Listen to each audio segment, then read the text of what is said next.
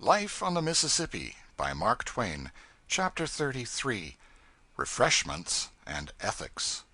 In regard to Island 74, which is situated not far from the former Napoleon, a freak of the river here has sorely perplexed the laws of men and made them a vanity and a jest. When the State of Arkansas was chartered, she controlled 'to the center of the river,' a most unstable line. The State of Mississippi claimed 'to the channel,' another shifty and unstable line. Number 74 belonged to Arkansas. By and by, a cutoff threw this big island out of Arkansas, and yet not within Mississippi. Middle of the river on one side of it, channel on the other. That is, as I understand the problem. Whether I have got the details right or wrong, this fact remains, that here is this big and exceedingly valuable island of 4,000 acres thrust out in the cold, and belonging to neither the one state nor the other, paying taxes to neither, owing allegiance to neither. One man owns the whole island, and of right is the man without a country. Island 92 belongs to Arkansas. The river moved it over and joined it to Mississippi.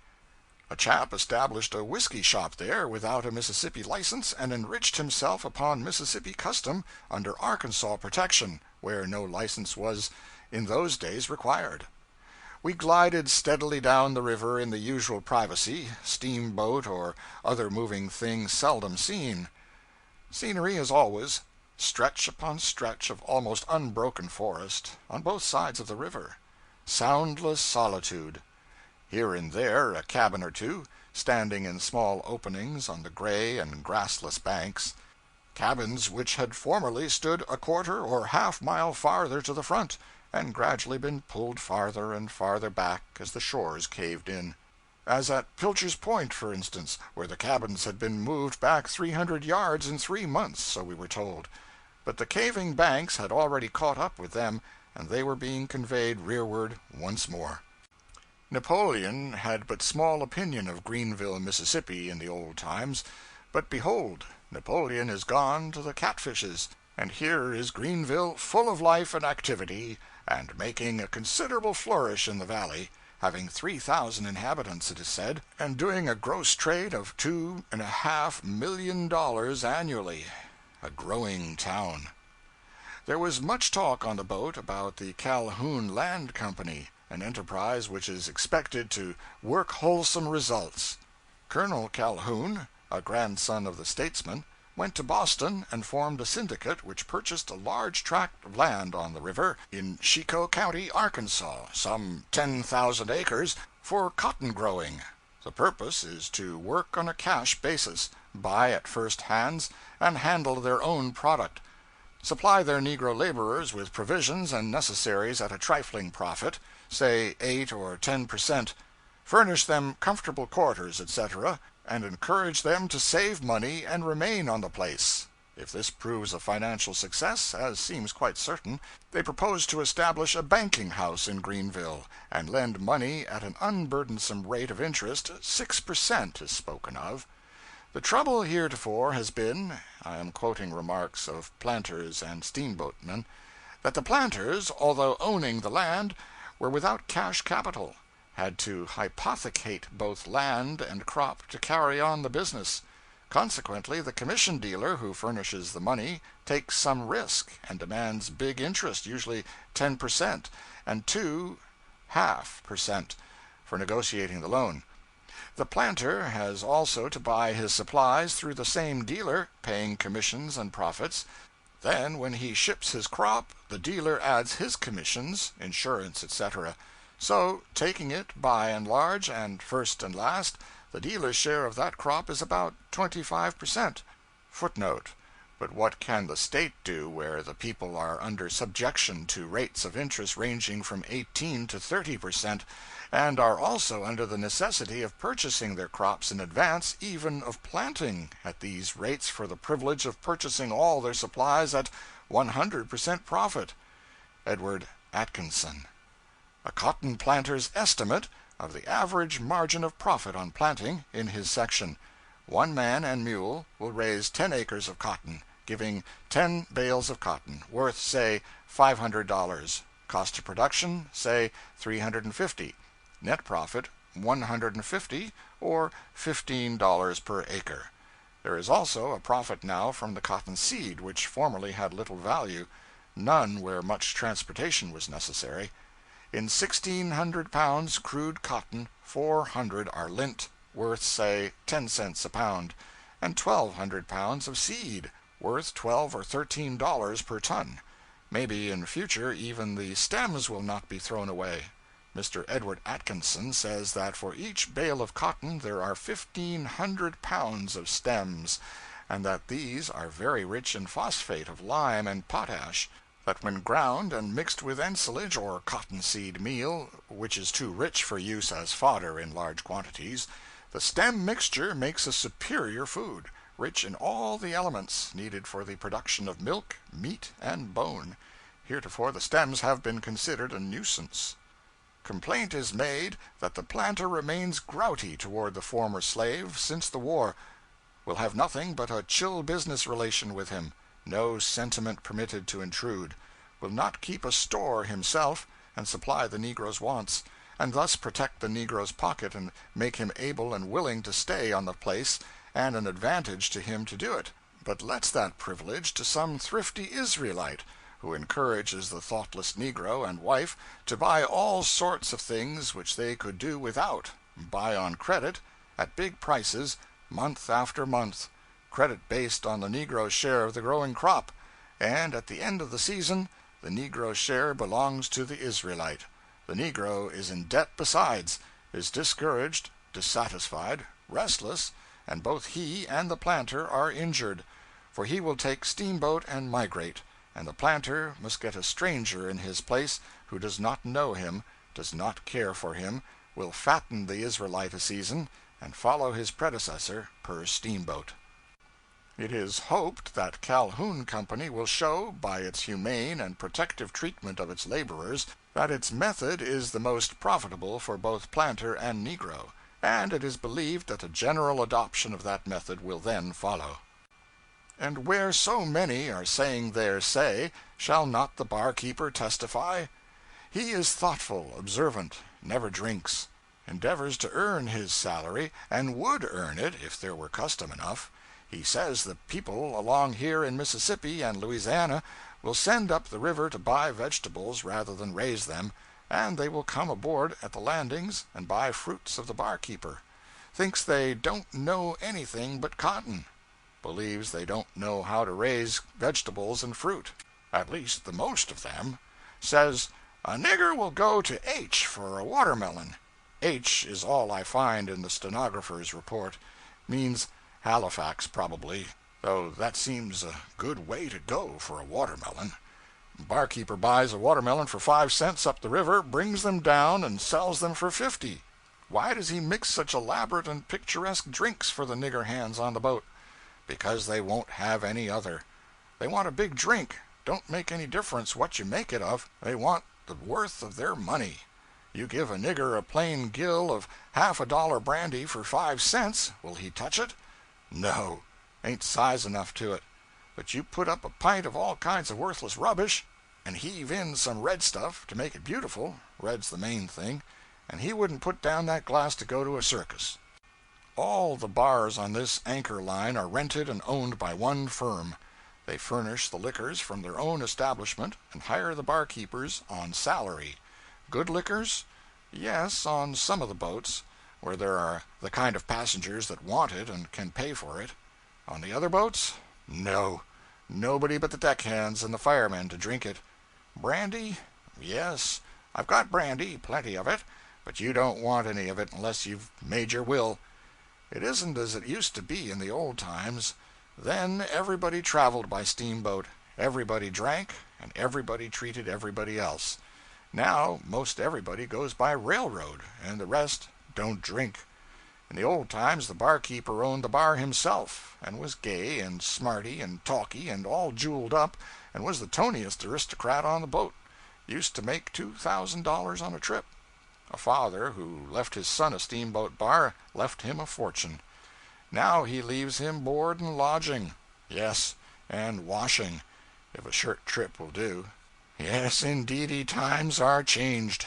Why, do you know, on the principal line of boats on the upper Mississippi they don't have any bar at all. Sounds like poetry, but it's the petrified truth. End of chapter 33. Life on the Mississippi by Mark Twain, chapter 34. Tough Yarns. Stack Island. I remembered Stack Island. Also Lake Providence, Louisiana, which is the first distinctly southern-looking town you come to, downward bound, lies level and low, shade trees hung with venerable gray beards of Spanish moss, restful, pensive. Sunday aspect about the place, comments Uncle Mumford with feeling, also with truth. Mr. H. furnished some minor details of fact concerning this region, which I would have hesitated to believe if I had not known him to be a steamboat mate. He was a passenger of ours, a resident of Arkansas City, and bound to Vicksburg to join his boat, a little Sunflower packet. He was an austere man, and had the reputation of being singularly unworldly for a riverman. Among other things, he said that Arkansas had been injured and kept back by generations of exaggerations concerning the mosquitoes here. One may smile, said he, and turn the matter off as being a small thing, but when you come to look at the effects produced, in the way of discouragement of immigration and diminished values of property, it was quite the opposite of a small thing, or thing in any wise to be coughed down or sneered at. These mosquitoes had been persistently represented as being formidable and lawless, whereas the truth is they are feeble, insignificant in size, diffident to a fault, sensitive, and so on and so on. You would have supposed he was talking about his family. But if he was soft on the Arkansas mosquitoes, he was hard enough on the mosquitoes of Lake Providence to make up for it. Those Lake Providence colossi, as he finally called them, he said that 2 of them could whip a dog, and that 4 of them could hold a man down, and except help come, they would kill him, butcher him, as he expressed it. Referred in a sort of casual way, and yet significant way, to the fact that the life policy in its simplest form is unknown in Lake Providence. They take out a mosquito policy besides.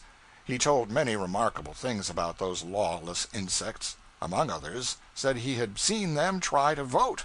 Noticing that this statement seemed to be a good deal of a strain on us, he modified it a little, said he might have been mistaken as to that particular, but knew he had seen them around the polls canvassing.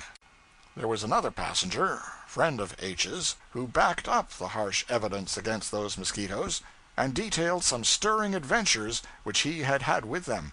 The stories were pretty sizable, merely pretty sizable. Yet Mr. H. was continually interrupting with a cold, inexorable, "Wait, knock off 25% of that, now go on," or, "Wait, you are getting that too strong, cut it down, you get a leetle too much costumery onto your statements, always dress a fact in tights, never in an ulster," or, "Pardon once more, if you are going to load anything more onto that statement, you want to get a couple of lighters and tow the rest, because it's drawing all the water there is in the river already. Stick to facts, just stick to the cold facts. What these gentlemen want for a book is the frozen truth, ain't that so, gentlemen?"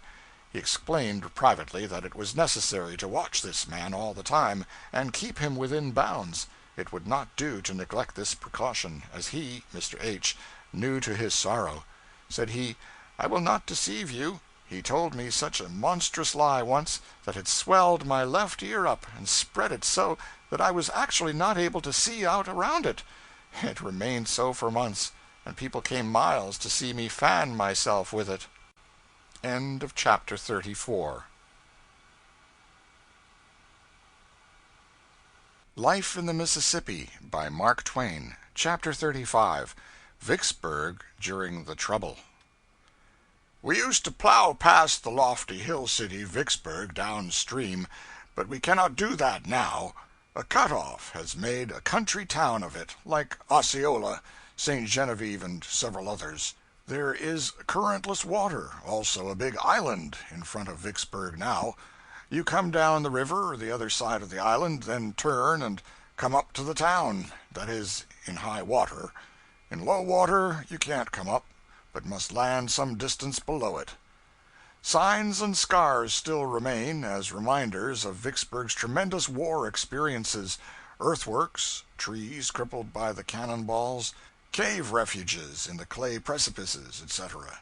The caves did good service during the 6 weeks' bombardment of the city, May 8th to July 4th, 1863. They were used by the non-combatants, mainly by the women and children, not to live in constantly, but to fly to for safety on occasion. They were mere holes, tunnels driven into the perpendicular clay bank, then branched Y-shape within the hill. Life in Vicksburg during the 6 weeks was, perhaps, but wait, here are some materials out of which to reproduce it. Population, 27,000 soldiers, 3,000 non-combatants. The city utterly cut off from the world, walled solidly in, the frontage by gunboats, the rear by soldiers and batteries. Hence, no buying and selling with the outside, no passing to and fro, no God-speeding a parting guest, no welcoming a coming one, no printed acres of world-wide news to be read at breakfast mornings, a tedious dull absence of such matter instead. Hence, also, no running to see steamboats smoking into view in the distance up or down, and plowing toward the town, for none came. The river lay vacant and undisturbed. No rush and turmoil around the railway station, no struggling over bewildered swarms of passengers by noisy mobs of hackmen. All quiet there. Flour $200 a barrel, sugar $30, corn $10 a bushel, bacon $5 a pound, rum $100 a gallon, other things in proportion. Consequently, no roar and racket of drays and carriages tearing along the streets. Nothing for them to do, among that handful of non-combatants of exhausted means. At 3 o'clock in the morning, silence. Silence so dead that the measured tramp of a sentinel can be heard a seemingly impossible distance. Out of hearing of this lonely sound, perhaps the stillness is absolute. All in a moment come ground-shaking thunder crashes of artillery. The sky is cobwebbed with the criss-crossing red lines streaming from soaring bomb-shells, and a rain of iron fragments descends upon the city, descends upon the empty streets which are not empty a moment later, but mottled with dim figures of frantic women and children scurrying from home and bed toward the cave dungeons, encouraged by the humorous grim soldiery, who shout, "Rats to your holes!" and laugh.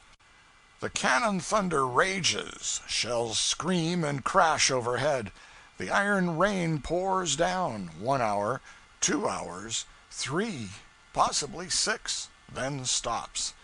Silence follows, but the streets are still empty. The silence continues.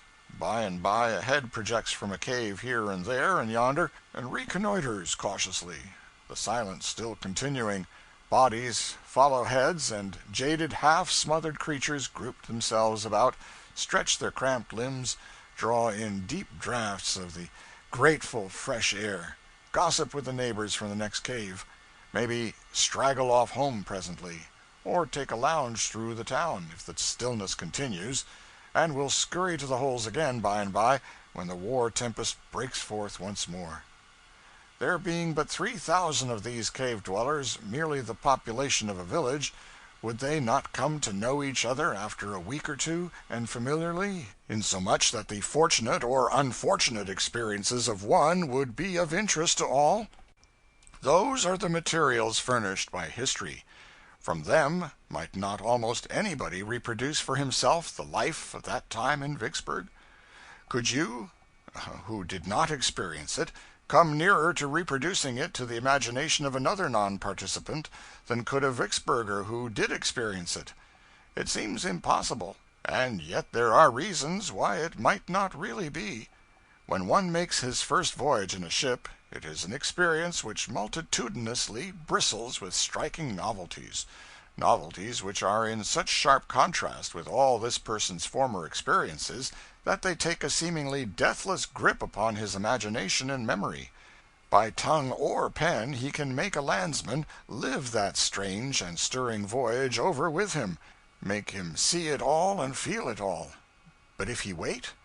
If he make 10 voyages in succession, what then? Why, the thing has lost color, snap, surprise, and has become commonplace. The man would have nothing to tell that would quicken a landsman's pulse. Years ago I talked with a couple of the Vicksburg non-combatants, a man and his wife, left to tell their story in their own way. Those people told it without fire, almost without interest. A week of their wonderful life there would have made their tongues eloquent forever, perhaps. But they had 6 weeks of it, and that wore the novelty all out. They got used to being bomb-shelled out of home and into the ground. The matter became commonplace.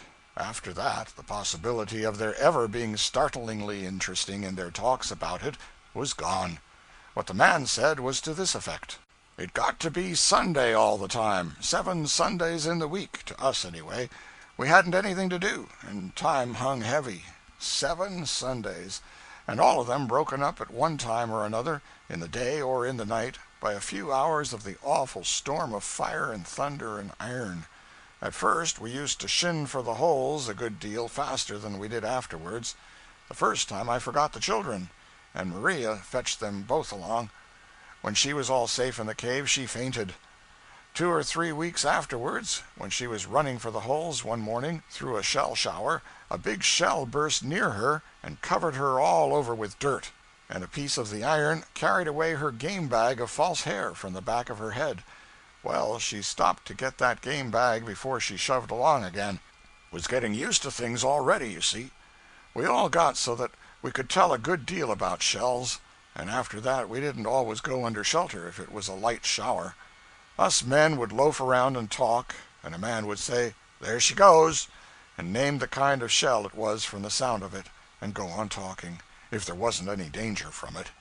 If a shell was bursting close over us, we stopped talking and stood still. Uncomfortable, yes, but it wasn't safe to move. When it let go, we went on talking again, if nobody hurt, maybe saying, 'That was a ripper,' or some such commonplace comment before we resumed. Or, maybe, we would see a shell poising itself away high in the air overhead. In that case, every fellow just whipped out a sudden, 'See you again, gents,' and shoved. Often and often I saw gangs of ladies promenading the streets, looking as cheerful as you please, and keeping an eye canted up, watching the shells. And I've seen them stop still, when they were uncertain about what a shell was going to do, and wait and make certain, and after that they sauntered along again, or lit out for shelter, according to the verdict. Streets in some towns have a litter of pieces of paper, and odds and ends of one sort or another lying around. Ours hadn't. They had iron litter. Sometimes a man would gather up all the iron fragments and unburst shells in his neighborhood, and pile them into a kind of monument in his front yard, a ton of it, sometimes. No glass left. Glass couldn't stand such a bombardment. It was all shivered out. Windows of the houses vacant. Looked like eye holes in a skull. Whole panes were as scarce as news. We had church Sundays. Not many there along at first, but by and by pretty good turnouts. I've seen service stop a minute and everybody sit quiet, no voice heard. Pretty funeral-like then, and all the more so on account of the awful boom and crash going on outside and overhead. And pretty soon, when a body could be heard, service would go on again. Organs and church music mixed up with a bombardment is a powerful queer combination, long at first. Coming out of church one morning, we had an accident, the only one that happened around me on a Sunday. I was just having a hearty handshake with a friend I hadn't seen for a while, and saying, 'Drop into our cave tonight after bombardment. We've got hold of a pint of prime whiskey, I was going to say, you know, but a shell interrupted. A chunk of it cut the man's arm off, and left it dangling in my hand. And do you know, the thing that is going to stick the longest in my memory and outlast everything else, little and big, I reckon, is the mean thought I had then. It was, 'The whiskey is saved.' And yet, don't you know, it was kind of excusable, because it was as scarce as diamonds, and we had only just that little, never had another taste during the siege. Sometimes the caves were desperately crowded and all was hot and close. Sometimes a cave had 20 or 25 people packed into it. No turning room for anybody. Air so foul sometimes you couldn't have made a candle burn in it. A child was born in one of those caves one night. Think of that. Why, it was like having it born in a trunk. Twice we had 16 people in our cave, and a number of times we had a dozen. Pretty suffocating in there. We always had 8. 8 belonged there. Hunger and misery and sickness and fright and sorrow and I don't know what all got so loaded into them that none of them were ever rightly their old selves after the siege. They all died but 3 of us within a couple of years. One night a shell burst in front of the hole and caved it in and stopped it up. It was lively times for a while digging out. Some of us came near smothering. After that we made 2 openings. Ought to have thought of that at first. Mule meat. No, we only got down to that the last day or 2. Of course it was good. Anything is good when you're starving. This man had kept a diary during 6 weeks? No, only the first 6 days. The first day, 8 close pages. The second, 5. The third, 1, loosely written. The fourth, 3 or 4 lines. A line or 2 the 5th and 6th days. 7th day, diary abandoned. Life in terrific Vicksburg having now become commonplace and matter of course. The war history of Vicksburg has more about it to interest the general reader than that of any other of the river towns. It is full of variety, full of incident, full of the picturesque. Vicksburg held out longer than any other important river town, and saw warfare in all its phases, both land and water. The siege, the mine, the assault, the repulse, the bombardment, sickness, captivity, famine. The most beautiful of all the national cemeteries is here. Over the great gateway is this inscription: "Here rest in peace 16,600 who died for their country in the years 1861 to 1865. The grounds are nobly situated, being very high and commanding a wide prospect of land and river. They are tastefully laid out in broad terraces, with winding roads and paths, and there is profuse adornment in the way of semi-tropical shrubs and flowers, and in one part is a piece of native wildwood, left just as it grew, and therefore perfect in its charm. Everything about this cemetery suggests the hand of the national government. The government's work is always conspicuous for excellence, solidity, thoroughness, neatness. The government does its work well in the first place, and then takes care of it. By winding roads, which were often cut to so great a depth between perpendicular walls that they were mere roofless tunnels, we drove out a mile or 2 and visited the monument which stands upon the scene of the surrender of Vicksburg to General Grant by General Pemberton. Its metal will preserve it from the hackings and chippings which so defaced its predecessor, which was of marble, but the brick foundations are crumbling, and it will tumble down by and by. It overlooks a picturesque region of wooded hills and ravines, and is not unpicturesque itself, being well smothered in flowering weeds. The battered remnant of the marble monument has been removed to the National Cemetery.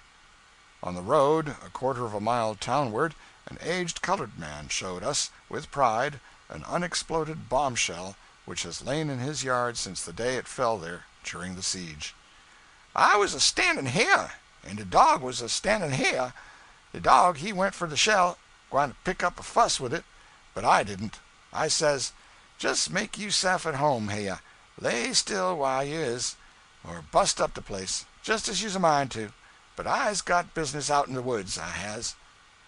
Vicksburg is a town of substantial business streets and pleasant residences. It commands the commerce of the Yazoo and the Sunflower Rivers, is pushing railways in several directions through rich agricultural regions, and has a promising future of prosperity and importance. Apparently nearly all the river towns, big and little, have made up their minds that they must look mainly to railroads for wealth and upbuilding henceforth. They are acting upon this idea. The signs are that the next 20 years will bring about some noteworthy changes in the valley in the direction of increased population and wealth. and in the intellectual advancement and the liberalizing of opinion which go naturally with these. And yet, if one may judge by the past, the river towns will manage to find and use a chance, here and there, to cripple and retard their progress. They kept themselves back in the days of steamboating supremacy by a system of wharfage dues so stupidly graded as to prohibit what may be called small retail traffic in freights and passengers. Boats were charged such heavy wharfage that they could not afford to land for 1 or 2 passengers or a light load of freight.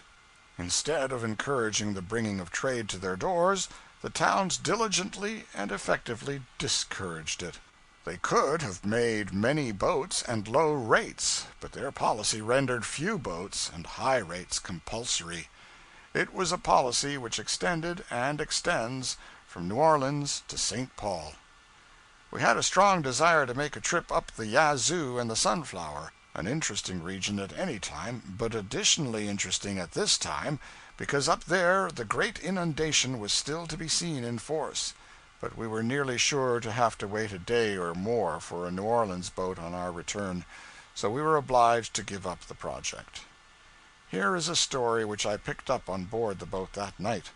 I insert it in this place merely because it is a good story, not because it belongs here, for it doesn't. It was told by a passenger, a college professor, and was called to the surface in the course of a general conversation which began with talk about horses, drifted into talk about astronomy, then into talk about the lynching of the gamblers in Vicksburg half a century ago, then into talk about dreams and superstitions, and ended, after midnight, in a dispute over free trade and protection. End of chapter 35. Life on the Mississippi by Mark Twain. Chapter 36. The Professor's Yarn. It was in the early days. I was not a college professor then. I was a humble-minded young land surveyor, with the world before me to survey in case anybody wanted it done. I had a contract to survey a route for a great mining ditch in California, and I was on my way thither, by sea, a 3 or 4 weeks' voyage. There were a good many passengers, but I had very little to say to them. Reading and dreaming were my passions, and I avoided conversation in order to indulge these appetites. There were 3 professional gamblers on board, rough, repulsive fellows. I never had any talk with them, yet I could not help seeing them with some frequency, for they gambled in an upper-deck stateroom every day and night, and in my promenades I often had glimpses of them through their door, which stood a little ajar to let out the surplus tobacco smoke and profanity.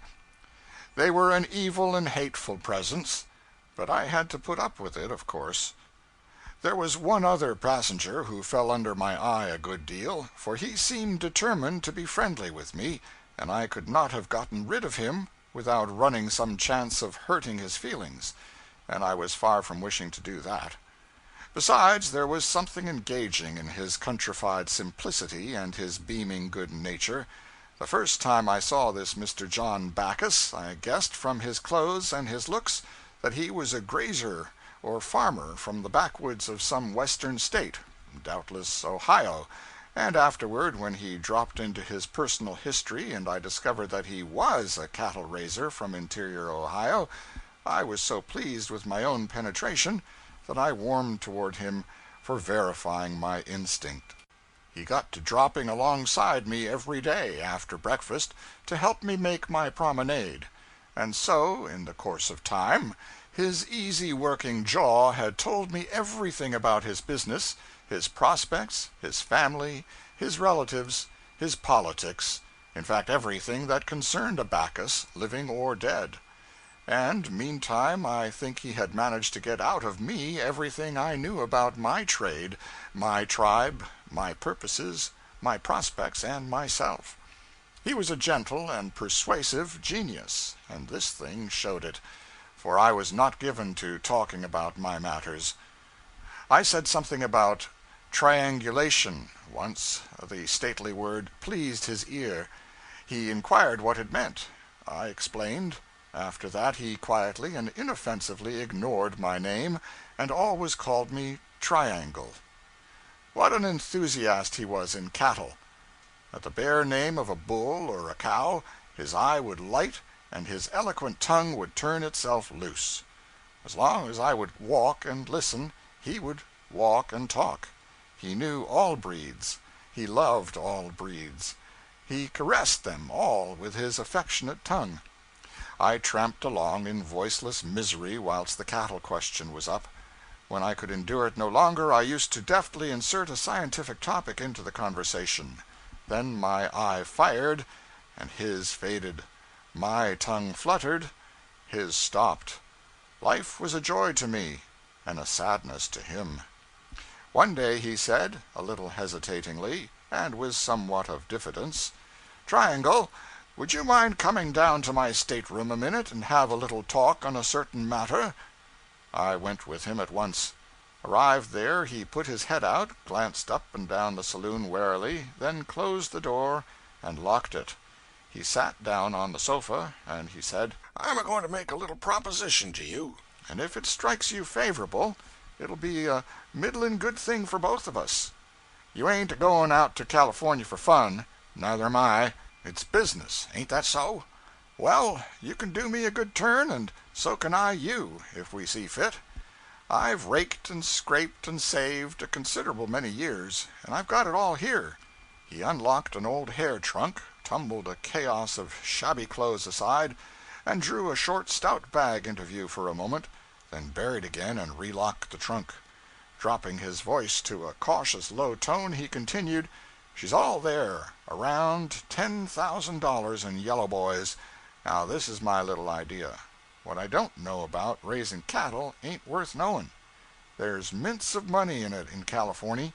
Well, I know, and you know, that all along a line that's being surveyed, there's little dabs of land that they call gores, that fall to the surveyor free gratis for nothing. All you've got to do on your side is to survey in such a way that the gores will fall on good fat land, then you turn 'em over to me. I stock 'em with cattle, in rolls the cash, I plank out your share of the dollars regular right along, and—" I was sorry to wither his blooming enthusiasm, but it could not be helped. I interrupted, and said severely, "I am not that kind of a surveyor. Let us change the subject, Mr. Backus." It was pitiful to see his confusion and hear his awkward and shamefaced apologies. I was as much distressed as he was, especially as he seemed so far from having suspected that there was anything improper in his proposition. So I hastened to console him and lead him on to forget his mishap in a conversational orgy about cattle and butchery. We were lying at Acapulco, and as we went on deck, it happened luckily that the crew were just beginning to hoist some beeves aboard in slings. Backus's melancholy vanished instantly, and with it the memory of his late mistake. "Now only look at that!" cried he. "My goodness, Triangle, what would they say to it in Ohio? Wouldn't their eyes bug out to see 'em handled like that? Wouldn't they, though?" All the passengers were on deck to look, even the gamblers, and Backus knew them all, and had afflicted them all with his pet topic. As I moved away, I saw one of the gamblers approach and accost him, then another of them, then the third. I halted, waited, watched. The conversation continued between the four men. It grew earnest. Backus drew gradually away. The gamblers followed, and kept at his elbow. I was uncomfortable. However, as they passed me presently, I heard Backus say, with a tone of persecuted annoyance, "But it ain't any use, gentlemen. I tell you again, as I've told you a half dozen times before, I weren't raised to it, and I ain't a-going to resk it." I felt relieved. His level head will be his sufficient protection, I said to myself. During the fortnight's run from Acapulco to San Francisco, I several times saw the gamblers talking earnestly with Backus, and once I threw out a gentle warning to him. He chuckled comfortably and said, "Oh, yes, they tag around after me considerable. Want me to play a little, just for amusement, they say. But laws a me, if my folks have told me once to look out for that sort of livestock, they've told me 1,000 times, I reckon." By and by, in due course, we were approaching San Francisco. It was an ugly black night with a strong wind blowing, but there was not much sea. I was on deck, alone. Toward 10 I started below. A figure issued from the gambler's den and disappeared in the darkness. I experienced a shock, for I was sure it was Bacchus. I flew down the companionway, looked about for him, could not find him, then returned to the deck just in time to catch a glimpse of him as he re-entered that confounded nest of rascality. Had he yielded at last? I feared it. What had he gone below for? His bag of coin? Possibly. I drew near the door, full of bodings. It was a crack, and I glanced in and saw a sight that made me bitterly wish I had given my attention to saving my poor cattle friend, instead of reading and dreaming my foolish time away. He was gambling. Worse still, he was being plied with champagne, and was already showing some effect from it.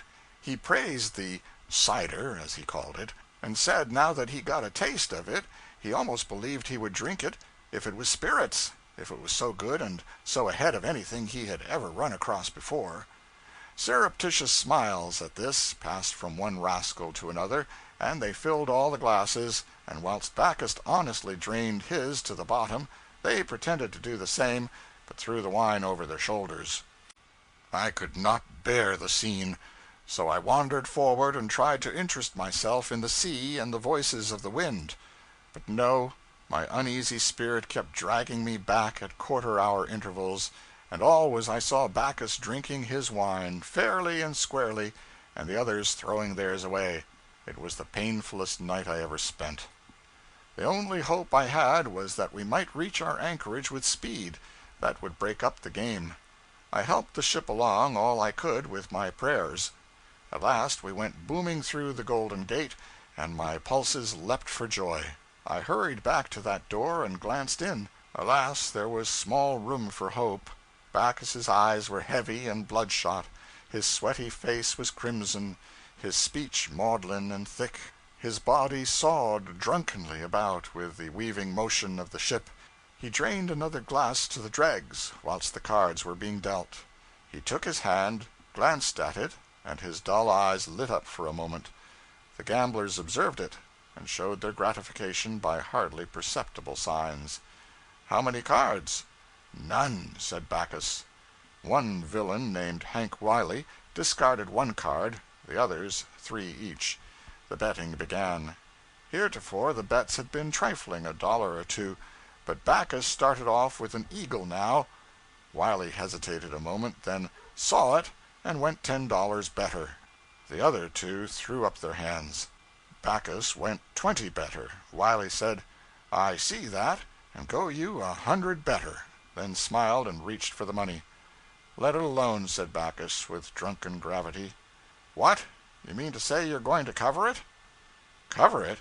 Well, I reckon I am. I lay another 100 on top of it, too.' He reached down inside his overcoat and produced the required sum. 'Oh, that's your little game, is it? I see your raise, and raise it 500, said Wiley. 500 better, said the foolish bull driver, and pulled out the sum and showered it on the pile. The 3 conspirators hardly tried to conceal their exultation. All diplomacy and pretense were dropped now, and the sharp exclamations came thick and fast as the yellow pyramid grew higher and higher. At last $10,000 lay in view. Wiley cast a bag of coin on the table and said with mocking gentleness, $5,000 better, my friend from the rural districts. What do you say now?'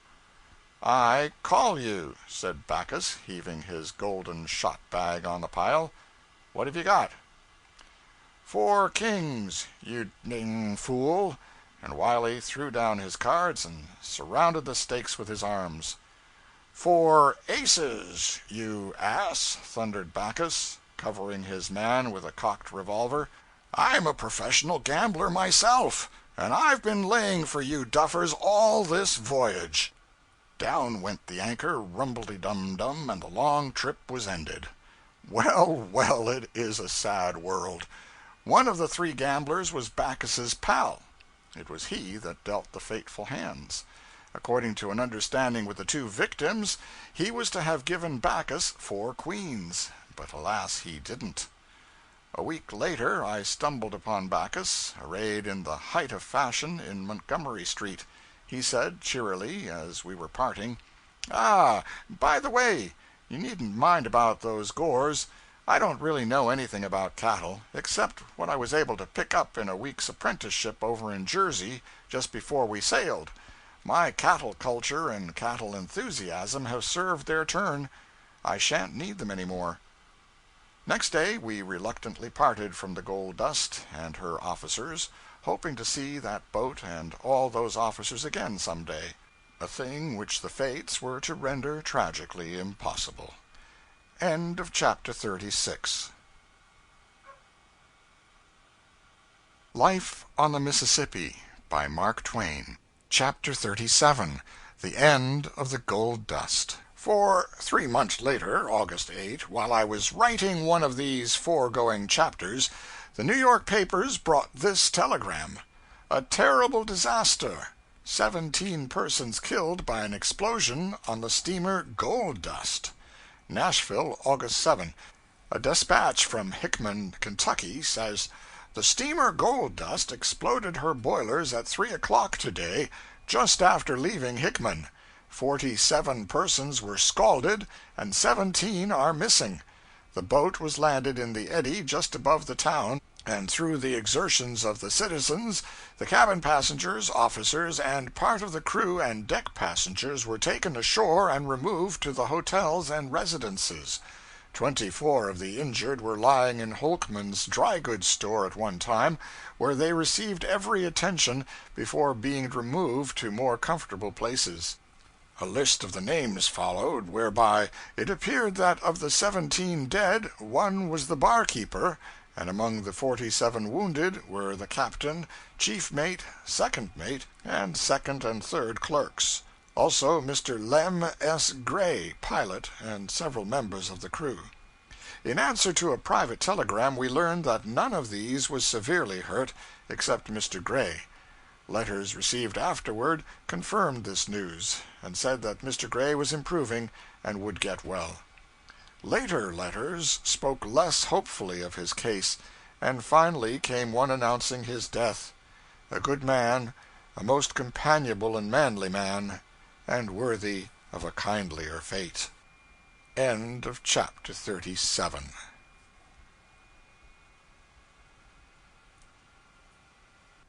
Life on the Mississippi by Mark Twain. Chapter 38. The House Beautiful.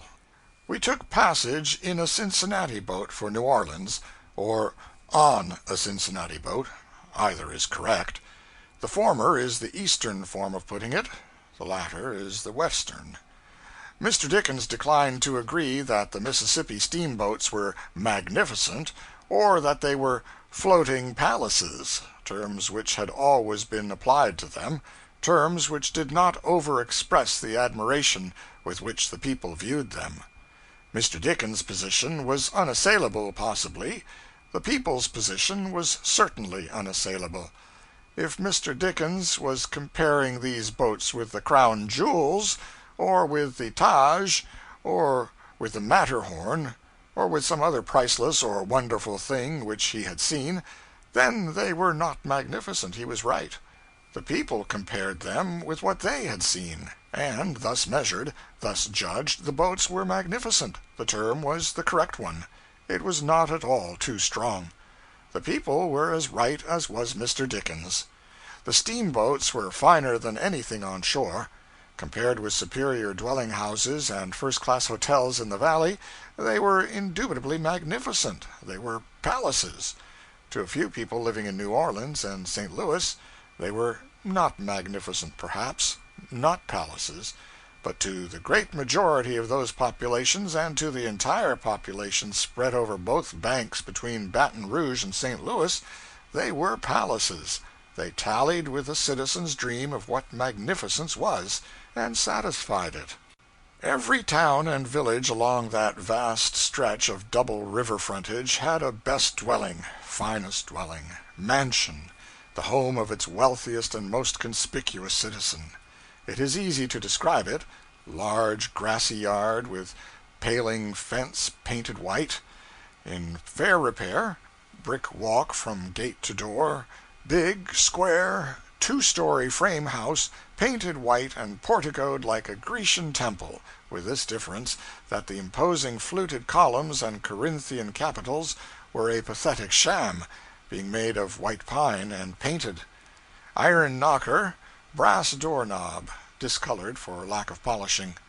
Within, an uncarpeted hall of planed boards, opening out of it a parlor 15 feet by 15, in some instances 5 or 10 feet larger. Ingrain carpet, mahogany center table, lamp on it with green paper shade, standing on a gridiron, so to speak, made of high-colored yarns by the young ladies of the house, and called a lamp mat.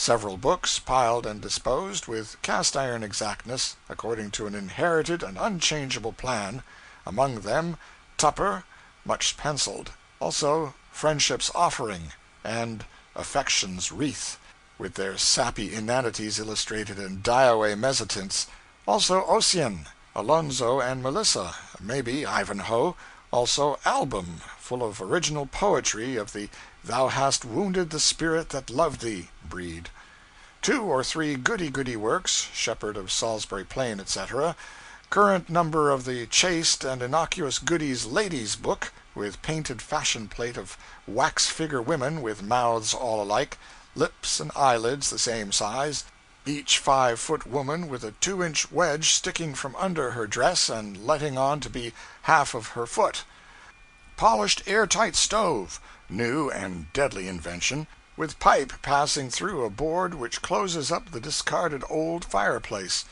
on each end of the wooden mantel over the fireplace a large basket of peaches and other fruits, natural size, all done in plaster, rudely, or in wax, and painted to resemble the originals, which they don't. Over middle of mantel, engraving, Washington crossing the Delaware; on the wall by the door, copy of it done in thunder and lightning crewels by one of the young ladies, work of art which would have made Washington hesitate about crossing, if he could have foreseen what advantage was going to be taken of it. Piano, kettle in disguise, with music, bound and unbound, piled on it, and on a stand nearby; Battle of Prague, Bird Waltz, Arkansas Traveler, Rosin the Bow, Marseille Hymn, on a lone barren isle, St. Helena, the last link is broken. She wore a wreath of roses the night when last we met. Go, forget me, why should sorrow o'er that brow a shadow fling? Hours there were to memory dearer, long, long ago, days of absence, a life on the ocean wave, a home on the rolling deep, bird at sea; and spread open on the rack, where the plaintive singer has left it, row, hole on, silver moon, guide the traveler his way, etc. Tilted pensively against the piano, a guitar capable of playing the Spanish fandango by itself, if you give it a start; frantic work of art on the wall, pious motto, done on the premises, sometimes in colored yarns, sometimes in faded grasses; progenitor of the 'God bless our home' of modern commerce. Framed in black moldings on the wall, other works of arts, conceived and committed on the premises by the young ladies, being grim black and white crayons, landscapes mostly, lake, solitary sailboat, petrified clouds, pre-geological trees on shore, anthracite precipice, name of criminal conspicuous in the corner. Lithograph, Napoleon crossing the Alps; lithograph, the grave at St. Helena; steel plates, Trumbull's Battle of Bunker Hill, and the sally from Gibraltar; copper plates, Moses smiting the rock, and Return of the Prodigal Son; in the big gilt frame, Slander the Family in Oil, Papa holding a book, Constitution of the United States; guitar leaning against Mama, blue ribbons fluttering from its neck; the young ladies, as children, in slippers and scalloped pantalettes, one embracing toy horse, the other beguiling kitten with ball of yarn, and both simpering up at Mama, who simpers back. These persons all fresh, raw, and red, apparently skinned. Opposite, in gilt frame, Grandpa and Grandma at 30 and 22, stiff, old-fashioned, high-collared, puff-sleeved, glaring pallidly out from a background of solid Egyptian night. Under a glass French clock dome, large bouquet of stiff flowers done in corpsey white wax. Pyramidal what-not in the corner, the shelves occupied chiefly with bric-a-brac of the period, disposed with an eye to best effect. Shell, with the Lord's Prayer carved on it. Another shell, of the long oval sort, narrow, straight orifice 3 inches long, running from end to end. Portrait of Washington carved on it. Not well done. The shell had Washington's mouth originally. Artists should have built to that. These two are memorials of the long-ago bridal trip to New Orleans and the French market. Other bric-a-brac, California specimens, quartz with gold wart adhering, old Guinea gold locket with circlet of ancestral hair in it, Indian arrowheads of flint, pair of bead moccasins from uncle who crossed the plains, 3 alum baskets of various colors, being skeleton frame of wire clothed on with cubes of crystallized alum in the rock candy style, works of art which were achieved by the young ladies, their doubles and duplicates to be found upon all what-nots in the land. Convention of desiccated bugs and butterflies pinned to a card. Painted toy dog seated upon bellows attachment, drops its underjaw and squeaks when pressed upon. Sugar candy rabbit, limbs and features merged together, not strongly defined. Pewter presidential campaign medal. Miniature cardboard wood sawyer, to be attached to the stovepipe and operated by the heat. Small Napoleon done in wax. Spread open daguerreotypes of dim children, parents, cousins, aunts, and friends, in all attitudes but customary ones. No templed portico at back, and manufactured landscapes stretching away in the distance. That came in later, with the photograph. All these vague figures lavishly chained and ringed, metal indicated and secured from doubt by stripes and splashes of vivid gold bronze, all of them too much combed, too much fixed up, and all of them uncomfortable in inflexible Sunday clothes of a pattern which the spectator cannot realize could ever have been in fashion. Husband and wife generally grouped together, husband sitting, wife standing, with hand on his shoulder, and both preserving all these fading years some traceable effect of the daguerreotype's brisk, "Now smile, if you please."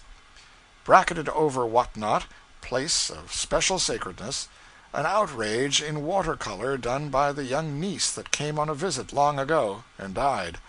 Pity, too, for she might have repented of this in time. Horsehair chairs, horsehair sofa which keeps sliding from under you, window shades of oil stuff, with milkmaids and ruined castles stenciled on them in fierce colors, lambrequins dependent from gaudy boxings of beaten tin, gilded, bedrooms with rag carpets, bedsteads of corded sort with a sag in the middle, the cords needing tightening, snuffy feather bed, not aired often enough, cane seat chairs, splint-bottomed rocker, looking-glass on wall, school slate size, veneered frame, inherited bureau, wash-bowl and pitcher, possibly, but not certainly, brass candlestick, tallow candle, snuffers, nothing else in the room, not a bathroom in the house, and no visitor likely to come along who has ever seen one. That was the residence of the principal citizen all the way from the suburbs of New Orleans to the edge of St. Louis. When he stepped aboard a big fine steamboat, he entered a new and marvelous world. Chimney tops cut to counterfeit a spraying crown of plumes and maybe painted red, pilot house, hurricane deck, boiler deck guards, all garnished with white wooden filigree work of fanciful patterns, gilt acorns topping the derricks, gilt deer horns over the big bell, gaudy symbolical picture on the paddle box, possibly, big roomy boiler deck painted blue and furnished with Windsor armchairs, inside a far receding snow-white cabin, porcelain knob and oil picture on every stateroom door, curving patterns of filigree work touched up with gilding, stretching overhead all down the converging vista. big chandeliers every little way, each an April shower of glittering glass drops, lovely rainbow light falling everywhere from the colored glazing of the skylights, the whole a long-drawn resplendent tunnel, a bewildering and soul-satisfying spectacle. In the ladies' cabin a pink and white Wilton carpet, as soft as mush and glorified with a ravishing pattern of gigantic flowers. Then the bridal chamber. The animal that invented that idea was still alive and unhanged at that day. Bridal chamber whose pretentious flummery was necessarily overawing to the now tottering intellect of that hosannaing citizen. Every stateroom had its couple of cozy clean bunks, and perhaps a looking-glass and a snug closet, and sometimes there was even a wash-bowl and pitcher, and part of a towel, which could be told from mosquito-netting by an expert, though generally these things were absent, and the shirt-sleeved passengers cleansed themselves at a long row of stationary bowls in the barber shop, where were also public towels, public combs, and public soap. Take the steamboat which I have just described, and you have her in her highest and finest and most pleasing and comfortable and satisfactory estate. Now cake her over with a layer of ancient and obdurate dirt, and you have the Cincinnati steamer a while ago referred to. Not all over, only inside, for she was ably officered in all departments, except the steward's. But wash that boat and repaint her, and she would be about the counterpart of the most complimented boat of the old flush times, for the steamboat architecture of the West has undergone no change, neither has steamboat furniture and ornamentation undergone any. End of chapter 38. Life on the Mississippi by Mark Twain. Chapter 39. Manufacturers and Miscreants. Where the river, in the Vicksburg region, used to be corkscrewed, it is now comparatively straight, made so by cut-off. A former distance of 70 miles is reduced to 35. It is a change which threw Vicksburg's neighbor, Delta, Louisiana, out into the country, and ended its career as a river town.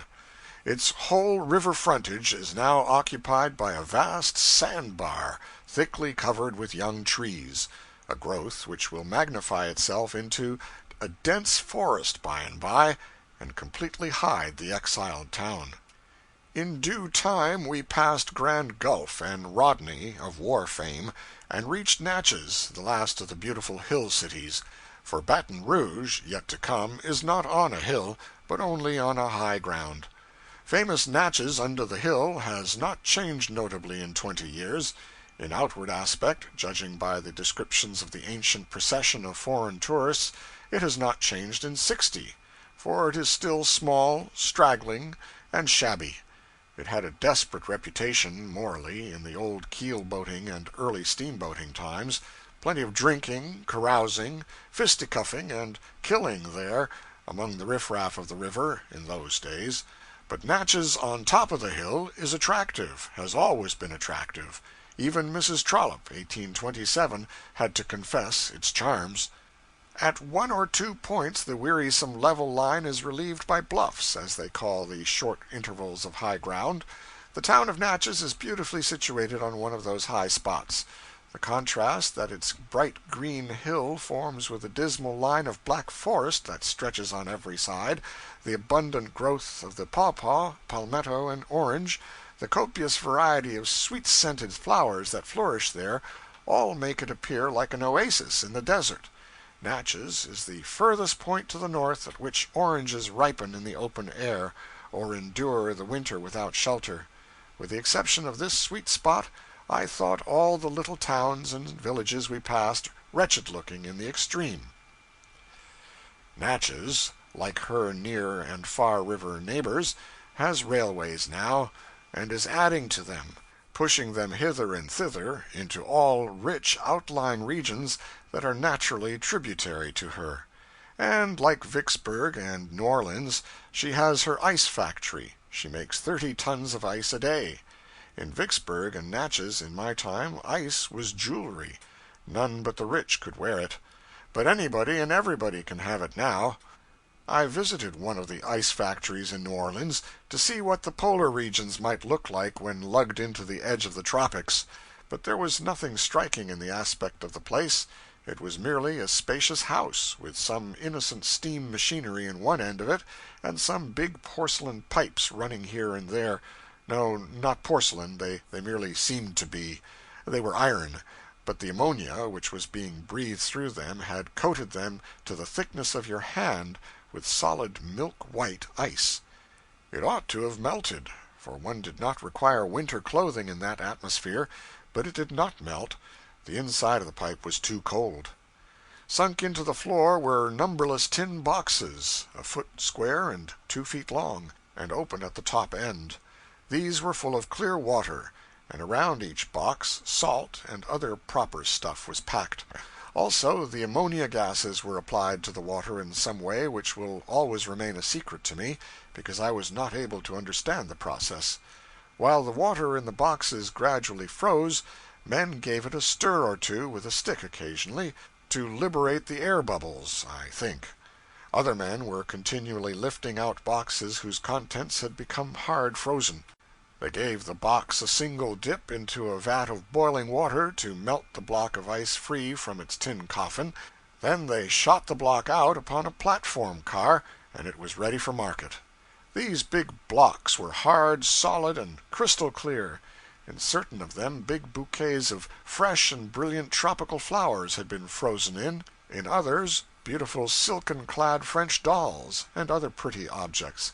These blocks were to be set on end in a platter, in the center of dinner tables, to cool the tropical air, and also to be ornamental, for the flowers and things imprisoned in them could be seen as through plate glass.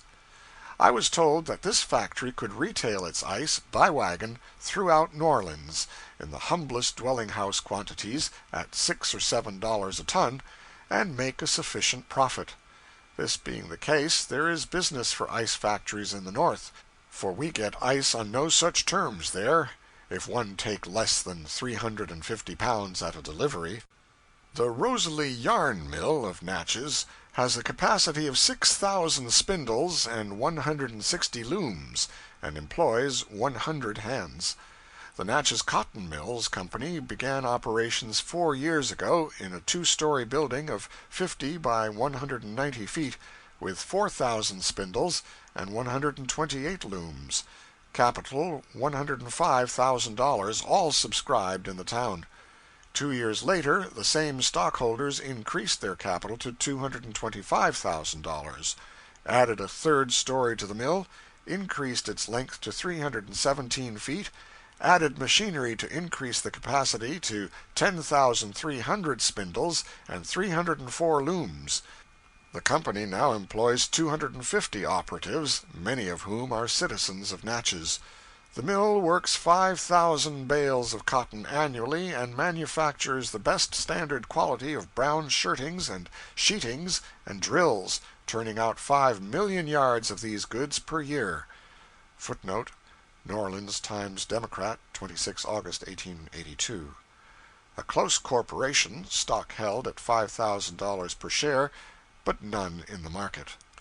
The changes in the Mississippi River are great and strange, yet were to be expected, but I was not expecting to live to see Natchez and these other river towns become manufacturing strongholds and railway centers. Speaking of manufactures reminds me of a talk upon that topic which I overheard, on board the Cincinnati boat. I woke out of a fretted sleep with a dull confusion of voices in my ears. I listened. 2 men were talking. Subject, apparently, the great inundation. I looked out through the open transom. The 2 men were eating a late breakfast, sitting opposite each other, nobody else around. They closed up the inundation with a few words, having used it, evidently, as a mere icebreaker and acquaintanceship breeder. Then they dropped into business. It soon transpired that they were drummers, one belonging in Cincinnati, the other in New Orleans. Brisk men, energetic of movement and speech, the dollar their god, how to get it their religion. "Now, as to this article," said Cincinnati, slashing into the ostensible butter and holding forward a slab of it on his knife blade, It's from our house. Look at it. Smell of it. Taste it. Put any test on it you want to. Take your own time, no hurry, make it thorough. There now, what do you say? Butter, ain't it? Not by a thundering sight. It's oleomargarine. Yes, sir, that's what it is, oleomargarine. You can't tell it from butter. By George, an expert can't. It's from our house. We supply most of the boats in the West. There's hardly a pound of butter on one of them. We are crawling right along, jumping right along is the word. We are going to have that entire trade. Yes, and the hotel trade, too. You are going to see the day, pretty soon, when you can't find an ounce of butter to bless yourself with in any hotel in the Mississippi and Ohio valleys outside of the biggest cities. Why, we are turning out oleomargarine now by the thousands of tons, and we can sell it so dirt cheap that the whole country has got to take it. Can't get around it, you see. Butter don't stand any show. There ain't any chance for competition. Butter's had its day, and from this out, butter goes to the wall. There's more money in oleomargarine than, why, you can't imagine the business we do. I've stopped in every town from Cincinnati to Natchez, and I've sent home big orders from every one of them. And so forth and so on, for 10 minutes longer in the same fervid strain. Then New Orleans piped up and said, yes, it's a first-rate imitation, that's a certainty. But it ain't the only one around that's first-rate. For instance, they make olive oil out of cottonseed oil nowadays, so that you can't tell them apart. Yes, that's so, responded Cincinnati, and it was a tip-top business for a while. They sent it over and brought it back from France and Italy with the United States Customs House mark on it to endorse it for genuine, and there was no end of cash in it. But France and Italy broke up the game, of course they naturally would, cracked on such a rattling impost that cottonseed olive oil couldn't stand the raise, had to hang it up and quit. Oh, it did it? You wait here a minute. Goes to his stateroom, brings back a couple of long bottles and takes out the corks, says, there now, smell them, taste them, examine the bottles, inspect the labels. One of 'em's from Europe, the other's never been out of this country. One's European olive oil, the other's American cottonseed olive oil. Tell 'em apart? Of course you can't. Nobody can. People that want to can go to the expense and trouble of shipping their oils to Europe and back. It's their privilege. But our firm knows a trick worth 6 of that. We turn out the whole thing, clean from the word go, in our factory in New Orleans. Labels, bottles, oil, everything. Well, no, not labels.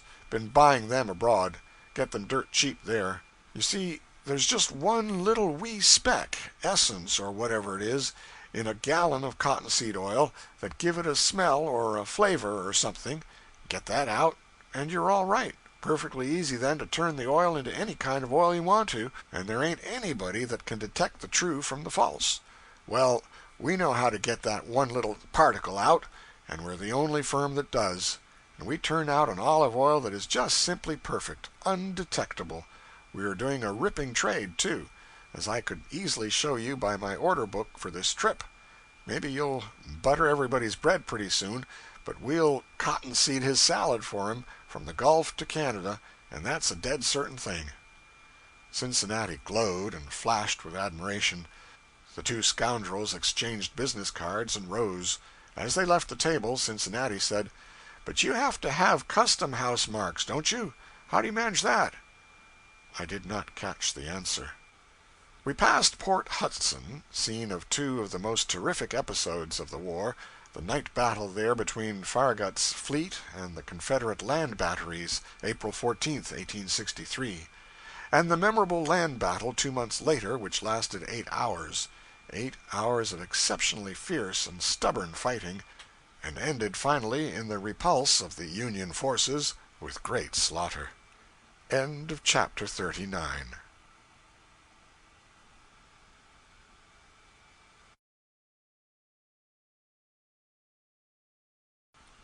Life on the Mississippi by Mark Twain. Chapter 40. Castles and Culture. Baton Rouge was clothed in flowers like a bride. No, much more so, like a greenhouse. For we were in the absolute South now, no modifications, no compromises, no halfway measures. The magnolia trees in the Capitol grounds were lovely and fragrant, with their dense, rich foliage and huge snowball blossoms. The scent of the flower is very sweet, but you want distance on it because it is so powerful. They are not good bedroom blossoms. They might suffocate one in his sleep. We were certainly in the South at last, for here the sugar region begins, and the plantations, vast green levels, with sugar mill and negro quarters clustered together in the middle distance, were in view. And there was a tropical sun overhead, and a tropical swelter in the air. And at this point, also, begins the pilot's paradise, a wide river hence to New Orleans, abundance of water from shore to shore, and no bars, snags, sawyers, or wrecks in his road. Sir Walter Scott is probably responsible for the Capitol building, for it is not conceivable that this little sham castle would ever have been built if he had not run the people mad, a couple of generations ago, with his medieval romances. The South has not yet recovered from the debilitating influence of his books.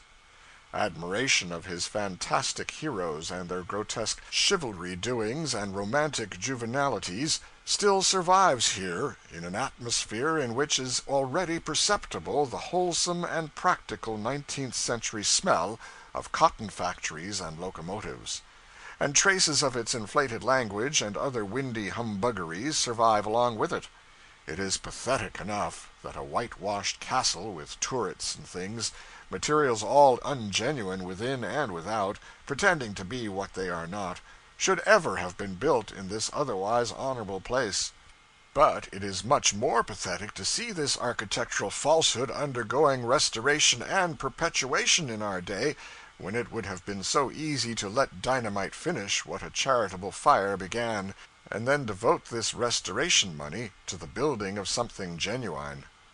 Baton Rouge has no patent on imitation castles, however, and no monopoly of them.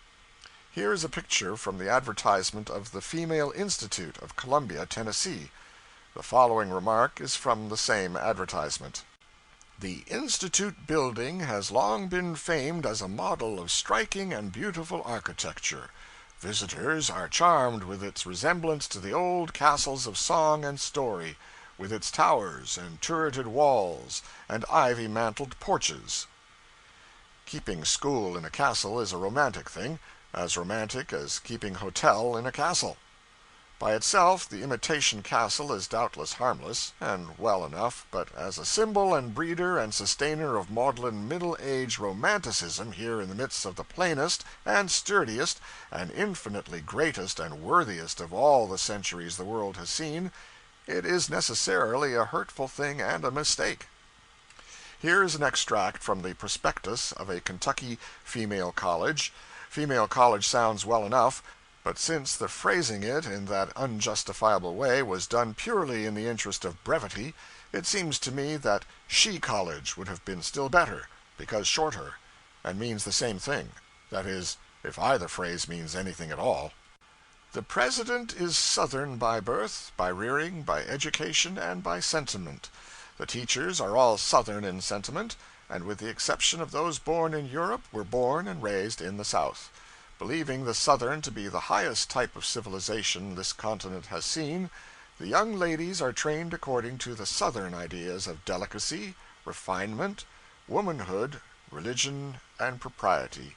Hence we offer a first-class female college for the South and solicit Southern patronage. Footnote: illustrations of it thoughtlessly omitted by the advertiser. Knoxville, Tennessee, October 19. This morning, a few minutes after 10 o'clock, General Joseph A. Mabry, Thomas O'Connor, and Joseph A. Mabry, Jr. were killed in a shooting affray. The difficulty began yesterday afternoon by General Mabry attacking Major O'Connor and threatening to kill him.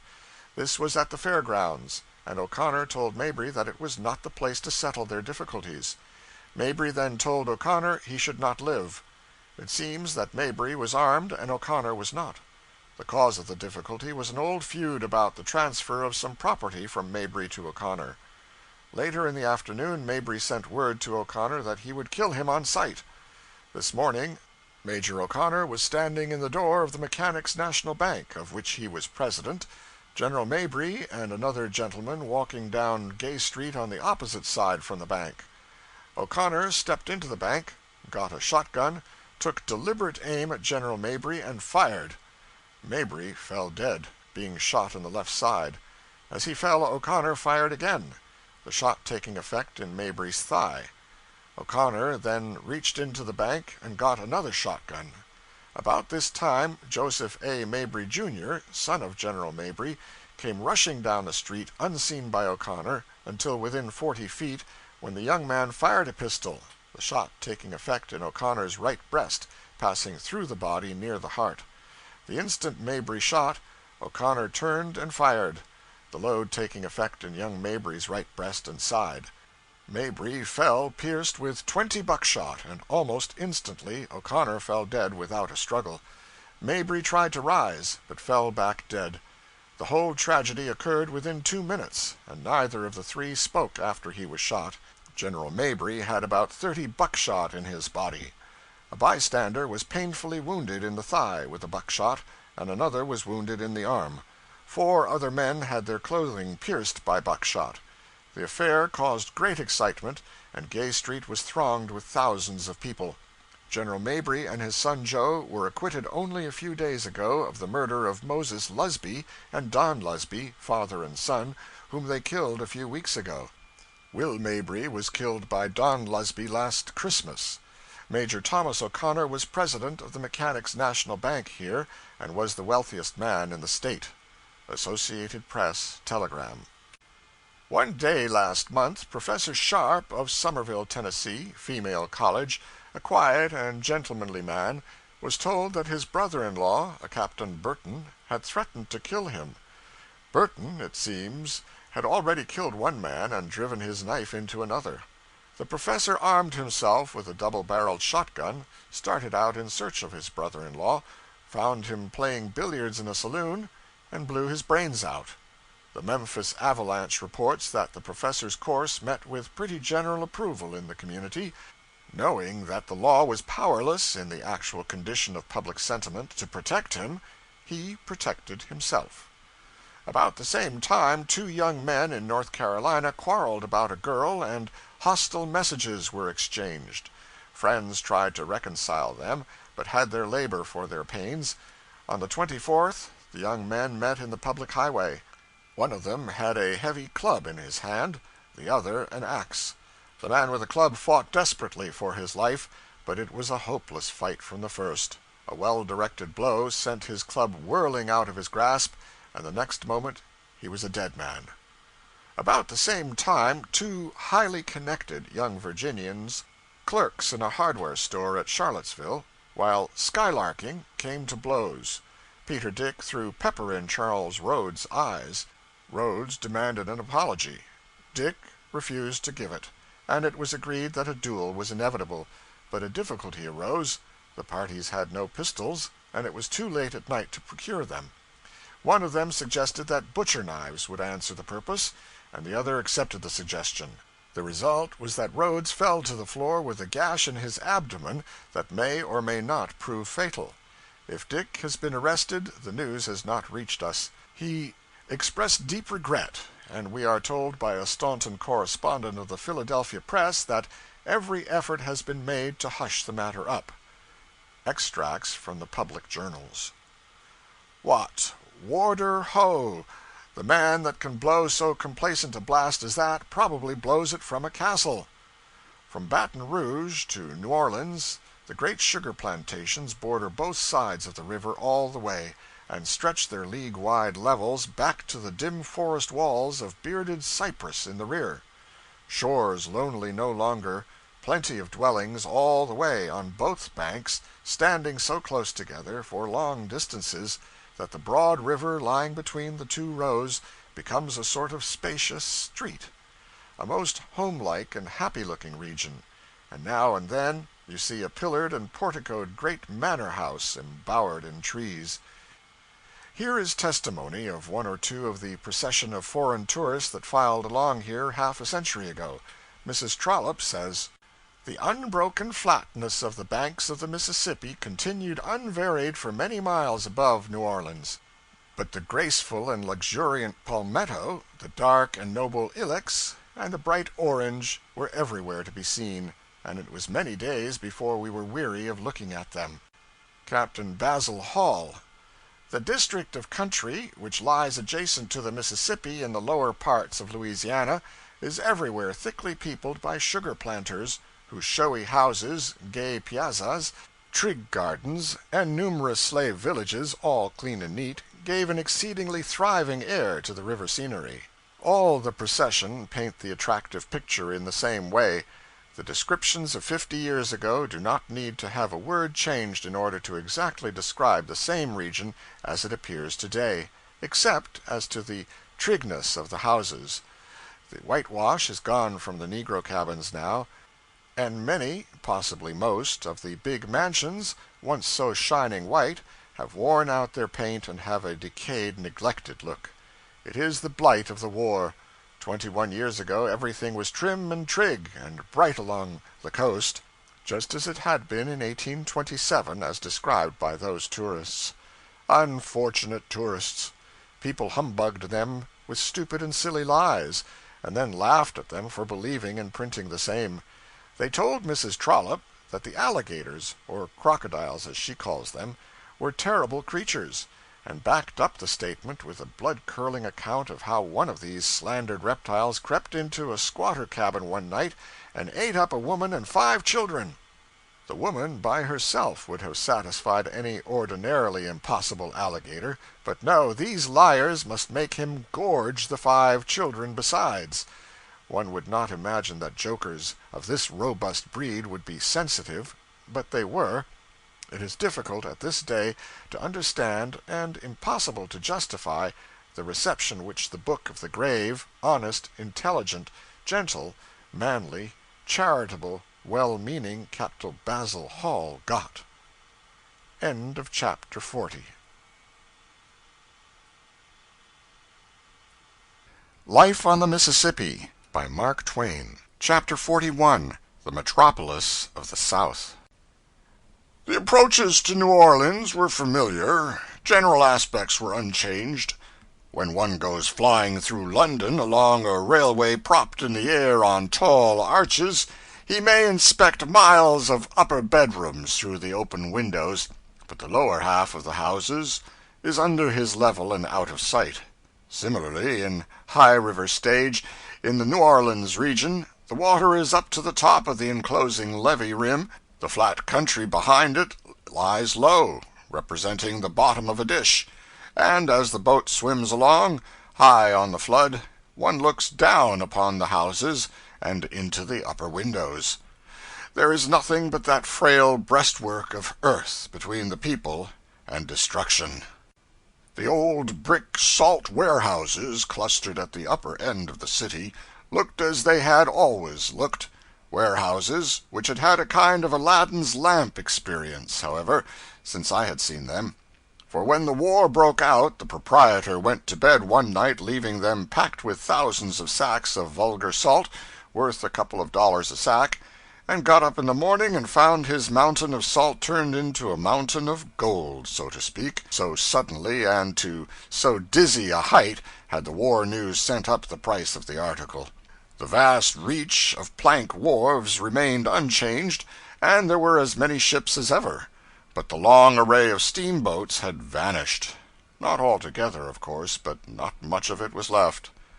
The city itself had not changed to the eye. It had greatly increased in spread and population, but the look of the town was not altered. The dust, waste-paper littered, was still deep in the streets. The deep, trough-like gutters alongside the curbstones were still half full of reposeful water with a dusty surface. The sidewalks were still, in the sugar and bacon region, encumbered by casks and barrels and hogsheads. The great blocks of austerely plain commercial houses were as dusty-looking as ever. Canal Street was finer and more attractive and stirring than formerly, with its drifting crowds of people, its several processions of hurrying streetcars, and, toward evening, its broad second-story verandas crowded with gentlemen and ladies clothed according to the latest mode. Not that there is any architecture in Canal Street. To speak in broad general terms, there is no architecture in New Orleans, except in the cemeteries.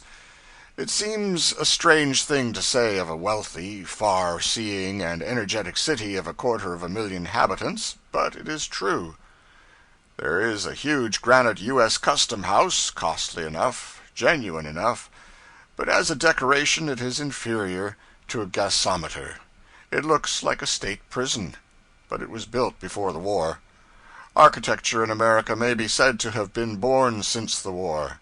New Orleans, I believe, has had the good luck, and in a sense the bad luck, to have had no great fire in late years. It must be so.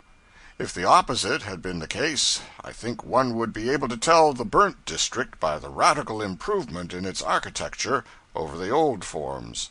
One can do this in Boston and Chicago. The burnt district of Boston was commonplace before the fire, but now there is no commercial district in any city in the world that can surpass it, or perhaps even rival it, in beauty, elegance, and tastefulness. However, New Orleans has begun, just this moment, as one may say. When completed, the new Cotton Exchange will be a stately and beautiful building, massive and substantial, full of architectural graces. No shams or false pretenses or uglinesses about it anywhere. To the city, it will be worth many times its cost, for it will breed its species. What has been lacking hitherto was a model to build toward, something to educate eye and taste, a suggester, so to speak. The city is well outfitted with progressive men, thinking, sagacious, long-headed men. The contrast between the spirit of the city and the city's architecture is like the contrast between waking and sleep. Apparently there is a boom in everything but that one dead feature. The water in the gutters used to be stagnant and slimy, and a potent disease breeder, but the gutters are flushed now, 2 or 3 times a day, by powerful machinery. In many of the gutters the water never stands still, but has a steady current. Other sanitary improvements have been made, and with such effect that New Orleans claims to be, during the long intervals between occasional yellow fever assaults, one of the healthiest cities in the Union. There's plenty of ice now for everybody, manufactured in the town. It is a driving place commercially, and has a great river, ocean, and railway business. At the date of our visit, it was the best lighted city in the Union, electrically speaking. The New Orleans electric lights were more numerous than those of New York, and very much better. One had this modified noonday not only in Canal and some neighboring chief streets, but all along a stretch of 5 miles of river frontage. There are good clubs in the city now, several of them but recently organized, and inviting modern-style pleasure resorts at West End and Spanish Fort. The telephone is everywhere. One of the most notable advances is in journalism. The newspapers, as I remember them, were not a striking feature. Now they are. Money is spent upon them with a free hand. They get the news, let it cost what it may. The editorial work is not hack-grinding, but literature. As an example of New Orleans journalistic achievement, it may be mentioned that the Times-Democrat of August 26, 1882, contained a report of the year's business of the towns of the Mississippi Valley, from New Orleans all the way to St. Paul, 2,000 miles. That issue of the paper consisted of 40 pages, 7 columns to the page, 280 columns in all, 1,500 words to the column, an aggregate of 420,000 words. That is to say, not much short of 3 times as many words as there are in this book. One may with sorrow contrast this with the architecture of New Orleans. I have been speaking of public architecture only. The domestic article in New Orleans is reproachless, notwithstanding it remains as it always was. All the dwellings are of wood, in the American part of the town, I mean, and all have a comfortable look. Those in the wealthy quarter are spacious, painted snow-white usually, and generally have wide verandas, or double verandas, supported by ornamental columns. These mansions stand in the center of large grounds, and rise, garlanded with roses, out of the midst of swelling masses of shining green foliage and many-colored blossoms. No houses could well be in better harmony with their surroundings, or more pleasing to the eye, or more homelike and comfortable looking. One even becomes reconciled to the cistern presently. This is a mighty cask, painted green, and sometimes a couple of stories high, which is propped against the house corner on stilts. There is a mansion and brewery suggestion about the combination which seems very incongruous at first, but the people cannot have wells, and so they take rain-water. Neither can they conveniently have cellars or graves. Footnote: the Israelites are buried in graves, by permission, I take it, not requirement, but none else, except the destitute, who are buried at public expense. The graves are but 3 or 4 feet deep. Neither can they conveniently have cellars or graves, the town being built upon made ground. So they do without both, and few of the living complain, and none of the others. End of chapter 41. Life on the Mississippi by Mark Twain. Chapter 42. Hygiene and Sentiment. They bury their dead in vaults above the ground. These vaults have a resemblance to houses, sometimes to temples, are built of marble generally, are architecturally graceful and shapely. They face the walks and driveways of the cemetery, and when one moves through the midst of 1,000 or so of them, and sees their white roofs and gables stretching into the distance on every hand, the phrase "City of the Dead" has all at once a meaning to him. Many of the cemeteries are beautiful, and are kept in perfect order. When one goes from the levee or the business streets near it to a cemetery, he observes to himself that if those people down there would live as neatly while they are alive as they do after they are dead, they would find many advantages in it. And besides, their quarter would be the wonder and admiration of the business world. Fresh flowers, in vases of water, are to be seen at the portals of many of the vaults, placed there by the pious hands of bereaved parents and children, husbands and wives, and renewed daily. A milder form of sorrow finds its inexpensive and lasting remembrancer in the coarse and ugly but indestructible immortelle, which is a wreath or cross or some such emblem made of rosettes of black linen, with sometimes a yellow rosette at the conjunction of the cross's bars, kind of sorrowful breastpin, so to say. The immortelle requires no attention. You just hang it up, and there you are. Just leave it alone. It will take care of your grief for you, and keep it in mind better than you can. Stands weather first rate, and lasts like boiler iron. On sunny days, pretty little chameleons, gracefulest of legged reptiles, creep along the marble fronts of the vaults and catch flies. Their changes of color, as to variety, are not up to the creature's reputation. They change color when a person comes along and hangs up an immortelle, but that is nothing. Any right-feeling reptile would do that. I will gradually drop this subject of graveyards.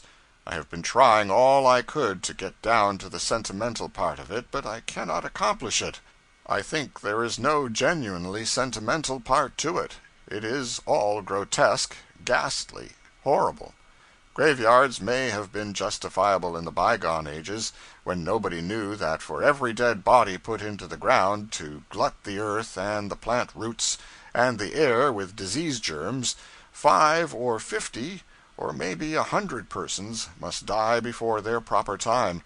But they are hardly justifiable now, when even the children know that a dead saint enters upon a century-long career of assassination the moment the earth closes over his corpse. It is a grim sort of a thought. The relics of St. Anne, up in Canada, have now, after 1900 years, gone to curing the sick by the dozen. But it is merest matter of course that these same relics, within a generation after St. Anne's death and burial, made several thousand people sick. Therefore, these miracle performances are simply compensation, nothing more. St. Anne is somewhat slow pay for a saint, it is true, but better a debt paid, after 1900 years, and outlawed by the statute of limitations, than not paid at all, and most of the knights of the halo do not pay at all.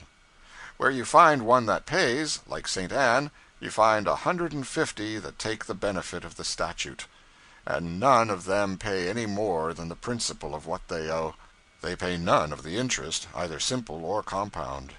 A saint can never quite return the principal, however, for his dead body kills people, whereas his relics heal only. They never restore the dead to life. That part of the account is always left unsettled. Dr. F. Julius Lemoyne, after 50 years of medical practice, wrote, "The inhumation of human bodies dead from infectious diseases results in constantly loading the atmosphere and polluting the waters with not only the germs that rise from simply putrefaction, but also with the specific germs of the diseases from which death resulted.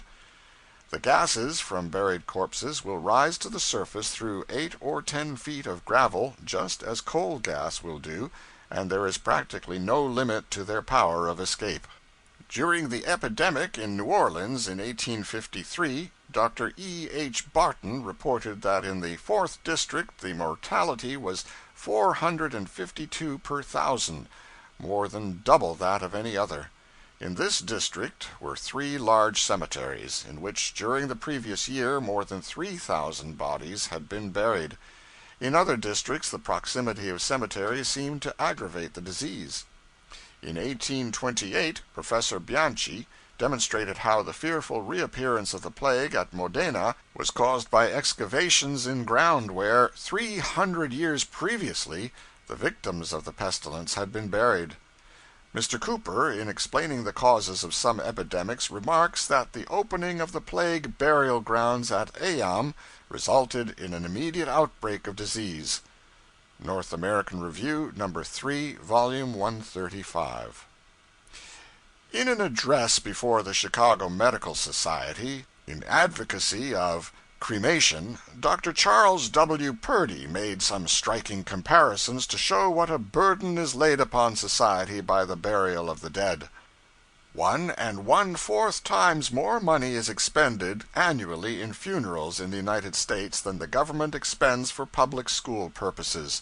Funerals cost this country in 1880 enough money to pay the liabilities of all the commercial failures in the United States during the same year, and give each bankrupt a capital of $8,630 with which to resume business. Funerals cost annually more money than the value of the combined gold and silver yield of the United States in the year 1880. These figures do not include the sums invested in burial grounds and expended in tombs and monuments, nor the loss from depreciation of property in the vicinity of the cemeteries. For the rich, cremation would answer as well as burial, for the ceremonies connected with it could be made as costly and ostentatious as a Hindu suttee; while for the poor, cremation would be better than burial, because so cheap. [Footnote: $4 or $5 is the minimum cost. So cheap until the poor got to imitating the rich, which they would do by and by. The adoption of cremation would relieve us of a muck of threadbare burial witticisms, but on the other hand it would resurrect a lot of mildewed old cremation jokes that have had a rest for 2,000 years. I have a colored acquaintance who earns his living by odd jobs and heavy manual labor. He never earns above $400 in a year, and as he has a wife and several young children, the closest scrimping is necessary to get him through to the end of the 12 months debtless. To such a man a funeral is a colossal financial disaster. While I was writing one of the preceding chapters, this man lost a little child. He walked the town over with a friend, trying to find a coffin that was within his means. He bought the very cheapest one he could find, plain wood, stained. It cost him $26. It would have cost less than $4, probably, if it had been built to put something useful into it.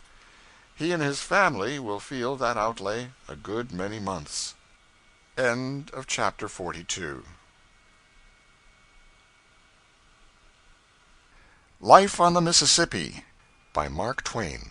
Chapter 43. The Art of Inhumation. About the same time I encountered a man in the street whom I had not seen for 6 or 7 years, and something like this talk followed. I said, "But you used to look sad and oldish. You don't now. Where did you get all this youth and bubbling cheerfulness? Give me the address." He chuckled blithely, took off his shining tile, pointed to a notched pink circlet of paper pasted into its crown, with something lettered on it, and went on chuckling while I read, "J. B. Undertaker." Then he clapped his hat on, gave it an irreverent tilt to leeward, and cried out, "That's what's the matter. It used to be rough times with me when you knew me. Insurance agency business, you know. Mighty irregular. Big fire, all right. Brisk trade for 10 days while people scared. After that, dull policy business till next fire. Town like this don't have fires often enough. A fellow strikes so many dull weeks in a row that he gets discouraged. But you bet you this is the business. People don't wait for examples to die. No, sir, they drop off right along. There ain't any dull spots in the undertaker line. I just started in with 2 or 3 little old coffins and a hired hearse, and now look at the thing. I've worked up a business here that would satisfy any man, don't care who he is. 5 years ago, lodged in an attic. Live in a swell house now, with a mansard roof and all of the modern inconveniences. Does a coffin pay so well? Is there much profit on a coffin? Go away, how you talk!" Then, with a confidential wink, a dropping of the voice, and an impressive laying of his hand on my arm, "Look here, there's one thing in this world which isn't ever cheap. That's a coffin. There's one thing in this world which a person don't ever try to Jew you down. That's a coffin. There's one thing in this world which a person don't say, 'I'll look around a little, and if I find I can't do better I'll come back and take it.' That's a coffin. There's one thing in this world which a person won't take in pine if he can go walnut, and won't take in walnut if he can go mahogany, and won't take in mahogany if he can go an iron casket with silver door plate and bronze handles. That's a coffin. And there's one thing in this world which you don't have to worry around after a person to get him to pay for. And that's a coffin. Undertaking? Why, it's the dead surest business in Christendom, and the nobbiest. Why, just look at it. A rich man won't have anything but your very best. And you can just pile it on, too. Pile it on and sock it to him. He won't even holler. And you take in a poor man, and if you work him right, he'll bust himself on a single layout, or especially a woman. For instance, Mrs. O'Flaherty comes in, widow, wiping her eyes and kind of moaning, unhandkerchiefs one eye, bats it around tearfully over the stock, and says, "And what might ye ask for that one?" $39, madam," says I. "It's a foine big price, sure, but Pat shall be buried like a gentleman, as he was, if I have to work me fingers off for it. I'll have that one, sir." "Yes, madam," says I, "and it is a very good one, too. Not costly, to be sure, but in this life we must cut our garments to our clothes, as the saying is." And as she starts out, I heave in, kind of casually, "This one with the white satin lining is a beauty, but I am afraid, well, $65 is a rather, but no matter. I felt obliged to say to Mrs. O'Shaughnessy, 'Do you mind to say that Bridget O'Shaughnessy bought the mite to that Joel box to ship that drunken divil to purgatory in?'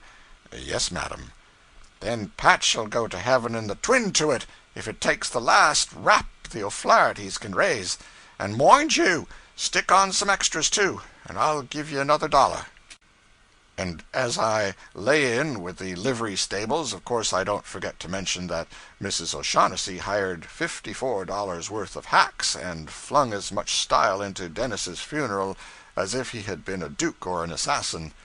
And of course she sails in and goes the O'Shaughnessy about 4 hacks and an omnibus better. That used to be, But that's all played now, that is, in this particular town. The Irish got to piling up hacks so on their funerals that a funeral left them ragged and hungry for 2 years afterward, so the priest pitched in and broke it all up. He don't allow them to have but 2 hacks now, and sometimes only 1. Well, I said, if you are so light-hearted and jolly in ordinary times, what must you be in an epidemic? He shook his head. No, you're off, there. We don't like to see an epidemic. An epidemic don't pay. Well, of course I don't mean that exactly, but it don't pay in proportion to the regular thing. Don't it occur to you why? No. Think. I can't imagine. What is it? It's just 2 things. Well, what are they? One's embalming. And what's the other? Ice. Well, how is that? Well, in ordinary times, a person dies and we lay him up in ice. 1 day, 2 days, maybe 3, to wait for friends to come. Takes a lot of it. Melts fast. We charge jewelry rates for that ice, and war prices for attendance. Well, don't you know, when there's an epidemic, they rush 'em to the cemetery the minute the breath's out. No market for ice in an epidemic. Same with embalming. You take a family that's able to embalm, and you've got a soft thing. You can mention 16 different ways to do it, though there ain't only 1 or 2 ways, when you come down to the bottom facts of it. And they'll take the highest priced way every time. It's human nature. Human nature in grief. It don't reason, you see. Time being, it don't care a damn. All it wants is physical immortality for deceased, and they're willing to pay for it. All you've got to do is to just be calm and stack it up. They'll stand the racket. Why, man, you can take a defunct that you couldn't give away, and get your embalming traps around you and go to work, and in a couple of hours he is worth a cool $600. That's what he's worth. There ain't anything equal to it but trading rats for diamonds in time of famine. Well, don't you see, when there's an epidemic, people don't wait to embalm. No, indeed they don't. And it hurts the business like hell. As we say, hurts it like hell. Health, see? Our little joke in the trade. Well, I must be going. Give me a call whenever you need any. When you're going by sometime. In his joyful high spirits, he did the exaggerating himself, if any has been done. I have not enlarged on him. With the above brief reference to inhumation, let us leave the subject. As for me, I hope to be cremated. I made that remark to my pastor once, who said, with what he seemed to think was an impressive manner, "I wouldn't worry about that if I had your chances." Much he knew about it, the family all so opposed to it. End of chapter 43.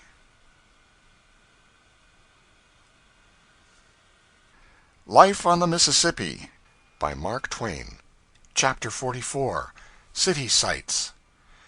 The old French part of New Orleans, anciently the Spanish part, bears no resemblance to the American end of the city, the American end which lies beyond the intervening brick business center. The houses are massed in blocks, are austerely plain and dignified, uniform of pattern, with here and there a departure from it with pleasant effect. All are plastered on the outside, and nearly all have long iron-railed verandas running along the several stories. Their chief beauty is the deep, warm, varicolored stain with which time and the weather have enriched the plaster. It harmonizes with all the surroundings, and has as natural a look of belonging there as has the flush upon sunset clouds. This charming decoration cannot be successfully imitated. Neither is it to be found elsewhere in America. The iron railings are a specialty also. The pattern is often exceedingly light and dainty, and airy and graceful, with a large cipher or monogram in the center, a delicate cobweb of baffling, intricate forms wrought in steel. The ancient railings are handmade, and are now comparatively rare and proportionately valuable. They are become bric-a-brac. The party had the privilege of idling through this ancient quarter of New Orleans with the South's finest literary genius, the author of the Grandissimes. In him the South has found a masterly delineator of its interior life and its history. In truth, I find by experience that the untrained eye and vacant mind can inspect it, and learn of it, and judge of it, more clearly and profitably in his books than by personal contact with it. With Mr. Cable along to see for you, and describe and explain and illuminate, a jog through that old quarter is a vivid pleasure. And you have a vivid sense as of unseen or dimly seen things, vivid and yet fitful and darkling. You glimpse salient features, but lose the fine shades or catch them imperfectly through the vision of the imagination. A case, as it were, of ignorant near-sighted stranger traversing the rim of wide vague horizons of Alps with an inspired and enlightened long-sighted native. We visited the old St. Louis Hotel, now occupied by municipal offices. There is nothing strikingly remarkable about it, but one can say of it, as of the Academy of Music in New York, that if a broom or a shovel has ever been used in it, there is no circumstantial evidence to back up the fact. It is curious that cabbages and hay and things do not grow in the Academy of Music, but no doubt it is on account of the interruption of the light by the benches, and the impossibility of hoeing the crop except in the aisles. The fact that the ushers grow their buttonhole bouquets on the premises shows what might be done if they had the right kind of agricultural head of the establishment. We visited, also, the venerable cathedral, and the pretty square in front of it, the one dim with religious light, the other brilliant with the worldly sort, and lovely with orange trees and blossomy shrubs.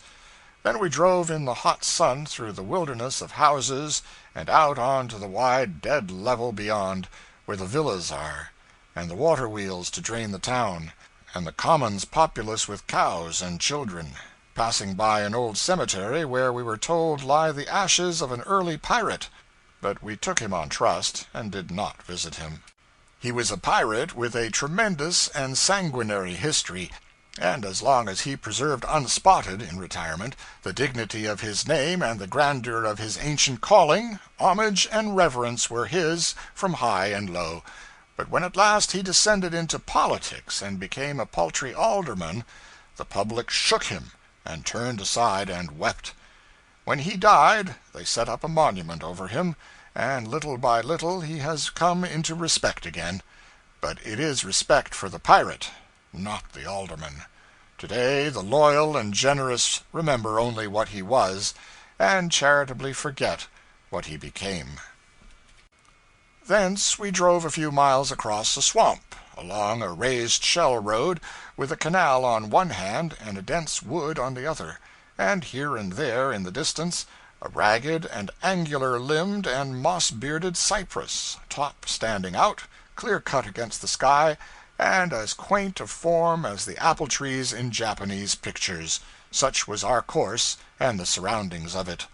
There was an occasional alligator swimming comfortably along in the canal, and an occasional picturesque colored person on the bank, flinging his statue-rigid reflection upon the still water, and watching for a bite. And by we reached the West End, a collection of hotels of the usual light summer resort pattern, with broad verandas all around, and the waves of the wide and blue Lake Pontchartrain lapping the thresholds. We had dinner on a ground veranda over the water, the chief dish the renowned fish called the pompano, delicious as the less criminal forms of sin. Thousands of people come by rail and carriage to West End and to Spanish Fort every evening, and dine, listen to the bands, take strolls in the open air under the electric lights, go sailing on the lake, and entertain themselves in various and sundry other ways. We had opportunities on other days and in other places to test the pompano, notably at an editorial dinner at one of the clubs in the city. He was in his last possible perfection there, and justified his fame. In his suite was a tall pyramid of scarlet crayfish, large ones, as large as one's thumb, delicate, palatable, appetizing. Also deviled whitebait, also shrimps of choice quality, and a platter of small soft-shell crabs of a most superior breed. The other dishes were what one might get at Delmonico's or Buckingham Palace. Those I have spoken of can be had in similar perfection in New Orleans only, I suppose. In the West and South they have a new institution, the Broom Brigade. It is composed of young ladies who dress in a uniform costume and go through the infantry drill with broom in place of musket. It is a very pretty sight on private view. When they perform on the stage of a theater, in the blaze of colored fires, it must be a fine and fascinating spectacle. I saw them go through their complex manual with grace, spirit, and admirable precision. I saw them do everything which a human being can possibly do with a broom, except sweep. I did not see them sweep, but I know they could learn. What they have already learned proves that. And if they ever should learn, and go on the warpath down Chupitulas or some of the other streets around there, those thoroughfares would bear a greatly improved aspect in a very few minutes, but the girls themselves wouldn't, so nothing would be really gained after all. The drill was in the Washington Artillery Building. In this building we saw many interesting relics of the war. Also, a fine oil painting representing Stonewall Jackson's last interview with General Lee. Both men are on horseback. Jackson has just ridden up and is accosting Lee. The picture is very valuable on account of the portraits, which are authentic. But, like many another historical picture, it means nothing without its label, and one label will fit it as well as another. First interview between Lee and Jackson. Last interview between Lee and Jackson. Jackson introducing himself to Lee. Jackson accepting Lee's invitation to dinner. Jackson declining Lee's invitation to dinner with thanks. Jackson apologizing for a heavy defeat. Jackson reporting a great victory. Jackson asking Lee for a match. It tells one story, and a sufficient one, for it says quite plainly and satisfactorily, here are Lee and Jackson together. The artist would have made it tell that this is Lee and Jackson's last interview, if he could have done it, but he couldn't, for there wasn't any way to do it. A good legible label is usually worth for information a ton of significant attitude and expression in a historical picture. In Rome, people with fine sympathetic natures stand up and weep in front of the celebrated Beatrice Cenci the day before her execution. It shows what a label can do. If they did not know the picture, they would inspect it unmoved and say, young girl with hay fever, young girl with her head in a bag. I found the half-forgotten Southern intonations and elisions as pleasing to my ear as they had formerly been. A Southerner talks music. At least it is music to me, but then I was born in the South. The educated Southerner has no use for an R, except at the beginning of a word. He says "honor" and "dinner" and "governor" and "before the war," and so on. The words may lack charm to the eye, in print, but they have it to the ear. When did the R disappear from Southern speech, and how did it come to disappear? The custom of dropping it was not borrowed from the North, nor inherited from England. Many Southerners, most Southerners, put a Y into occasional words that begin with the K sound. For instance, they say Mr. Kyata, Carter, and speak of playing kyads or of riding in the kyas. And they have the pleasant custom, long ago fallen into decay in the North, of frequently employing the respectful sir. Instead of the curt yes and the abrupt no, they say yes, sir, no, sir. But there are some infelicities, such as like for as, and the addition of an at where it isn't needed. I heard an educated gentleman say, like the flag officer did. His cook or his butler would have said, like the flag officer done. You hear gentlemen say, where have you been at? And here is the aggravated form. Heard a ragged street Arab say it to a comrade, I was a-asking Tom what you was a-setting at. The very elect carelessly say will when they mean shall, and many of them say, "I didn't go to do it," meaning, "I didn't mean to do it." The northern word guess, imported from England, where it used to be common, and now regarded by satirical Englishmen as a Yankee original, is but little used among Southerners. They say reckon. They haven't any doesn't in their language. They say don't instead. The unpolished often use went for gone. It is nearly as bad as the northern hadn't ought. This reminds me that a remark of a very peculiar nature was made here in my neighborhood, in the North, a few days ago. He hadn't ought to have went. How is that? Isn't that a good deal of a triumph? One knows the orders combined in this half-breed's architecture without inquiring. One parent Northern, the other Southern. Today I heard a schoolmistress ask, "Where is John gone?"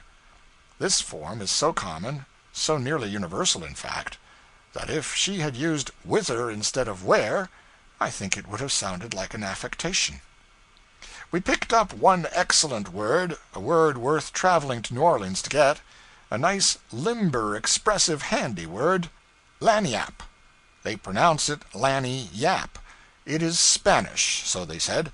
We discovered it at the head of a column of odds and ends in the Picayune, the first day. Heard 20 people use it the second. Inquired what it meant the third.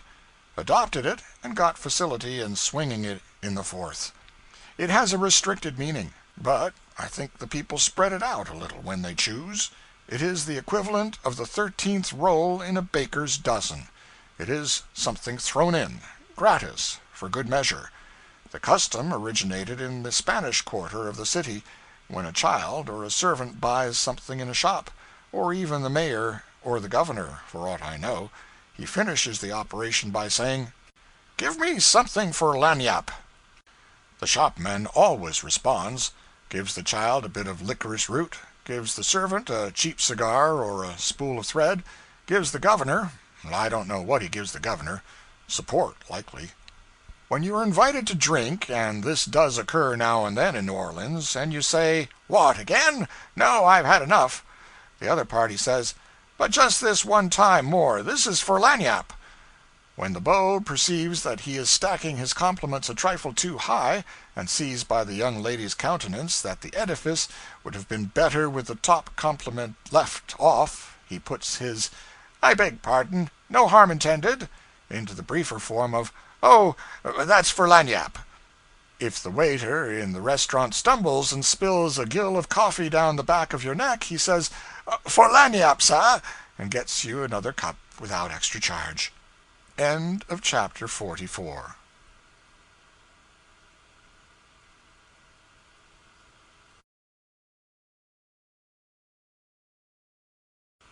Life on the Mississippi by Mark Twain. Chapter 45. Southern Sports. In the North one hears the war mentioned in social conversation once a month, sometimes as often as once a week. But as a distinct subject for talk, it has long ago been relieved of duty. There are sufficient reasons for this. Given a dinner company of 6 gentlemen today, it can easily happen that 4 of them, and possibly 5, were not in the field at all. So the chances are 4 to 2, or 5 to 1, that the war will at no time during the evening become the topic of conversation, and the chances are still greater that if it become the topic, it will remain so but a little while. If you add 6 ladies to the company, you have added 6 people who saw so little of the dread realities of the war that they ran out of talk concerning them years ago, and now would soon weary of the war topic if you brought it up. The case is very different in the South. There every man you meet was in the war, and every lady you meet saw the war. The war is the great chief topic of conversation. The interest in it is vivid and constant. The interest in other topics is fleeting. Mention of the war will wake up a dull company and set their tongues going, when nearly any other topic would fail. In the South, the war is what A.D. is elsewhere. They date from it. All day long you hear things placed as having happened since the war, or during the war, or before the war. or right after the war, or 'bout 2 years, or 5 years, or 10 years before the war, or after the war. It shows how intimately every individual was visited, in his own person, by that tremendous episode. It gives the inexperienced stranger a better idea of what a vast and comprehensive calamity invasion is than he can ever get by reading books at the fireside.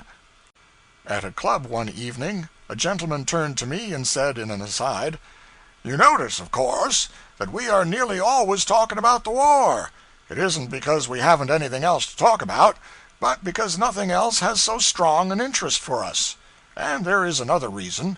In the war, each of us, in his own person, seems to have sampled all the different varieties of human experience.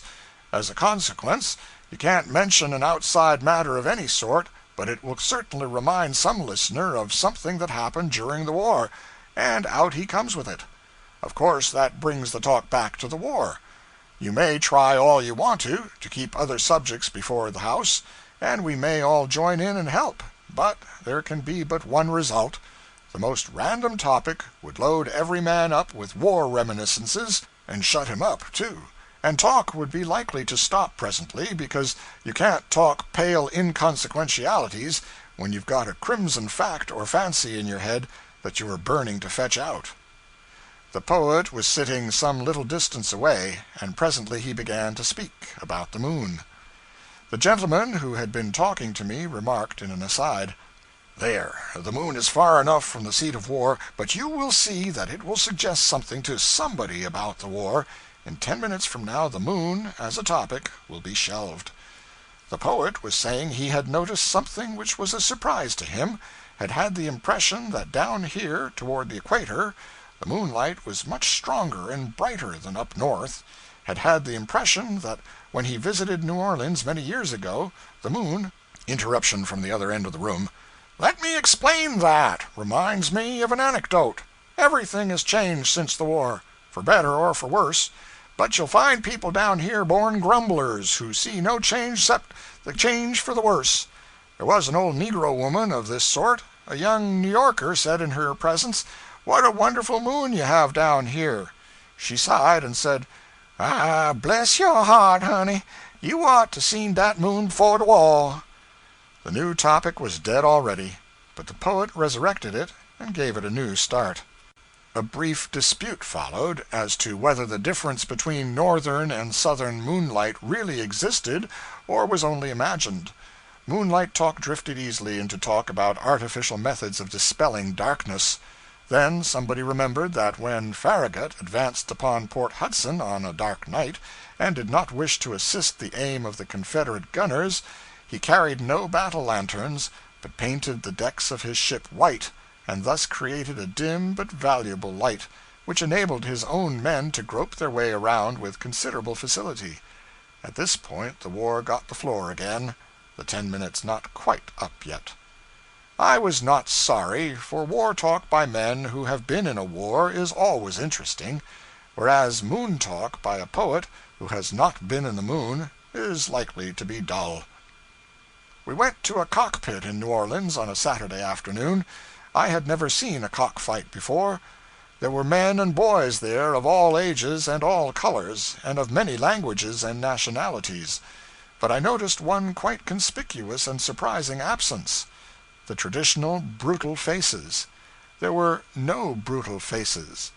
With no cockfighting going on, you could have played the gathering on a stranger for a prayer meeting, and after it began, for a revival, provided you blindfolded your stranger, for the shouting was something prodigious. A negro and a white man were in the ring, everybody else outside. The cocks were brought in sacks, and when time was called, they were taken out by the two bottle holders, stroked, caressed, poked toward each other, and finally liberated. The big black cock plunged instantly at the little gray one, and struck him on the head with his spur. The gray responded with spirit. Then the babel of many-tongued shoutings broke out, and ceased not thenceforth. When the cocks had been fighting some little time, I was expecting them momently to drop dead, for both were blind, red with blood, and so exhausted that they frequently fell down. Yet they would not give up, neither would they die. The negro and the white man would pick them up every few seconds, wipe them off, blow cold water on them in a fine spray, and take their heads in their mouths, and hold them there a moment, to warm back the perishing life, perhaps, I do not know. Then, being set down again, the dying creatures would totter gropingly about, with dragging wings, find each other, strike a guesswork blow or two, and fall exhausted once more. I did not see the end of the battle. I forced myself to endure it as long as I could, but it was too pitiful a sight, so I made frank confession to that effect, and we retired. We heard afterward that the black cock died in the ring, and fighting to the last. Evidently there is abundant fascination about this sport for such as have had a degree of familiarity with it. I never saw people enjoy anything more than this gathering enjoyed this fight. The case was the same with old gray heads and with boys of 10. They lost themselves in frenzies of delight. The cocking main is an inhuman sort of entertainment, there is no question about that. Still, it seems a much more respectable and far less cruel sport than fox hunting, for the cocks like it.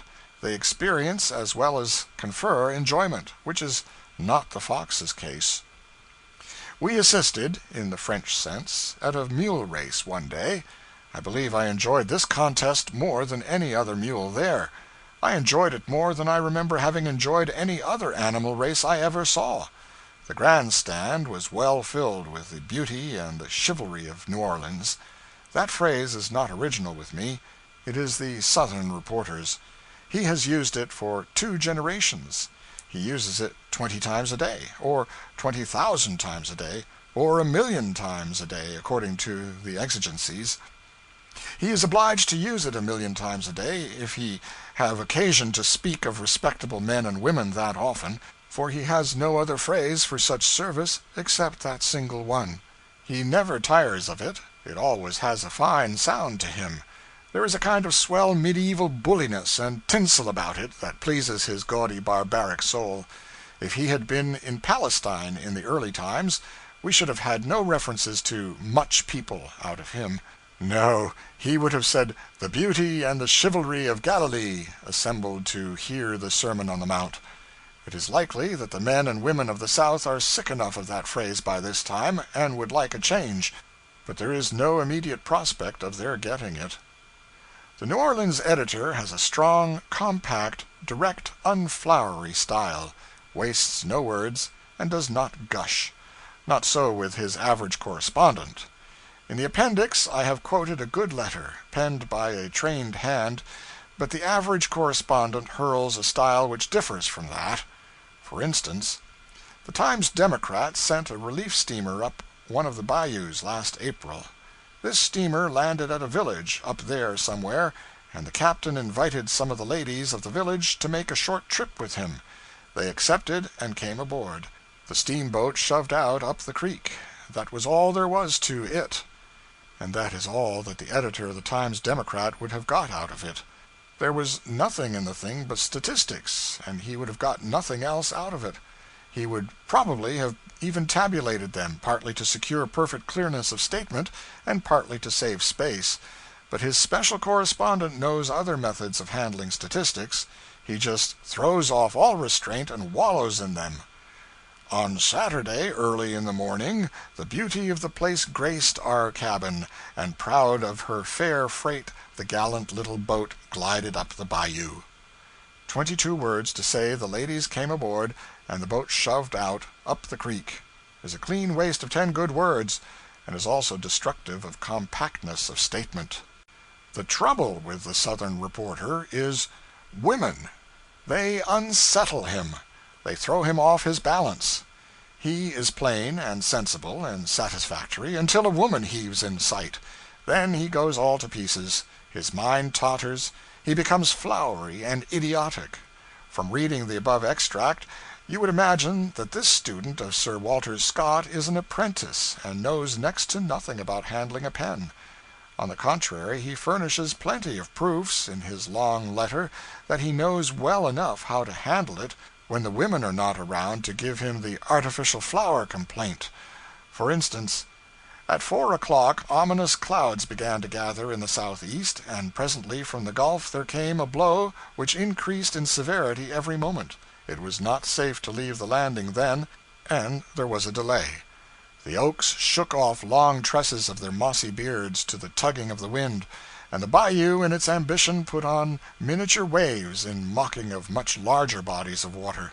A lull permitted a start, and homewards we steamed, an inky sky overhead and a heavy wind blowing.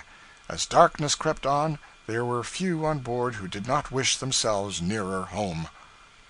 There is nothing wrong with that. It is good description, compactly put. Yet there was great temptation there to drop into lurid writing. But let us return to the mule. Since I left him, I have rummaged around and found a full report of the race. In it I find confirmation of the theory which I broached just now, namely, that the trouble with the Southern reporter is women. Women supplemented by Walter Scott and his knights and beauty and chivalry and so on. This is an excellent report as long as the women stay out of it, but when they intrude, we have this frantic result. It will be probably a long time before the ladies' stand presents such a sea of foam-like loveliness as it did yesterday. The New Orleans women are always charming, but never so much so as at this time of the year, when in their dainty spring costumes they bring with them a breath of balmy freshness and an odor of sanctity unspeakable. The stand was so crowded with them that, walking at their feet and seeing no possibility of approach, many a man appreciated as he never did before the Perry's feeling at the gates of paradise, and wondered what was the priceless boon that would admit him to their sacred presence. Sparkling on their white-robed breasts or shoulders were the colors of their favorite knights, and were it not for the fact that the doughty heroes appeared on unromantic mules, it would have been easy to imagine one of King Arthur's gala days. There were 13 mules in the first heat. All sorts of mules they were, all sorts of complexions, gaits, dispositions, aspects. Some were handsome creatures, some were not. Some were sleek, some hadn't had their fur brushed lately. Some were innocently gay and frisky. Some were full of malice and all unrighteousness. Guessing from looks, some of them thought the matter on hand was war, some thought it was a lark, the rest took it for a religious occasion, and each mule acted according to his convictions.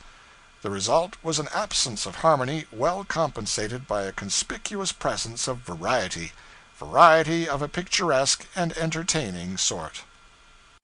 All the riders were young gentlemen in fashionable society.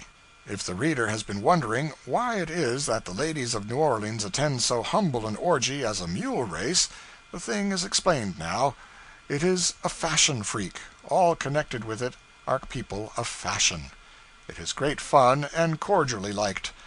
The mule race is one of the marked occasions of the year. It has brought some pretty fast mules to the front.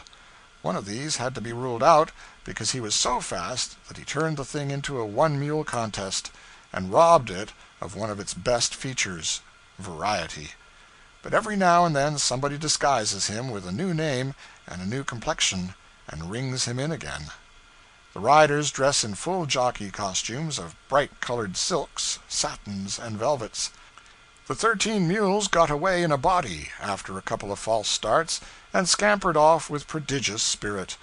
As each mule and each rider had a distinct opinion of his own as to how the race ought to be run, and which side of the track was best in certain circumstances, and how often the track ought to be crossed, and when a collision ought to be accomplished, and when it ought to be avoided, these 26 conflicting opinions created a most fantastic and picturesque confusion, and the resulting spectacle was killingly comical.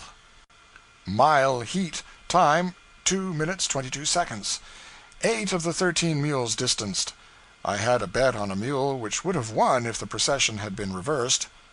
The second heat was good fun, and so was the consolation race for beaten mules, which followed later, but the first heat was the best in that respect. I think that much the most enjoyable of all races is a steamboat race, but, next to that, I prefer the gay and joyous mule rush. 2 red-hot steamboats raging along neck and neck, straining every nerve, that is to say, every rivet in the boilers, quaking and shaking and groaning from stem to stern, spouting white steam from the pipes, pouring black smoke from the chimneys, raining down sparks, parting the river into long breaks of hissing foam. This is sport that makes a body's very liver curl with enjoyment. A horse race is pretty tame and colorless in comparison. Still, a horse race might be well enough, in its way, perhaps, if it were not for the tiresome false starts. But then nobody is ever killed. At least, nobody was ever killed when I was at a horse race. They have been crippled, it is true, but this is little to the purpose. End of chapter 45.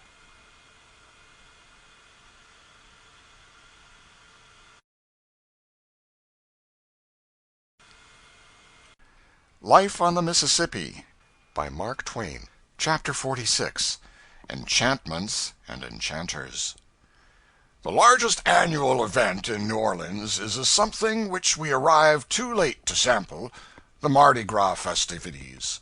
I saw the procession of the mystic crew of Comus there 24 years ago, with knights and nobles and so on, clothed in silken and golden Paris-made gorgeousnesses, planned and bought for that single night's use, and in their train all manner of giants, dwarfs, monstrosities, and other diverting grotesquerie, a startling and wonderful sort of show, as it filed solemnly and silently down the street in the light of its smoking and flickering torches.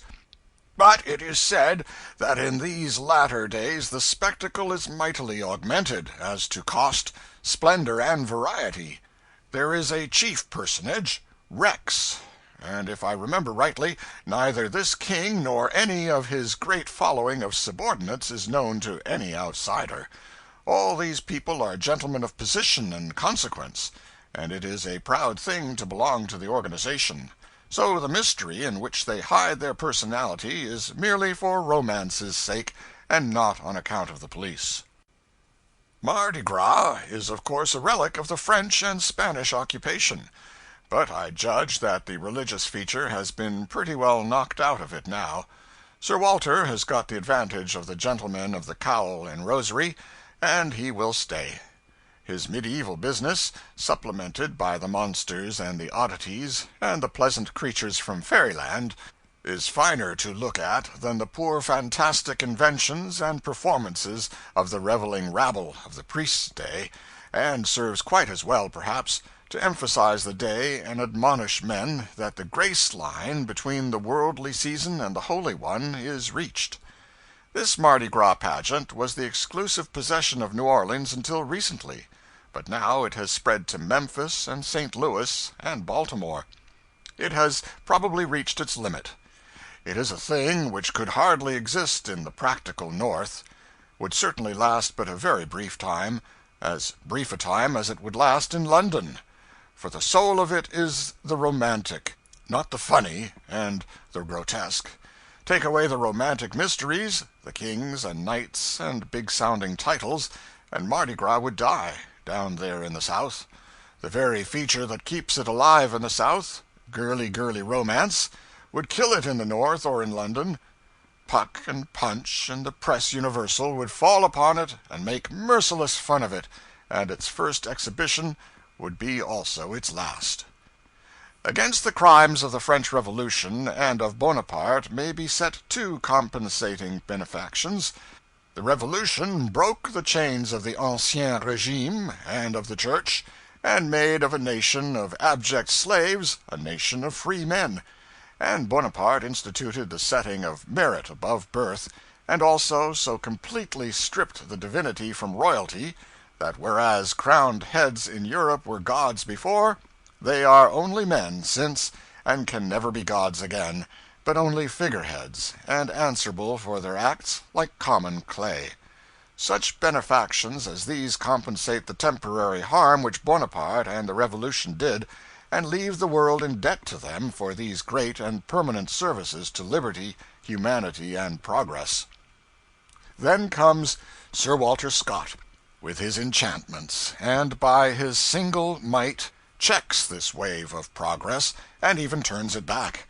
sets the world in love with dreams and phantoms, with decayed and swinish forms of religion, with decayed and degraded systems of government, with the silliness and emptiness, sham grandeurs, sham gauds, and sham chivalries of a brainless and worthless, long-vanished society. He did measureless harm, more real and lasting harm, perhaps, than any other individual that ever wrote. Most of the world has now outlived good part of these harms, though by no means all of them, but in our South they flourish pretty forcefully still. Not so forcefully as half a generation ago, perhaps, but still forcefully. There, the genuine and wholesome civilization of the 19th century is curiously confused and commingled with the Walter Scott middle-aged sham civilization. And so you have practical, common-sense, progressive ideas and progressive works mixed up with the dual, the inflated speech, and the jejune romanticism of an absurd past that is dead and out of charity ought to be buried.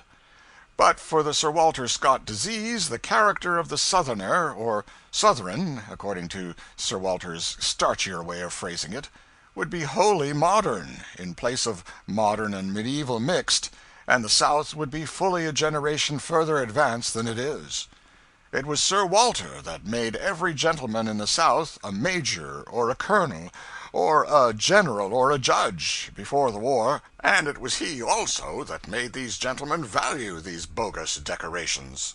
For it was he that created rank and caste down there, and also reverence for rank and caste, and pride and pleasure in them. Enough is laid on slavery without fathering upon it these creations and contributions of Sir Walter. Sir Walter had so large a hand in making Southern character, as it existed before the war, that he is in great measure responsible for the war. It seems a little harsh toward a dead man to say that we never should have had any war but for Sir Walter, and yet something of a plausible argument might perhaps be made in support of that wild proposition. The Southerner of the American Revolution owned slaves, so did the Southerner of the Civil War, but the former resembles the latter as an Englishman resembles a Frenchman. The change of character can be traced rather more easily to Sir Walter's influence than to that of any other thing or person. One may observe, by one or two signs, how deeply that influence penetrated, and how strongly it holds. If one take up a Northern or Southern literary periodical of 40 or 50 years ago, he will find it filled with wordy, windy, flowery eloquence, romanticism, sentimentality, all imitated from Sir Walter, and sufficiently badly done, too, innocent travesties of his style and methods, in fact. This sort of literature being the fashion in both sections of the country, there was opportunity for the fairest competition, and, as a consequence, the South was able to show as many well-known literary names, proportioned to population, as the North could. But a change has come, and there is no opportunity now for a fair competition between North and South, for the North has thrown out that old inflated style, whereas the Southern writer still clings to it, and has a restricted market for his wares as a consequence. There is as much literary talent in the South now as ever there was, of course, but its work can gain but slight currency under present conditions. The authors write for the past, not the present. They use obsolete forms and a dead language. But when a Southerner of genius writes modern English, his book goes upon crutches no longer, but upon wings, and they carry it swiftly all about America and England, and through the great English reprint publishing houses of Germany, as witness the experience of Mr. Cable and Uncle Remus, two of the very few Southern authors who do not write in the Southern style. Instead of 3 or 4 widely known literary names, the South ought to have a dozen or two, and will have them when Sir Walter's time is out.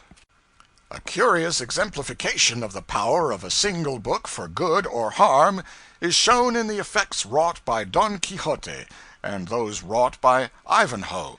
The first swept the world's admiration for the medieval chivalry silliness out of existence, and the other restored it. As far as our South is concerned, the good work done by Cervantes is pretty nearly a dead letter, so effectually has Scott's pernicious work undermined it. End of chapter 46.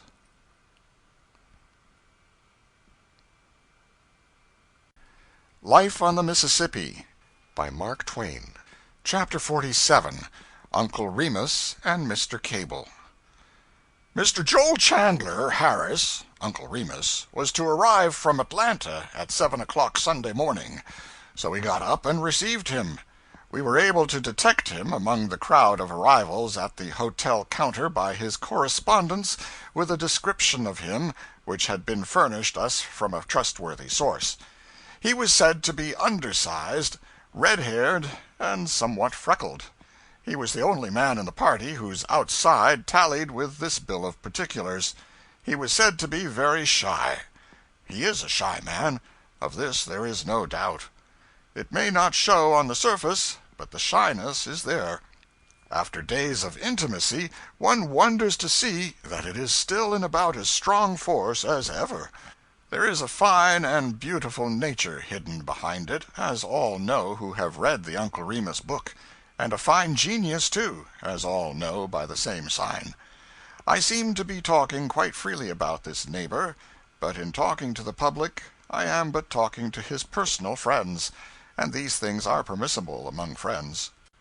He deeply disappointed a number of children who had flocked eagerly to see Mr. Cable's house to get a glimpse of the illustrious sage and oracle of the nation's nurseries. They said, "Why, he's white!" They were grieved about it. So, to console them, the book was brought, that they might hear Uncle Remus's tar-baby story from the lips of Uncle Remus himself, or what in their outraged eyes was left of him. But it turned out that he had never read aloud to people, and was too shy to venture the attempt now. Mr. Cable and I read from books of ours to show him what an easy trick it was. But his immortal shyness was proof against even this sagacious strategy, so we had to read about Brer Rabbit ourselves. Mr. Harris ought to be able to read the Negro dialect better than anybody else, for in the matter of writing it he is the only master the country has produced. Mr. Cable is the only master in the writing of French dialects that the country has produced, and he reads them in perfection. It was a great treat to hear him read about Jean Poquelin, and about Innerarity and his famous pig shoe, representing Louisiana refusing to hunter the Union, along with passages of nicely shaded German dialect from a novel which was still in manuscript.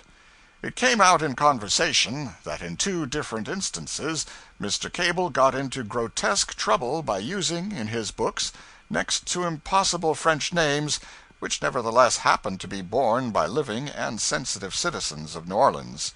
His names were either inventions or were borrowed from the ancient and obsolete past. I do not now remember which, but at any rate living bearers of them turned up, and were a good deal hurt at having attention directed to themselves and their affairs in so excessively public a manner. Mr. Warner and I had an experience of the same sort when we wrote the book called The Gilded Age. There is a character in it called Sellers. I do not remember what his first name was in the beginning, but anyway, Mr. Warner did not like it, and wanted it improved. He asked me if I was able to imagine a person named Eschol Sellers. Of course I said I could not, without stimulants. He said that away out west once he had met and contemplated and actually shaken hands with a man bearing that impossible name, Eschol Sellers. He added, "It was 20 years ago. His name has probably carried him off before this, and if it hasn't he will never see the book anyhow. We will confiscate his name. The name you are using is common and therefore dangerous. There are probably 1,000 Sellers bearing it, and the whole horde will come after us. But Eschol Sellers is a safe name. It is a rock." So we borrowed that name, and when the book had been out about a week, one of the stateliest and handsomest and most aristocratic looking white men that ever lived called around, with the most formidable libel suit in his pocket that ever well, in brief, we got his permission to suppress an edition of 10,000,000 footnote, figures taken from memory and probably incorrect. I think it was more.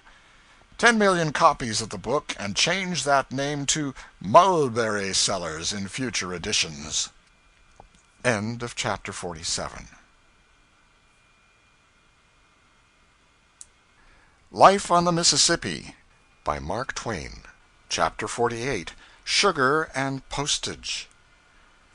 One day on the street I encountered the man whom, of all men, I most wished to see, Horace Bixby, formerly pilot under me, or rather over me, now captain of the great steamer City of Baton Rouge, the latest and swiftest addition to the anchor line. The same slender figure, the same tight curls, the same springy step, the same alertness, the same decision of eye and answering decision of hand, the same erect military bearing. Not an inch gained or lost in girth, not an ounce gained or lost in weight, not a hair turned. It is a curious thing to leave a man 35 years old and come back at the end of 21 years and find him still only 35. I have not had an experience of this kind before, I believe. There were some crow's feet, but they counted for next to nothing, since they were inconspicuous. His boat was just in. I had been waiting several days for her, proposing to return to St. Louis in her. The captain and I joined a party of ladies and gentlemen, guests of Major Wood, and went down the river 54 miles in a swift tug to ex-Governor Warmouth's sugar plantation.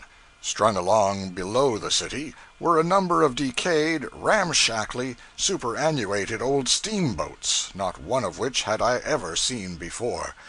They had all been built and worn out and thrown aside since I was here last.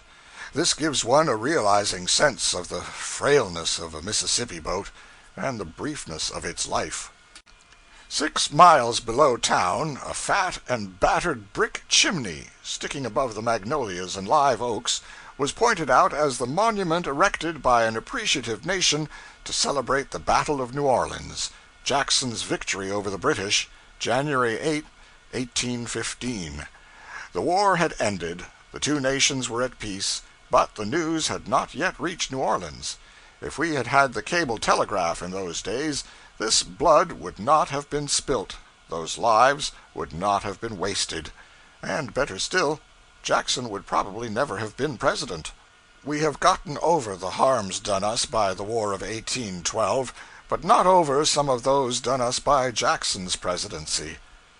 The Warmouth plantation covers a vast deal of ground, and the hospitality of the Warmouth mansion is graduated to the same large scale. We saw steam plows at work here for the first time.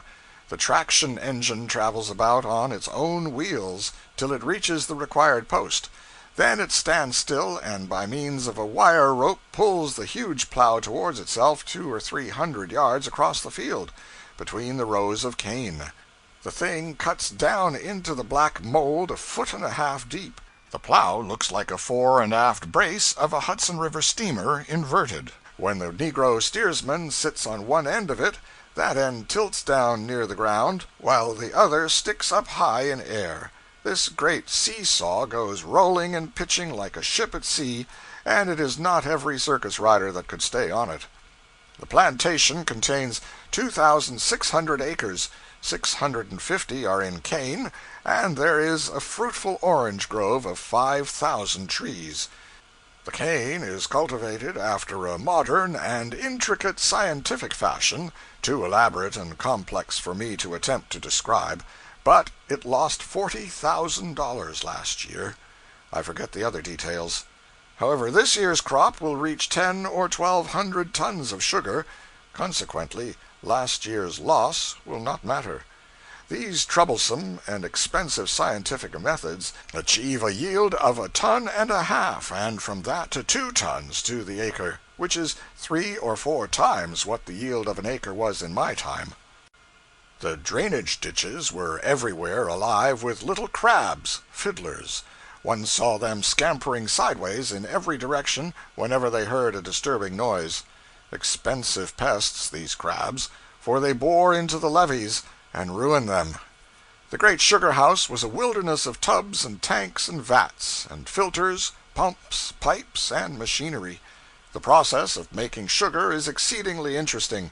First, you heave your cane into the centrifugals and grind out the juice, then run it through the evaporating pan to extract the fiber, then through the bone filter to remove the alcohol, then through the clarifying tanks to discharge the molasses, then through the granulating pipe to condense it, then through the vacuum pan to extract the vacuum. It is now ready for market. I have jotted these particulars down from memory. The thing looks simple and easy. Do not deceive yourself. To make sugar is really one of the most difficult things in the world, and to make it right is next to impossible. If you will examine your own supply every now and then for a term of years, and tabulate the result, you will find that not 2 men in 20 can make sugar without getting sand into it. We could have gone down to the mouth of the river and visited Captain Eads' great work, the jetties, where the river has been compressed between walls, and thus deepened to 26 feet. But it was voted useless to go, since at this stage of the water everything would be covered up and invisible.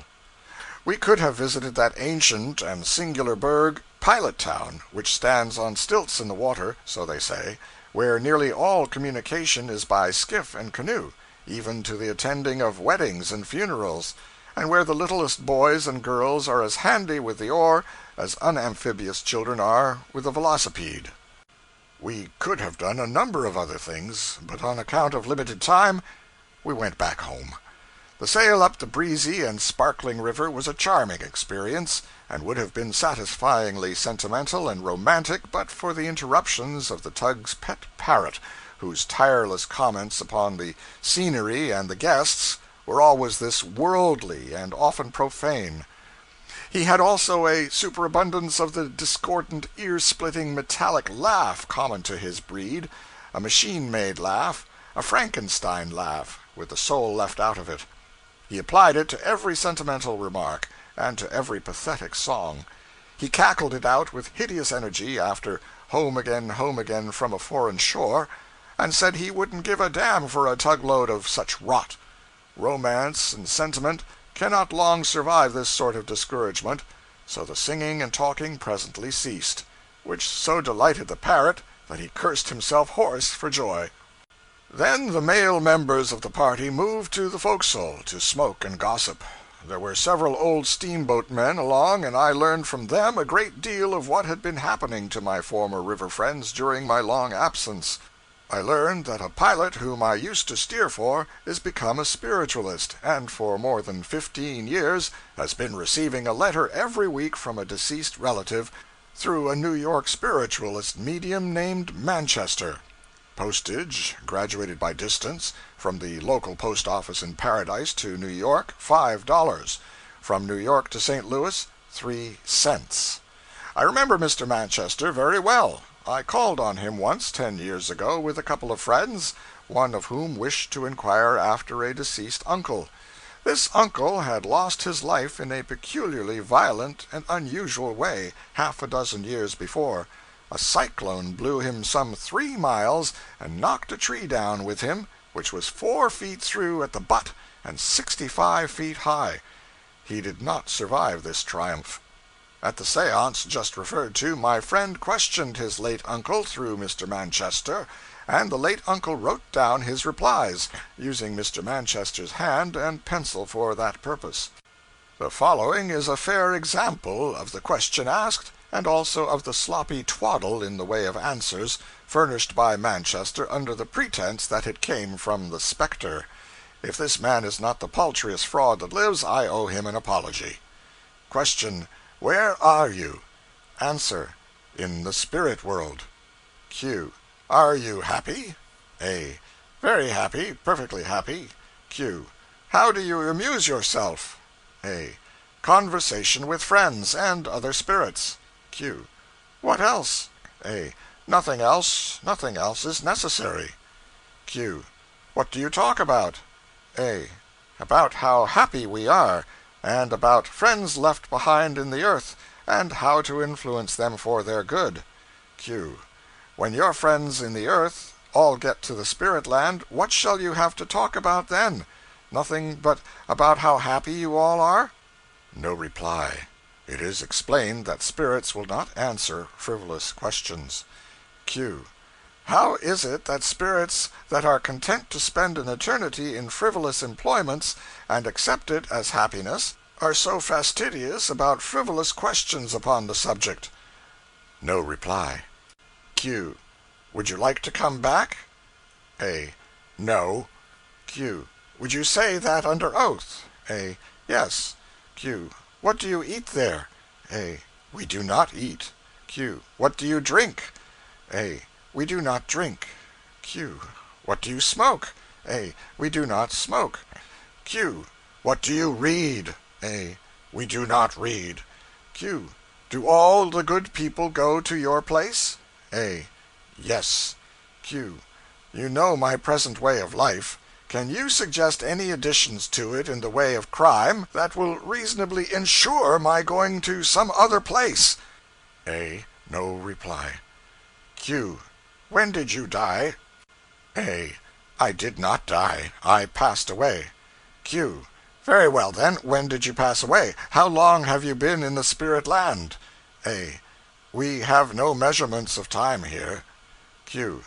Though you may be indifferent and uncertain as to dates and times in your present condition and environment, this has nothing to do with your former condition.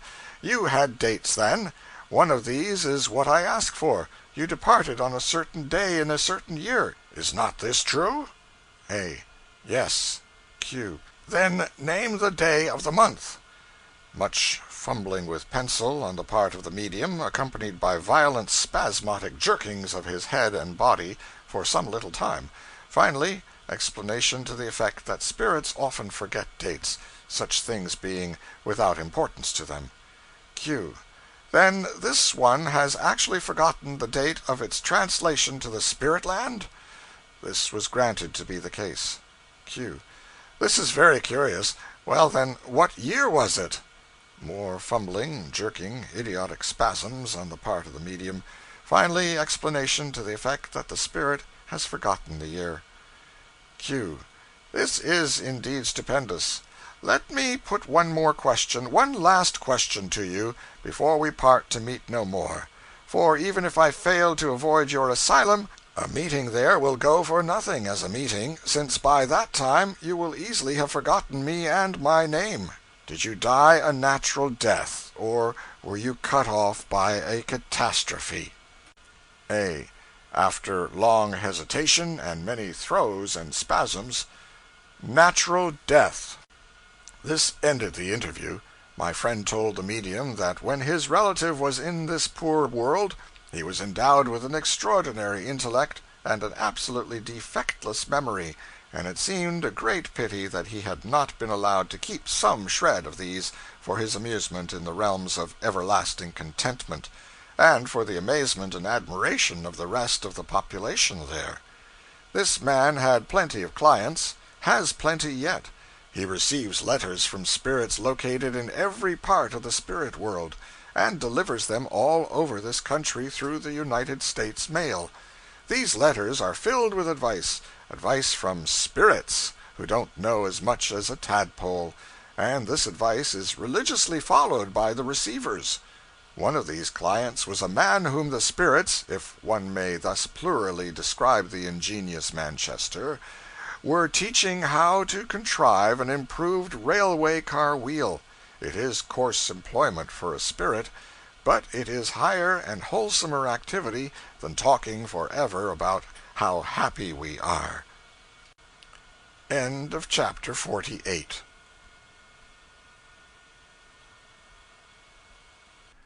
Life on the Mississippi by Mark Twain. Chapter 49. Episodes in Pilot Life. In the course of the tugboat gossip, it came out that out of every 5 of my former friends who had quitted the river, 4 had chosen farming as an occupation. Of course, this was not because they were peculiarly gifted agriculturally, and thus more likely to succeed as farmers than in other industries. The reason for their choice must be traced to some other source. Doubtless they chose farming because that life is private and secluded from irruptions of undesirable strangers, like the pilot house hermitage. And doubtless they also chose it because on 1,000 nights of black storm and danger they had noted the twinkling lights of solitary farmhouses as the boat swung by, and pictured to themselves the serenity and security and coziness of such refuges at such times, and so had by and by come to dream of that retired and peaceful life as the one desirable thing to long for, anticipate, earn, and at last enjoy. But I did not learn that any of these pilot farmers had astonished anybody with their successes. Their farms do not support them. They support their farms.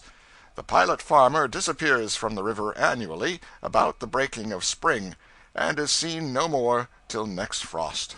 Then he appears again in damaged homespun, combs the hayseed out of his hair, and takes a pilot house berth for the winter.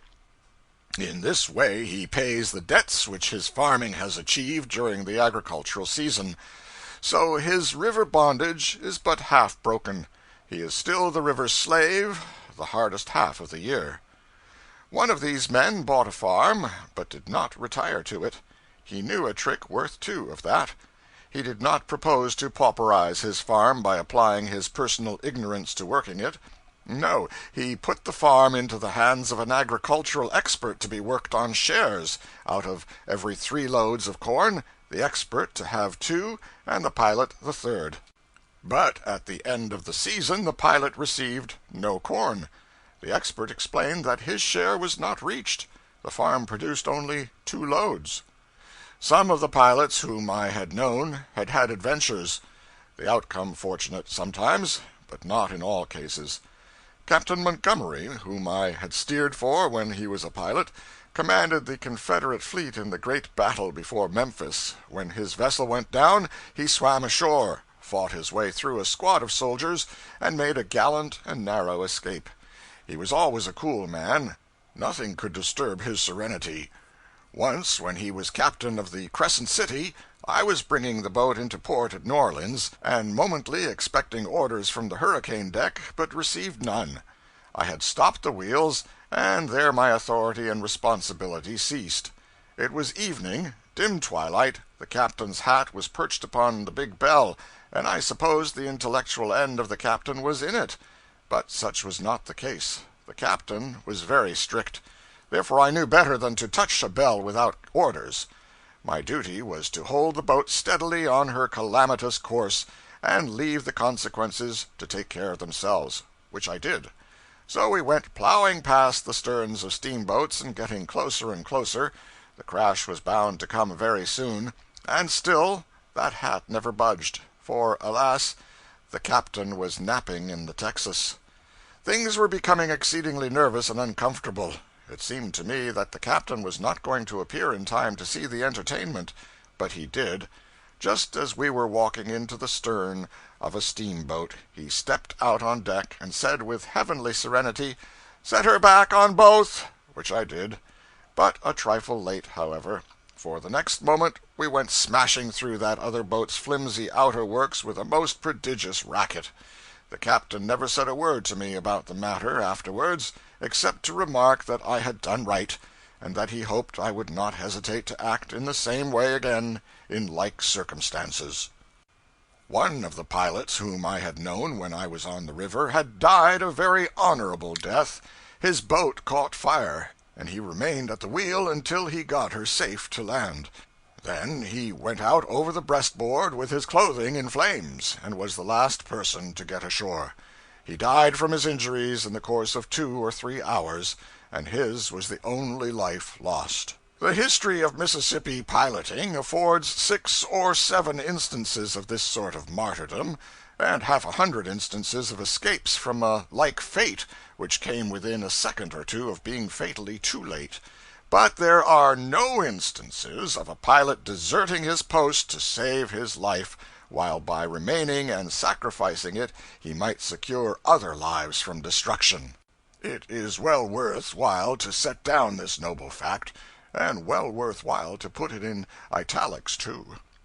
The cub pilot is early admonished to despise all perils connected with a pilot's calling, and to prefer any sort of death to the deep dishonor of deserting his post while there is any possibility of his being useful in it.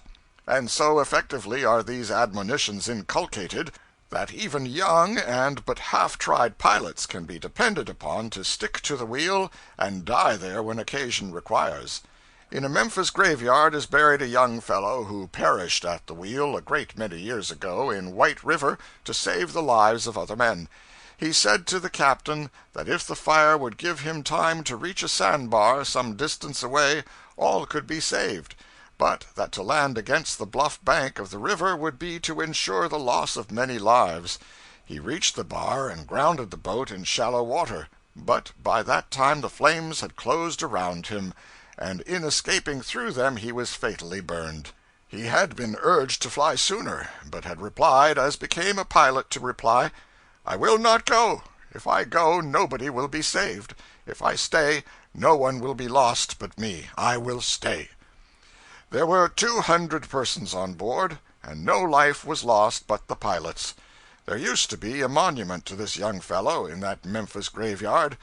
While we tarried in Memphis on our down trip, I started out to look for it, but our time was so brief that I was obliged to turn back before my object was accomplished.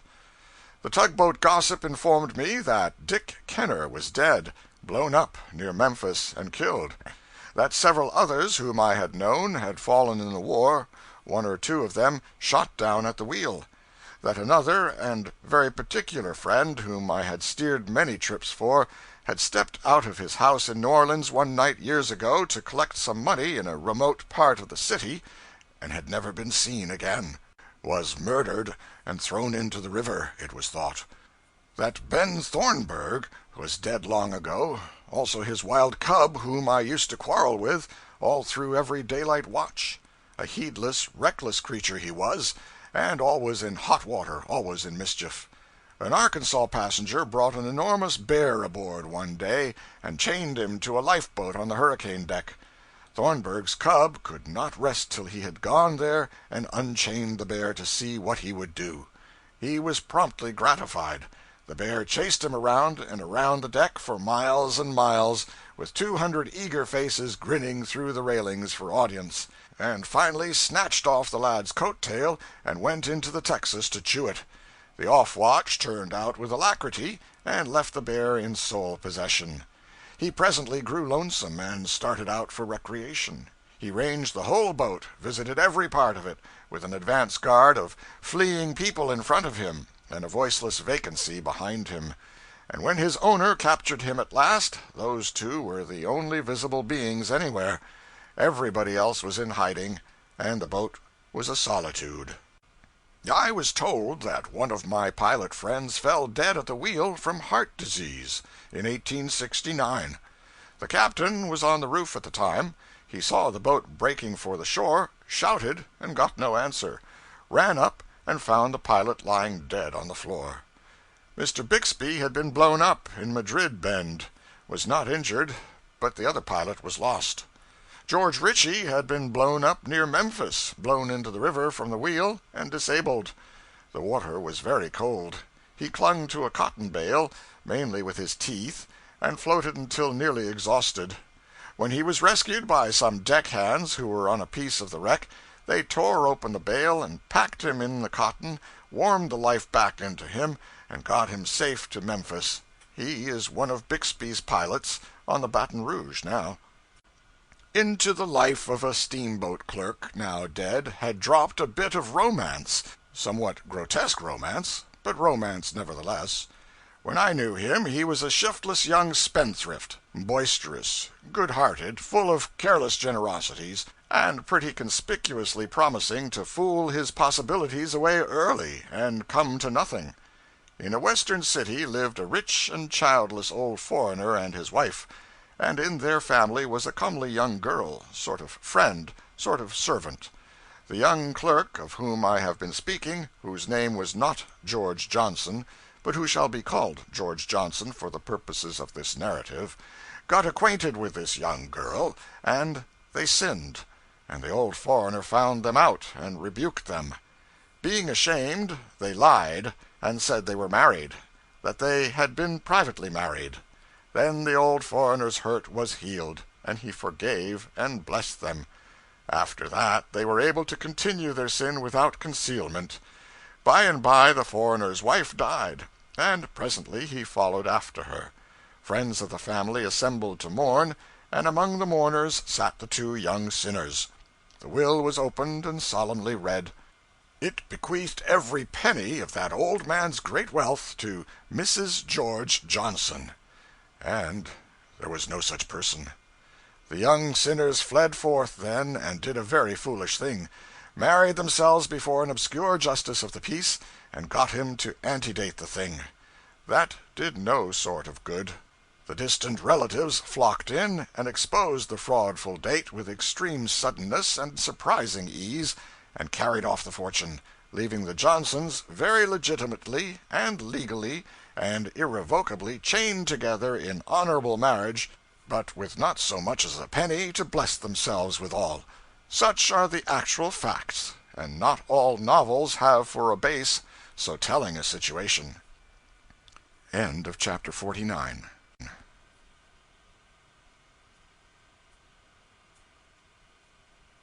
Life on the Mississippi by Mark Twain. Chapter 50. The Original Jacobs. We had some talk about Captain Isaiah Sellers, now many years dead. He was a fine man, a high-minded man, and greatly respected both ashore and on the river. He was very tall, well-built, and handsome, and in his old age, as I remember him, his hair was as black as an Indian's, and his eye and hand were as strong and steady, and his nerve and judgment as firm and clear as anybody's, young or old, among the fraternity of pilots. He was the patriarch of the craft. He had been a keelboat pilot before the day of steamboats, and a steamboat pilot before any other steamboat pilot still surviving at the time I speak of had ever turned a wheel. Consequently, his brethren held him in the sort of awe in which illustrious survivors of a bygone age are always held by their associates. He knew how he was regarded, and perhaps this fact added some trifle of stiffening to his natural dignity, which had been sufficiently stiff in its original state.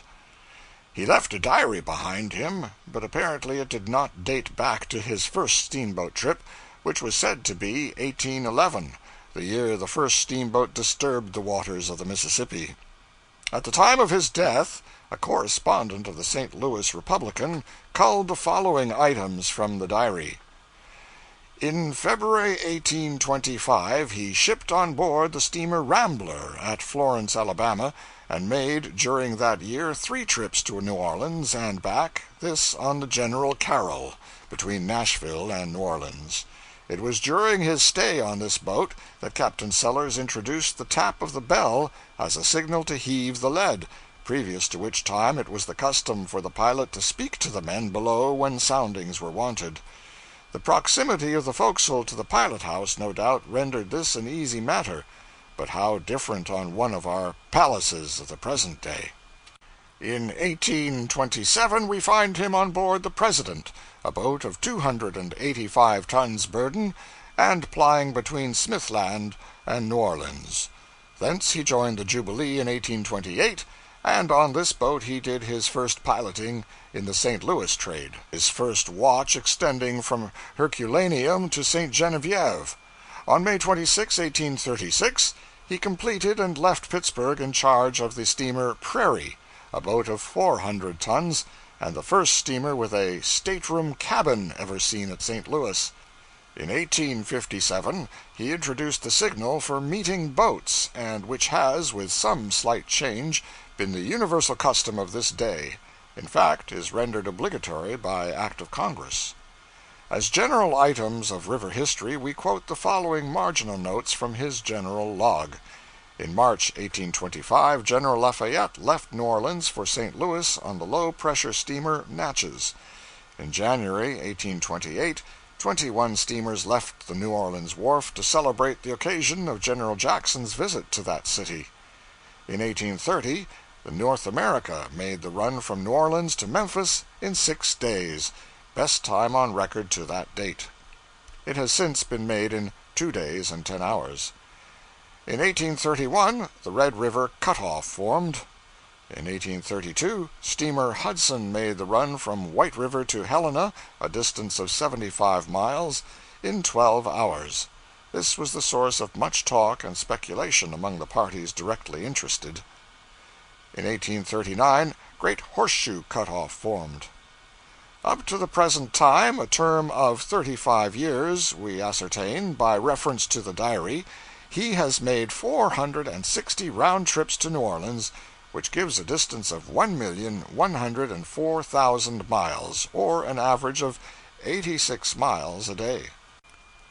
Whenever Captain Sellers approached a body of gossiping pilots, a chill fell there, and talking ceased. For this reason, whenever 6 pilots were gathered together, there would always be 1 or 2 newly fledged ones in the lot, and the elder ones would be always showing off before these poor fellows, making them sorrowfully feel how callow they were, how recent their nobility, and how humble their degree, by talking largely and vaporously of old-time experiences on the river, always making it a point to date everything back as far as they could, so as to make the new men feel their newness to the sharpest degree possible, and envy the old stagers in the like degree.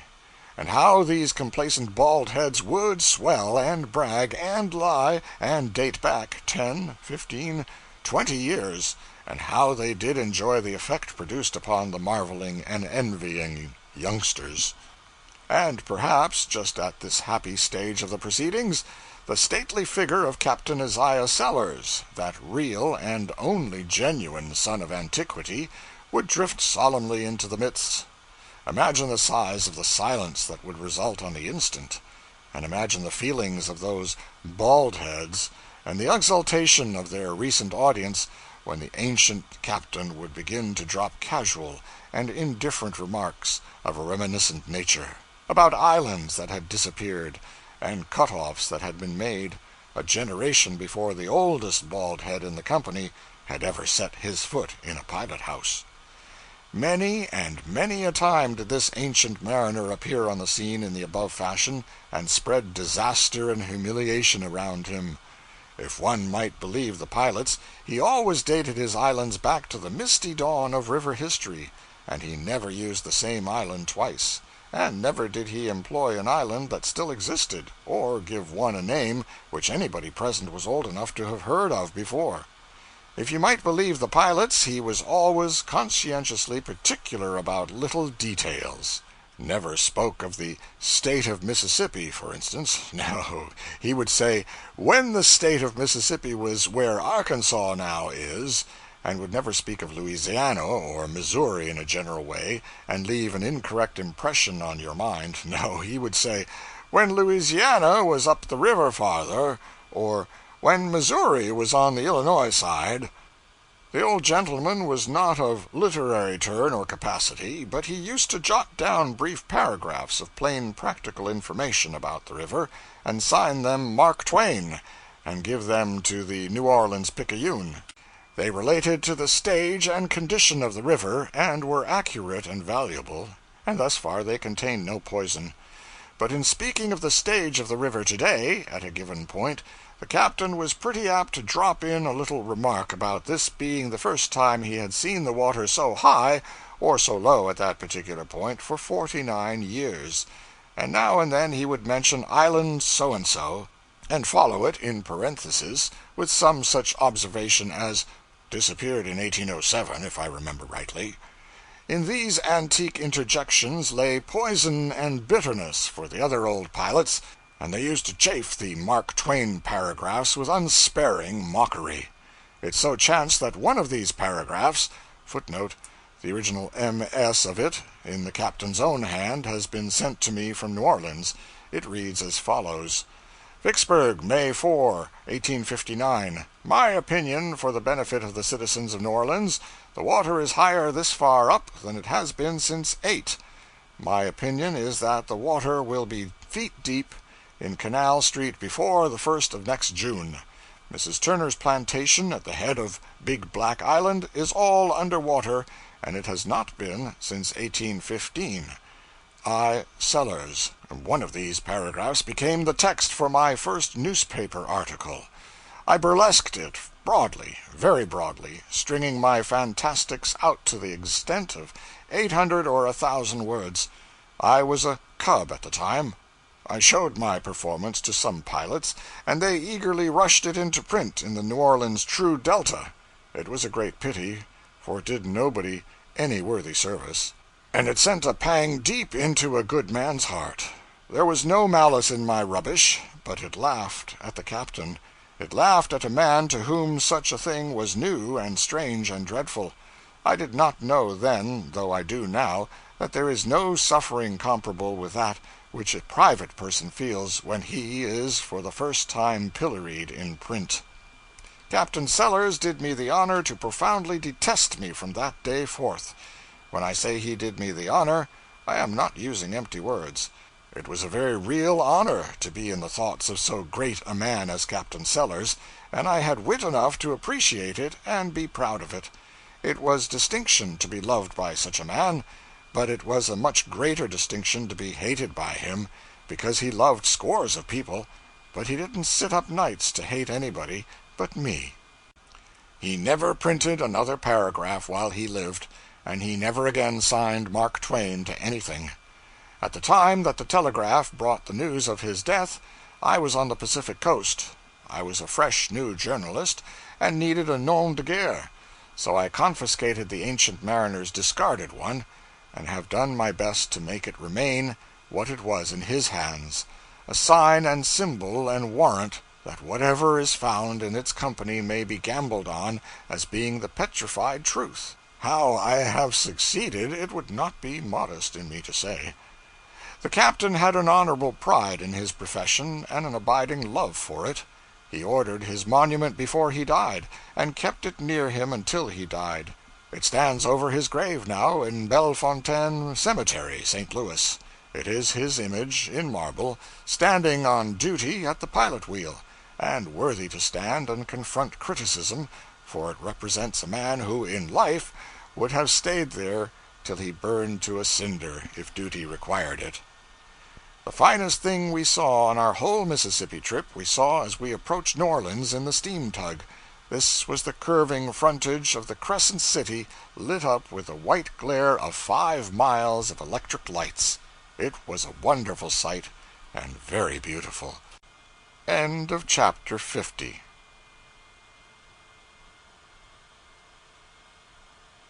Life on the Mississippi by Mark Twain.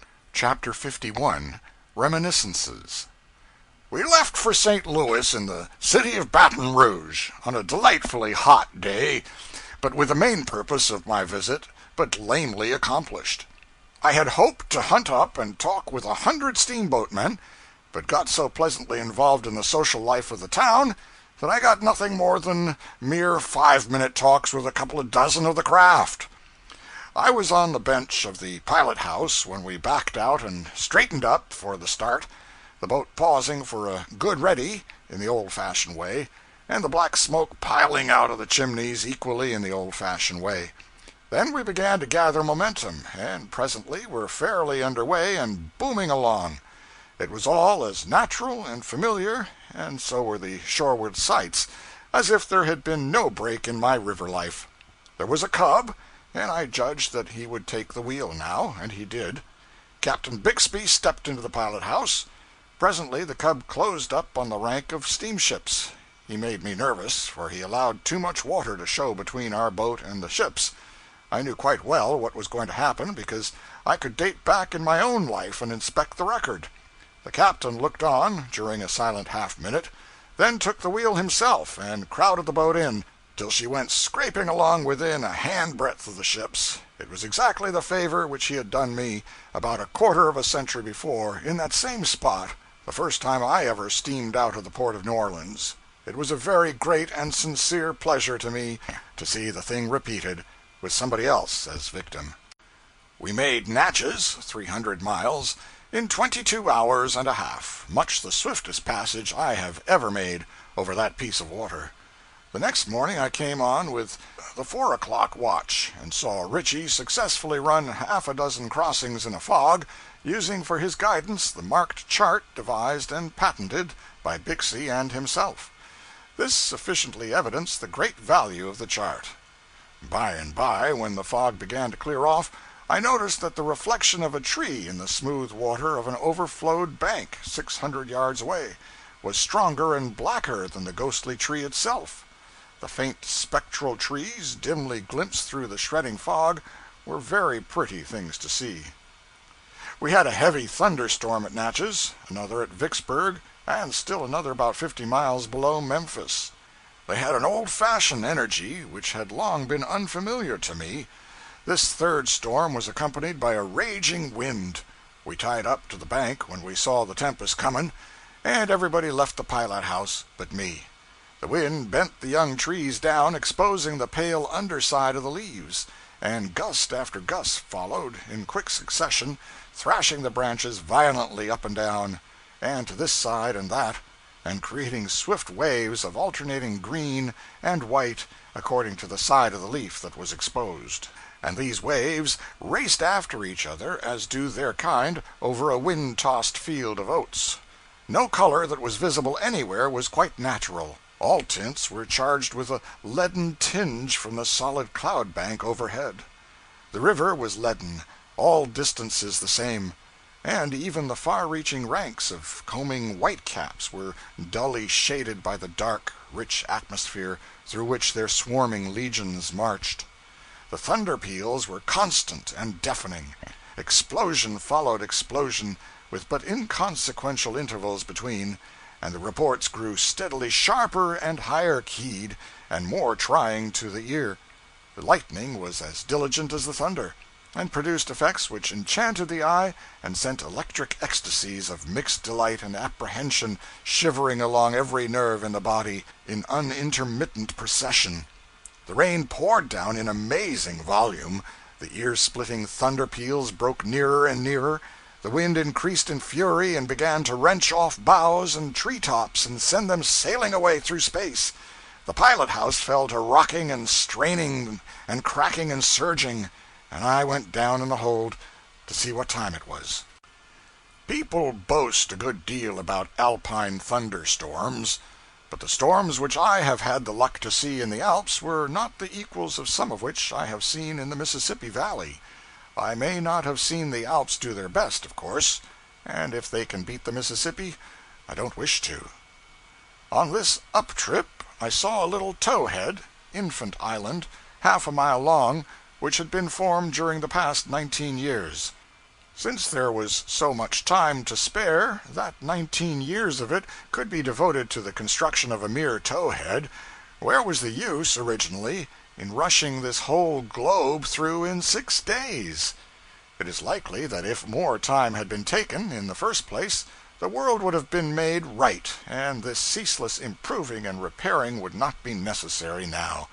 But if you hurry a world or a house, you are nearly sure to find out by and by that you have left out a towhead, or a broom-closet, or some other little convenience here and there, which has got to be supplied, no matter how much expense and vexation it may cost.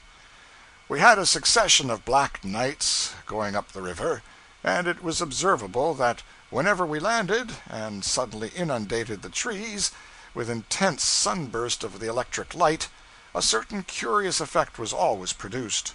Hundreds of birds flocked instantly out from the masses of shining green foliage, and went careening hither and thither through the white rays, and often a songbird tuned up and fell to singing. We judged that they mistook this superb artificial day for the genuine article.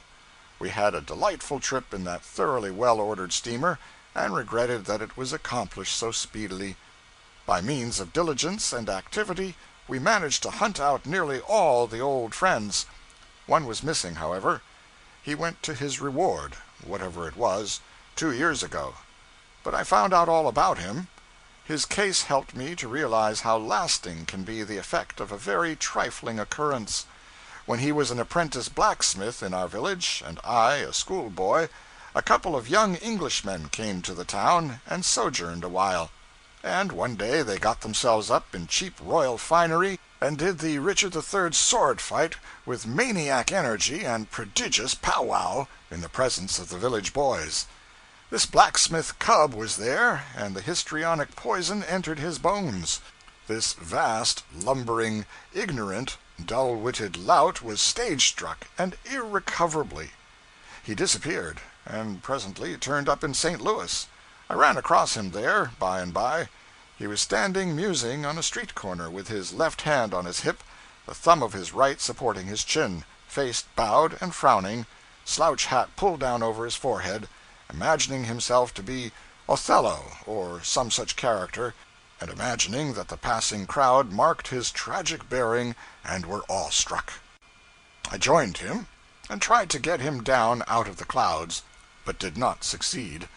However, he casually informed me presently that he was a member of the Walnut Street Theater Company, and he tried to say it with indifference, but the indifference was thin, and a mighty exultation showed through it. He said he was cast for a part in Julius Caesar for that night, and if I should come I would see him. If I should come. I said I wouldn't miss it if I were dead. I went away stupefied with astonishment, and saying to myself, how strange it is.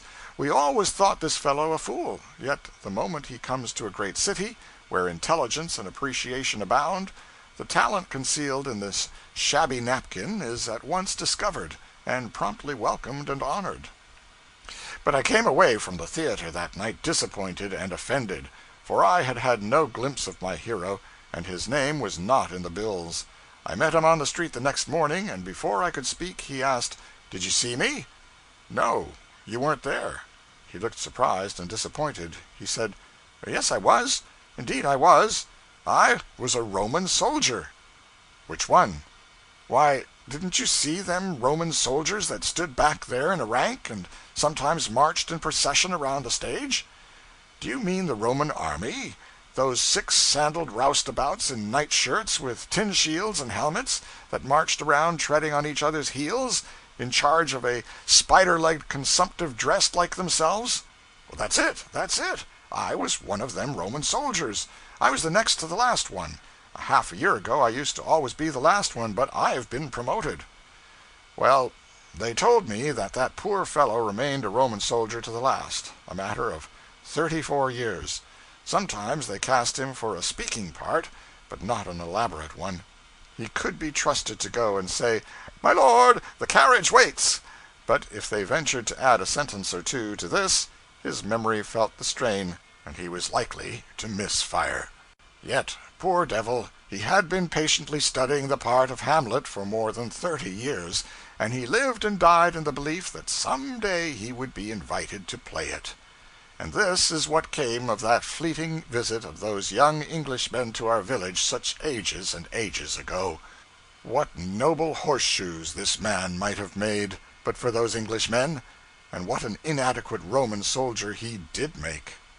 A day or two after we reached St. Louis, I was walking along 4th Street, when a grizzly-headed man gave a sort of start as he passed me, then stopped, came back, inspected me narrowly, with a clouding brow, and finally said with deep asperity, "Look here, have you got that drink yet?" A maniac, I judged at first, but all in a flash I recognized him. I made an effort to blush that strained every muscle in me, and answered as sweetly and winningly as ever I knew how, "Been a little slow, but am just this minute closing in on the place where they keep it. Come in and help." He softened and said make it a bottle of champagne, and he was agreeable. He said he had seen my name in the papers, and had put all his affairs aside and turned out, resolved to find me or die, and make me answer that question satisfactorily or kill me, though the most of his late asperity had been rather counterfeit than otherwise. This meeting brought back to me the St. Louis riots of about 30 years ago. I spent a week there at that time, in a boarding house, and had this young fellow for a neighbor across the hall. We saw some of the fightings and killings, and by we went one night to an armory where 200 young men had met, upon call, to be armed and go forth against the rioters under command of a military man. We drilled till about 10 o'clock at night. Then news came that the mob were in great force in the lower end of the town, and were sweeping everything before them. Our column moved at once. It was a very hot night, and my musket was very heavy. We marched and marched, and the nearer we approached the seat of war, the hotter I grew, and the thirstier I got. I was behind my friend, so finally I asked him to hold my musket while I dropped out and got a drink. Then I branched off and went home. I was not feeling any solicitude about him, of course, because I knew he was so well armed now that he could take care of himself without any trouble. If I had had any doubts about that, I would have borrowed another musket for him. I left the city pretty early the next morning, and if this grizzled man had not happened to encounter my name in the papers the other day in St. Louis, and felt moved to seek me out, I should have carried to my grave a heart-torturing uncertainty as to whether he ever got out of the riots all right or not. I ought to have inquired 30 years ago, I know that, and I would have inquired if I had had the muskets, but in the circumstances he seemed better fixed to conduct the investigations than I was. One Monday, near the time of our visit to St. Louis, the Globe Democrat came out with a couple of pages of Sunday statistics, whereby it appeared that 119,448 St. Louis people attended the morning and evening church services the day before, and 23,102 children attended Sunday school. Thus, 142,550 persons out of the city's total of 400,000 population respected the day religious-wise. I found these statistics in a condensed form in a telegram of the Associated Press and preserved them. They made it apparent that St. Louis was in a higher state of grace than she could have claimed to be in any time. But now that I canvass the figures narrowly, I suspect that the telegraph mutilated them. It cannot be that there are more than 150,000 Catholics in the town. The other 250,000 must be classified as Protestants. Out of these 250,000, according to this questionable telegram, only 26,362 attended church and Sunday school, while out of the 150,000 Catholics, 116,188 went to church and Sunday school. End of chapter 51.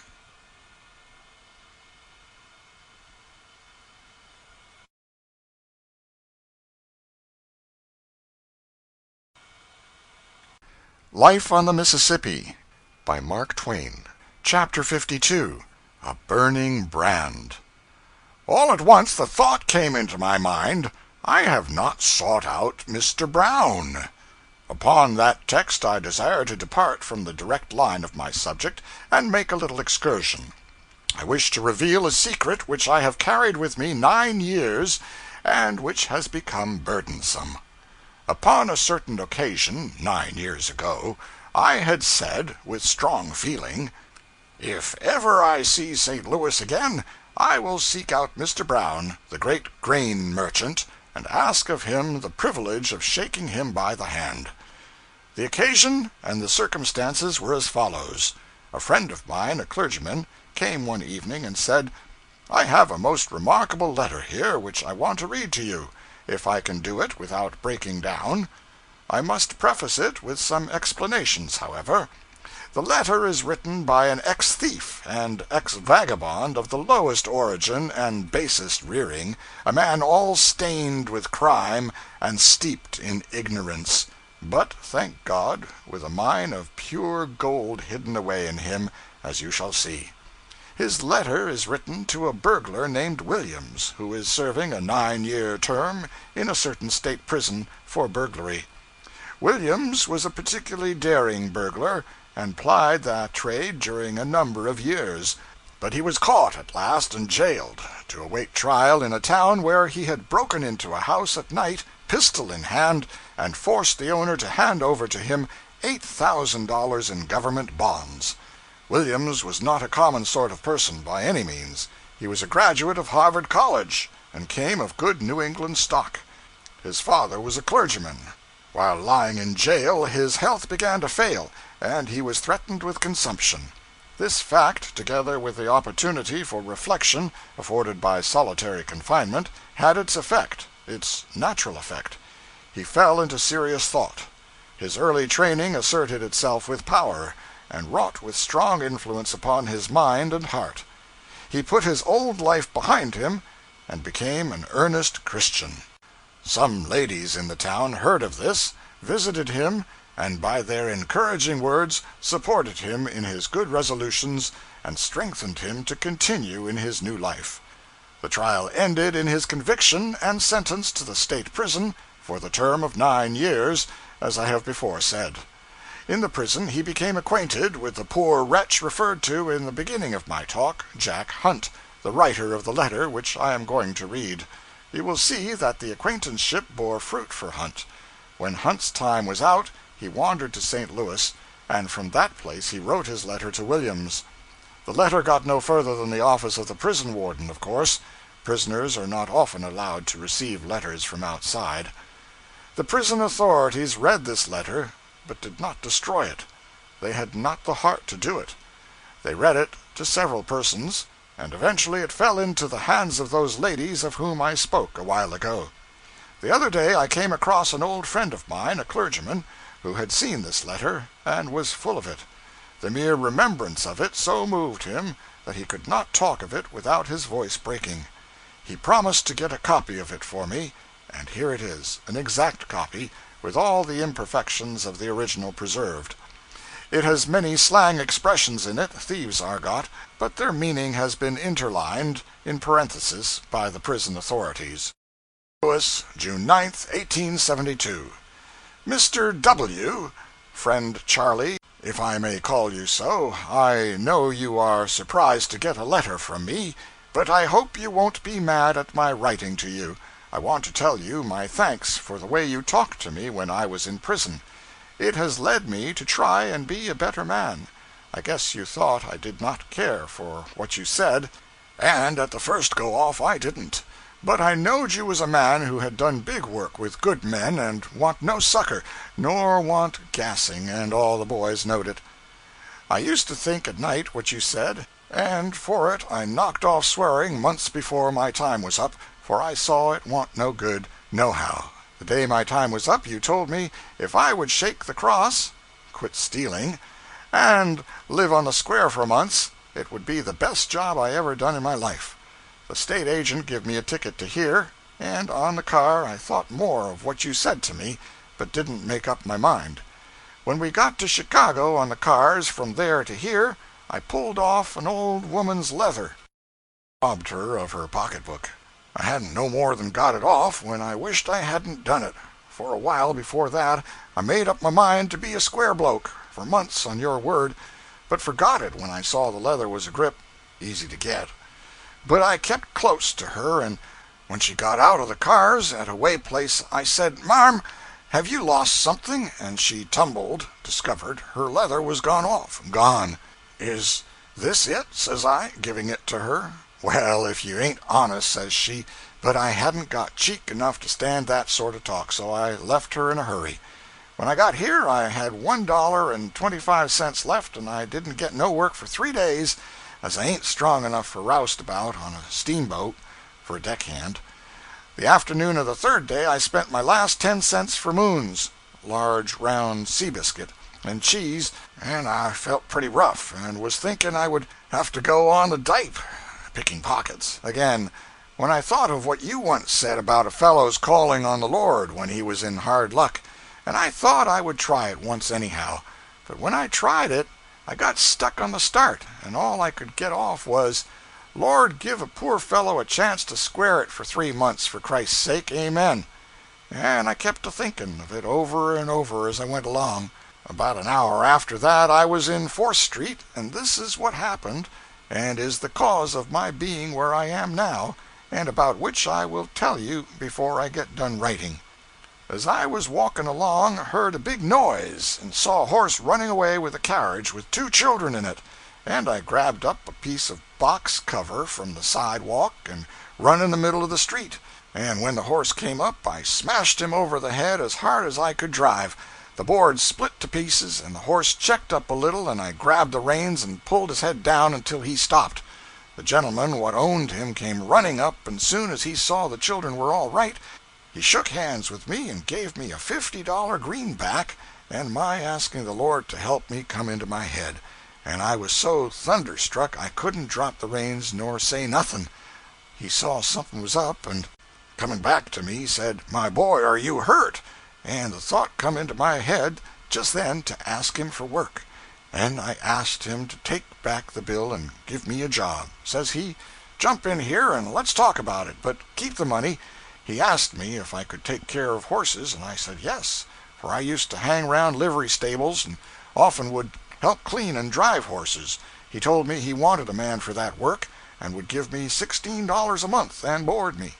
You bet I took that chance at once. That night, in my little room over the stable, I sat a long time thinking over my past life and of what had just happened, and I just got down on my knees and thanked the Lord for the job and to help me to square it, and to bless you for putting me up to it. And the next morning I done it again, and got me some new togs, clothes, and a Bible, for I made up my mind, after what the Lord had done for me, I would read the Bible every night and morning, and ask him to keep an eye on me. When I had been there about a week, Mr. Brown, that's his name, came in my room one night and saw me reading the Bible. He asked me if I was a Christian, and I told him no. He asked me how it was I read the Bible instead of papers and books. Well, Charlie, I thought I had better give him a square deal in the start. So I told him all about my being in prison, and about you, and how I had almost done give up looking for work, and how the Lord got me the job when I asked him, and the only way I had to pay him back was to read the Bible and square it, and I asked him to give me a chance for 3 months. He talked to me like a father for a long time, and told me I could stay, and then I felt better than ever I had done in my life, for I had given Mr. Brown a fair start with me, and now I didn't fear no one giving me a back cap, exposing his past life, and running me off the job. The next morning he called me into the library and gave me another square talk, and advised me to study some every day, and he would help me 1 or 2 hours every night.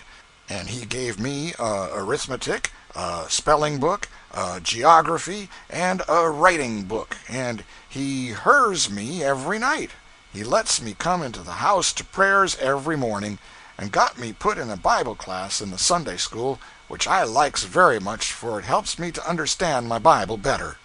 Now, Charlie, the 3 months on the square are up 2 months ago, and, as you said, it is the best job I ever did in my life, and I commenced another of the same sort right away, only it is to God helping me to last a lifetime, Charlie. I wrote this letter to tell you I do think God has forgiven my sins and heard your prayers, for you told me you should pray for me. I know I love to read his word, and tell him all my troubles, and he helps me, I know, for I have plenty of chances to steal, but I don't feel to as I once did, and now I take more pleasure in going to church than to the theater, and that wasn't so once. Our minister and others often talk with me, and a month ago they wanted me to join the church, but I said no, not now. I may be mistaken in my feelings. I will wait a while. But now I feel that God has called me, and on the first Sunday in July I will join the church. Dear friend, I wish I could write to you as I feel, but I can't do it yet. You know, I learned to read and write while prisons and I ain't got well enough along to write as I would talk. I know I ain't spelled all the words right in this, and lots of other mistakes, but you will excuse I know. For you know I was brought up in a poorhouse until I run away, and that I never knew who my father and mother was, and I don't know my right name, and I hope you won't be mad at me. But I have as much right to one name as another, and I have taken your name, for you won't use it when you get out, I know, and you are the man I think most of in the world. So I hope you won't be mad. I am doing well. I put $10 a month in bank with $25 of the $50.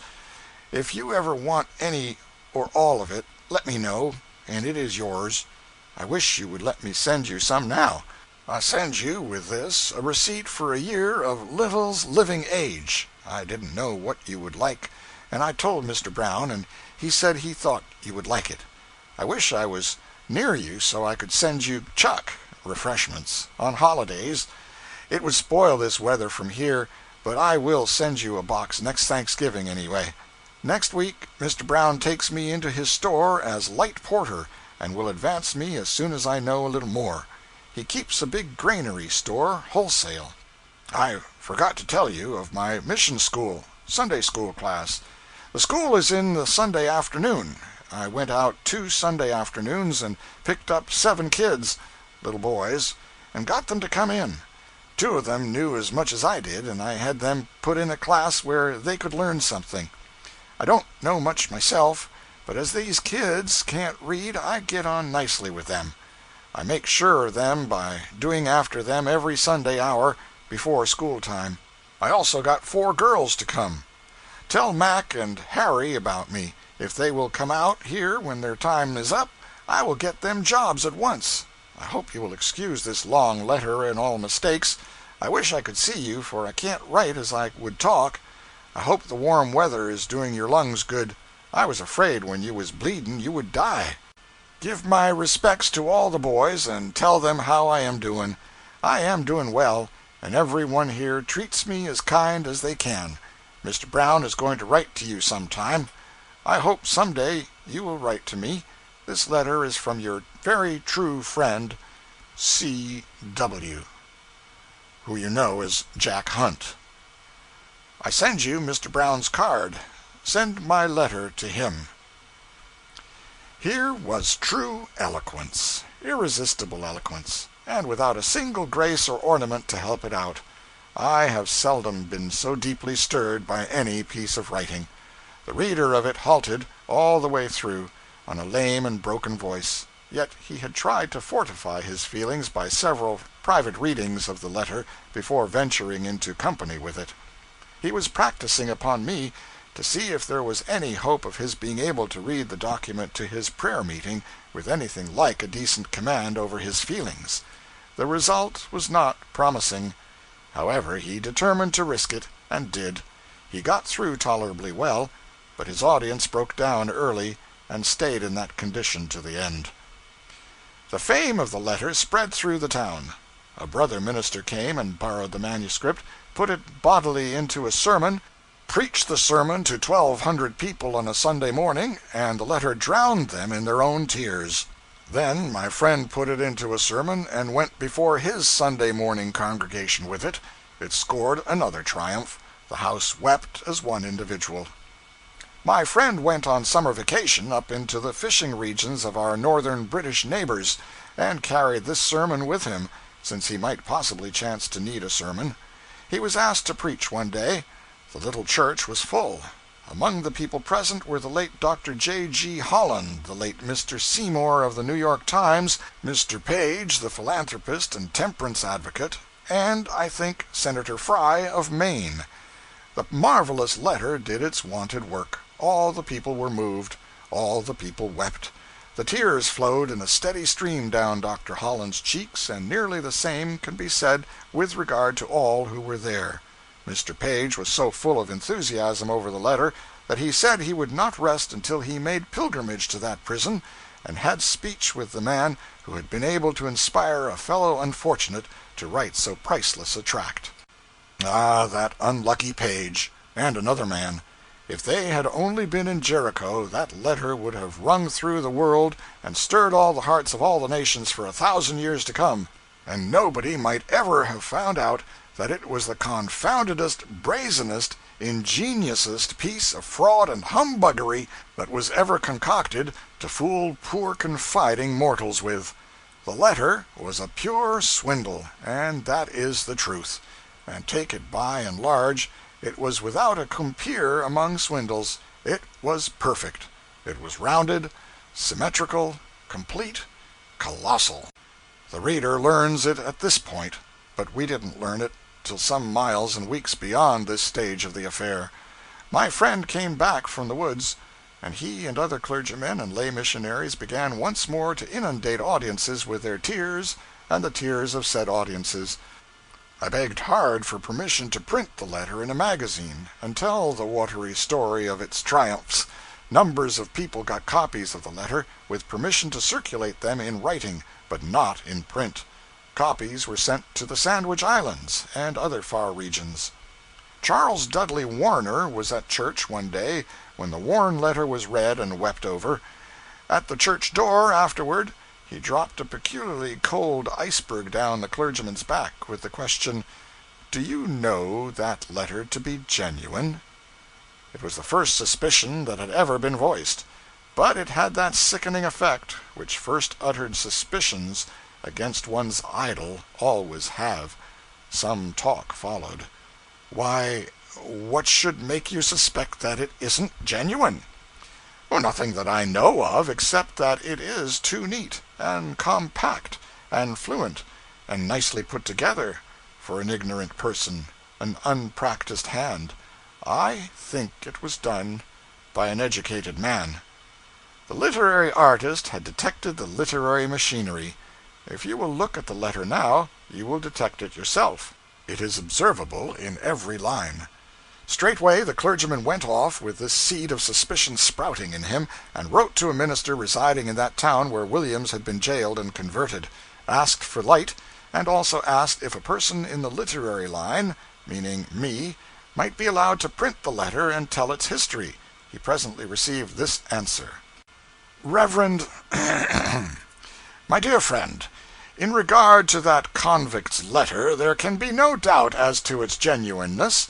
Williams, to whom it was written, lay in our jail and professed to have been converted, and Reverend Mr. the chaplain had great faith in the genuineness of the change, as much as one can have in such case. The letter was sent to one of our ladies, who is a Sunday school teacher, sent either by Williams himself or the chaplain of the state's prison, probably. She has been greatly annoyed in having so much publicity, lest it might seem a breach of confidence or be an injury to Williams. In regard to its publication, I can give no permission, though if the names and places were omitted, and especially if sent out of the country, I think you might take the responsibility and do it. It is a wonderful letter, which no Christian genius, much less one unsanctified, could ever have written, as showing the work of grace in a human heart and in a very degraded and wicked one. It proves its own origin, and reproves our weak faith in its power to cope with any form of wickedness. Mr. Brown, of St. Louis, someone said, was a Hartford man. Do all whom you send from Hartford serve their master as well? P.S.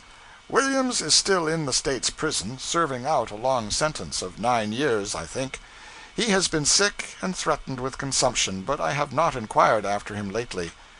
This lady that I speak of corresponds with him, I presume, and will be quite sure to look after him. This letter arrived a few days after it was written, and up went Mr. Williams' stock again. Mr. Warner's low-down suspicion was laid in the cold, cold grave, where it apparently belonged. It was a suspicion based upon mere internal evidence, anyway, and when you come to internal evidence, it's a big field and a game that two can play at, as witness this other internal evidence, discovered by the writer of the note above quoted, that it is a wonderful letter, which no Christian genius, much less one unsanctified, could ever have written. I had permission now to print, provided I suppressed names and places and sent my narrative out of the country.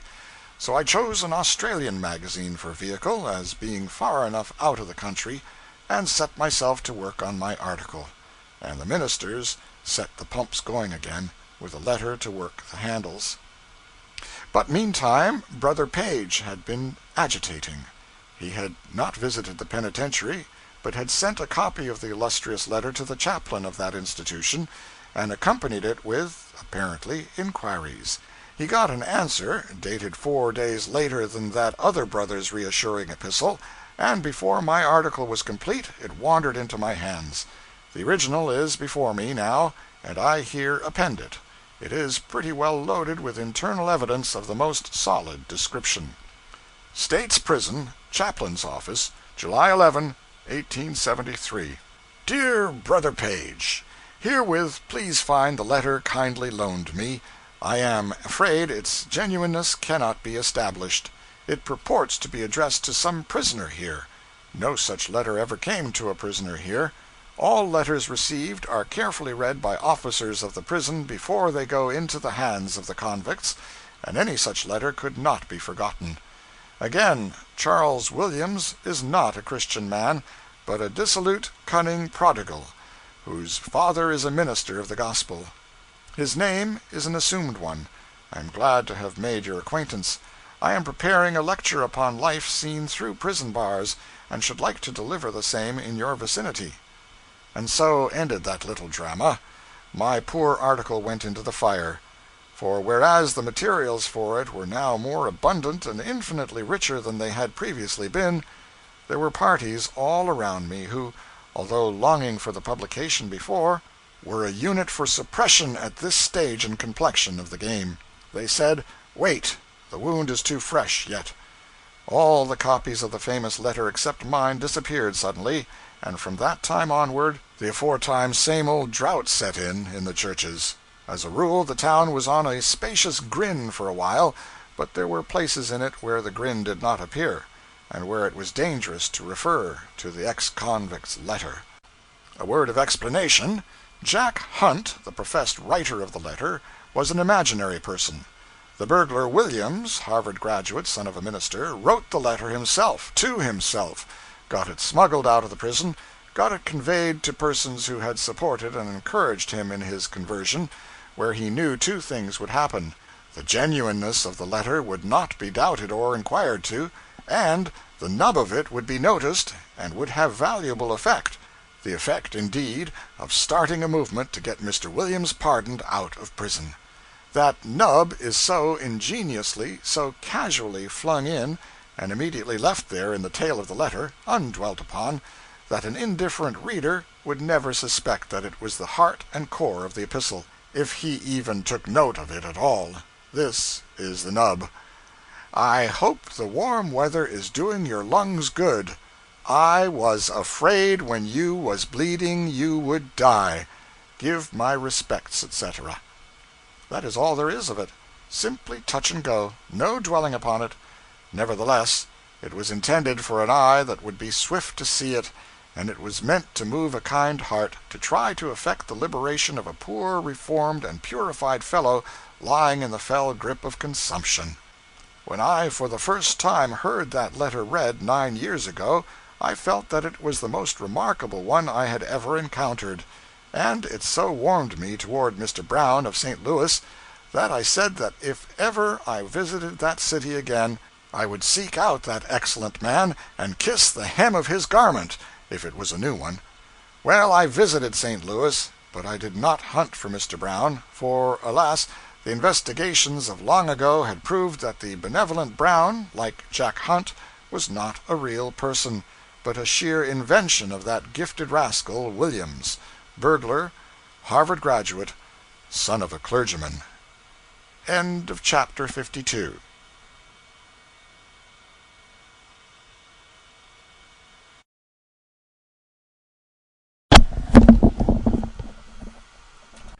Life on the Mississippi by Mark Twain. Chapter 53. My Boyhood's Home.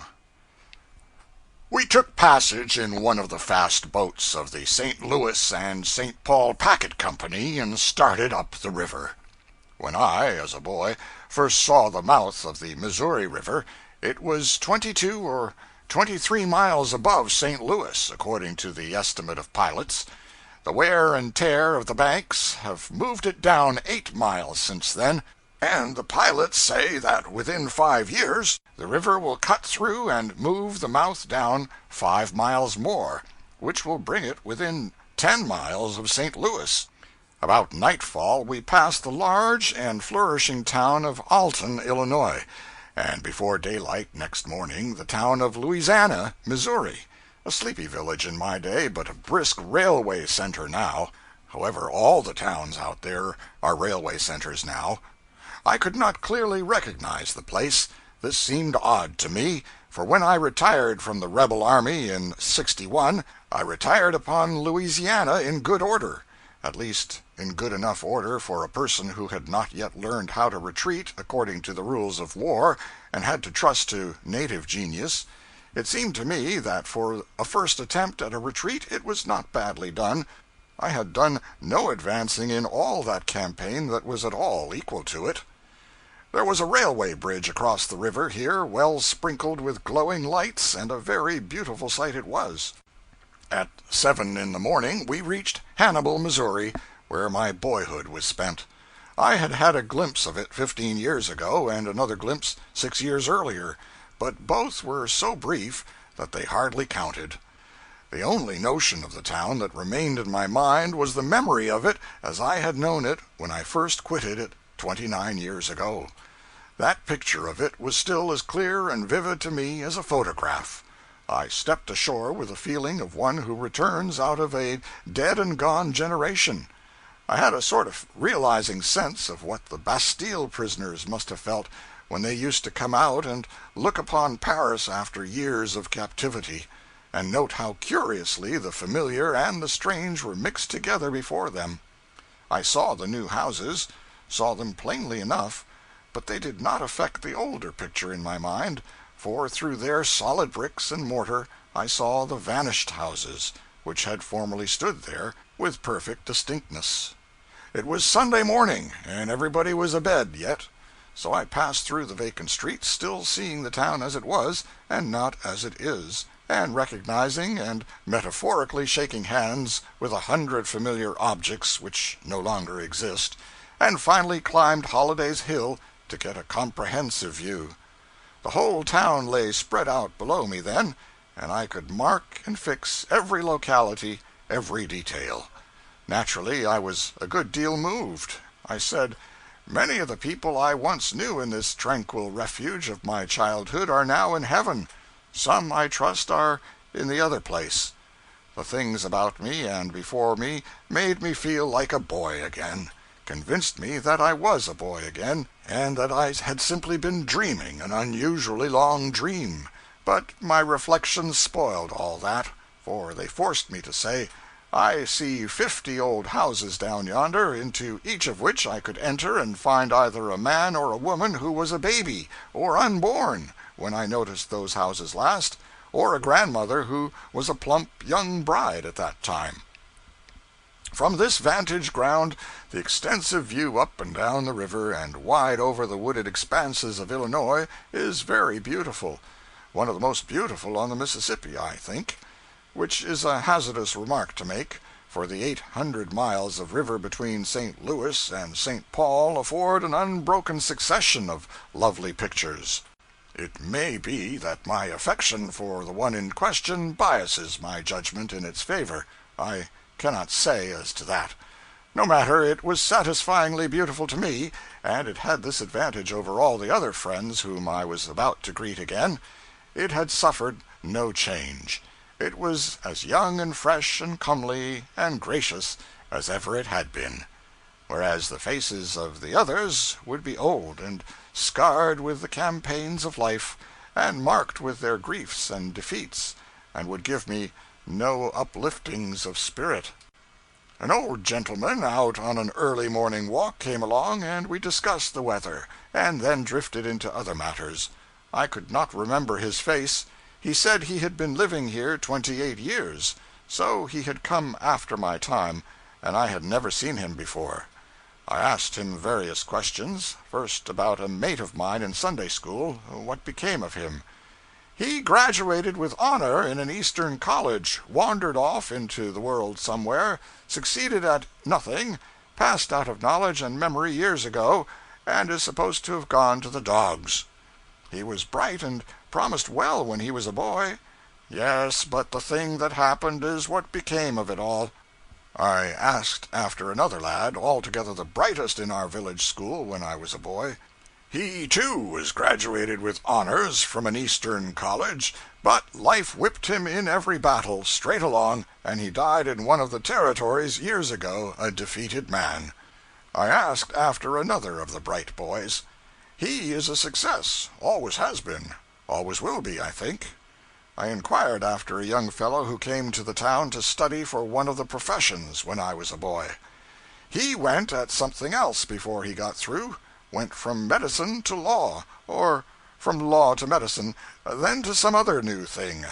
Went away for a year, came back with a young wife, fell to drinking, then to gambling behind the door, finally took his wife and 2 young children to her father's, and went off to Mexico. Went from bad to worse, and finally died there, without a cent to buy a shroud, and without a friend to attend the funeral. Pity, for he was the best-natured and most cheery and hopeful young fellow that ever was. I named another boy. Oh, he is all right. Lives here yet. Has a wife and children, and is prospering. Same verdict concerning other boys. I named 3 schoolgirls. The first 2 live here, are married, and have children. The other is long ago dead, never married. I named, with emotion, one of my early sweethearts. She is all right, been married 3 times, buried 2 husbands, divorced from the 3rd, and I hear she is getting ready to marry an old fellow out in Colorado somewhere. She's got children scattered around here and there, most everywheres. The answer to several other inquiries was brief and simple. Killed in the war. I named another boy. Well, now, his case is curious. There wasn't a human being in this town but knew that that boy was a perfect chucklehead, perfect dummy, just a stupid ass, as you may say. Everybody knew it, and everybody said it. Well, if that very boy isn't the first lawyer in the state of Missouri today, I'm a Democrat. Is that so? It's actually so. I'm telling you the truth. How do you account for it? Account for it? Well, there ain't any accounting for it, except that if you send a damn fool to St. Louis, and you don't tell them he's a damn fool, they'll never find it out. Well, there's one thing sure. If I had a damn fool, I should know what to do with him. Ship him to St. Louis. It's the noblest market in the world for that kind of property. Well, when you come to look at it all around, and chew at it, and think it over, don't it just bang anything you ever heard of? Well, yes, it does seem to. But don't you think maybe it was the Hannibal people who were mistaken about the boy, and not the St. Louis people? Oh, nonsense. The people here have known him from the very cradle. They knew him 100 times better than the St. Louis idiots could have known him. No, if you have got any damn fools that you want to realize on, take my advice. Send them to St. Louis. I mentioned a great number of people whom I had formerly known. Some were dead, some were gone away, some had prospered, some had come to naught. But as regarded a dozen or so of the lot, the answer was comforting. Prosperous, live here yet, town littered with their children. I asked about Miss died in the insane asylum 3 or 4 years ago, never was out of it from the time she went in, and was always suffering, too, never got a shred of her mind back. If he spoke the truth, here was a heavy tragedy indeed. 36 years in a madhouse, that some young fools might have some fun. I was a small boy at the time, and I saw those giddy young ladies come tiptoeing into the room where Miss sat reading at midnight by a lamp. The girl at the head of the file wore a shroud and a dough-face. She crept behind the victim, touched her on the shoulder, and she looked up and screamed, and then fell into convulsions. She did not recover from the fright, but went mad. In these days it seems incredible that people believed in ghosts so short a time ago, but they did. After asking after such other folk as I could call to mind, I finally inquired about myself. Oh, he succeeded well enough. Another case of damn fool. If they'd sent him to St. Louis, he'd have succeeded sooner. It was with much satisfaction that I recognized the wisdom of having told this candid gentleman, in the beginning, that my name was Smith.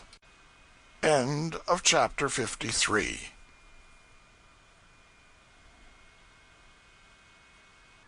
Life on the Mississippi by Mark Twain. Chapter 54, Past and Present. Being left to myself up there, I went on picking out old houses in the distant town, and calling back their former inmates out of the moldy past. Among them I presently recognized the house of the father of Lem Hackett, fictitious name. It carried me back more than a generation in a moment, and landed me in the midst of a time when happenings of life were not the natural and logical results of great general laws, but of special orders, and were freighted with very precise and distinct purposes, partly punitive in intent, partly admonitory, and usually local in application. When I was a small boy, Lem Hackett was drowned on a Sunday. He fell out of an empty flatboat where he was playing. Being loaded with sin, he went to the bottom like an anvil. He was the only boy in the village who slept that night. We others all lay awake repenting. We had not needed the information, delivered from the pulpit that evening, that Lem's was a case of special judgment. We knew that already. There was a ferocious thunderstorm that night, and it raged continuously until near dawn. The winds blew, the windows rattled, the rain swept along the roof in pelting sheets, and at the briefest of intervals the inky blackness of the night vanished. The houses over the way glared out white and blinding for a quivering instant, then the solid darkness shut down again, and a splitting peal of thunder followed, which seemed to rend everything in the neighborhood to shreds and splinters. I sat up in bed quaking and shuddering, waiting for the destruction of the world, and expecting it. To me, there was nothing strange or incongruous in heaven's making such an uproar about Lem Hackett. Apparently it was the right and proper thing to do. Not a doubt entered my mind that all the angels were grouped together discussing this boy's case, and observing the awful bombardment of our beggarly little village with satisfaction and approval. There was one thing which disturbed me in the most serious way. That was the thought that this centering of the celestial interest on our village could not fail to attract the attention of the observers to people among us who might otherwise have escaped notice for years. I felt that I was not only one of those people, but the very one most likely to be discovered. That discovery could have but one result. I should be in the fire with Lem before the chill of the river had been fairly warmed out of him. I knew that this would be only just and fair. I was increasing the chances against myself all the time, by feeling a secret bitterness against Lem for having attracted this fatal attention to me, but I could not help it. This sinful thought persisted in infesting my breast in spite of me. Every time the lightning glared, I caught my breath and judged I was gone.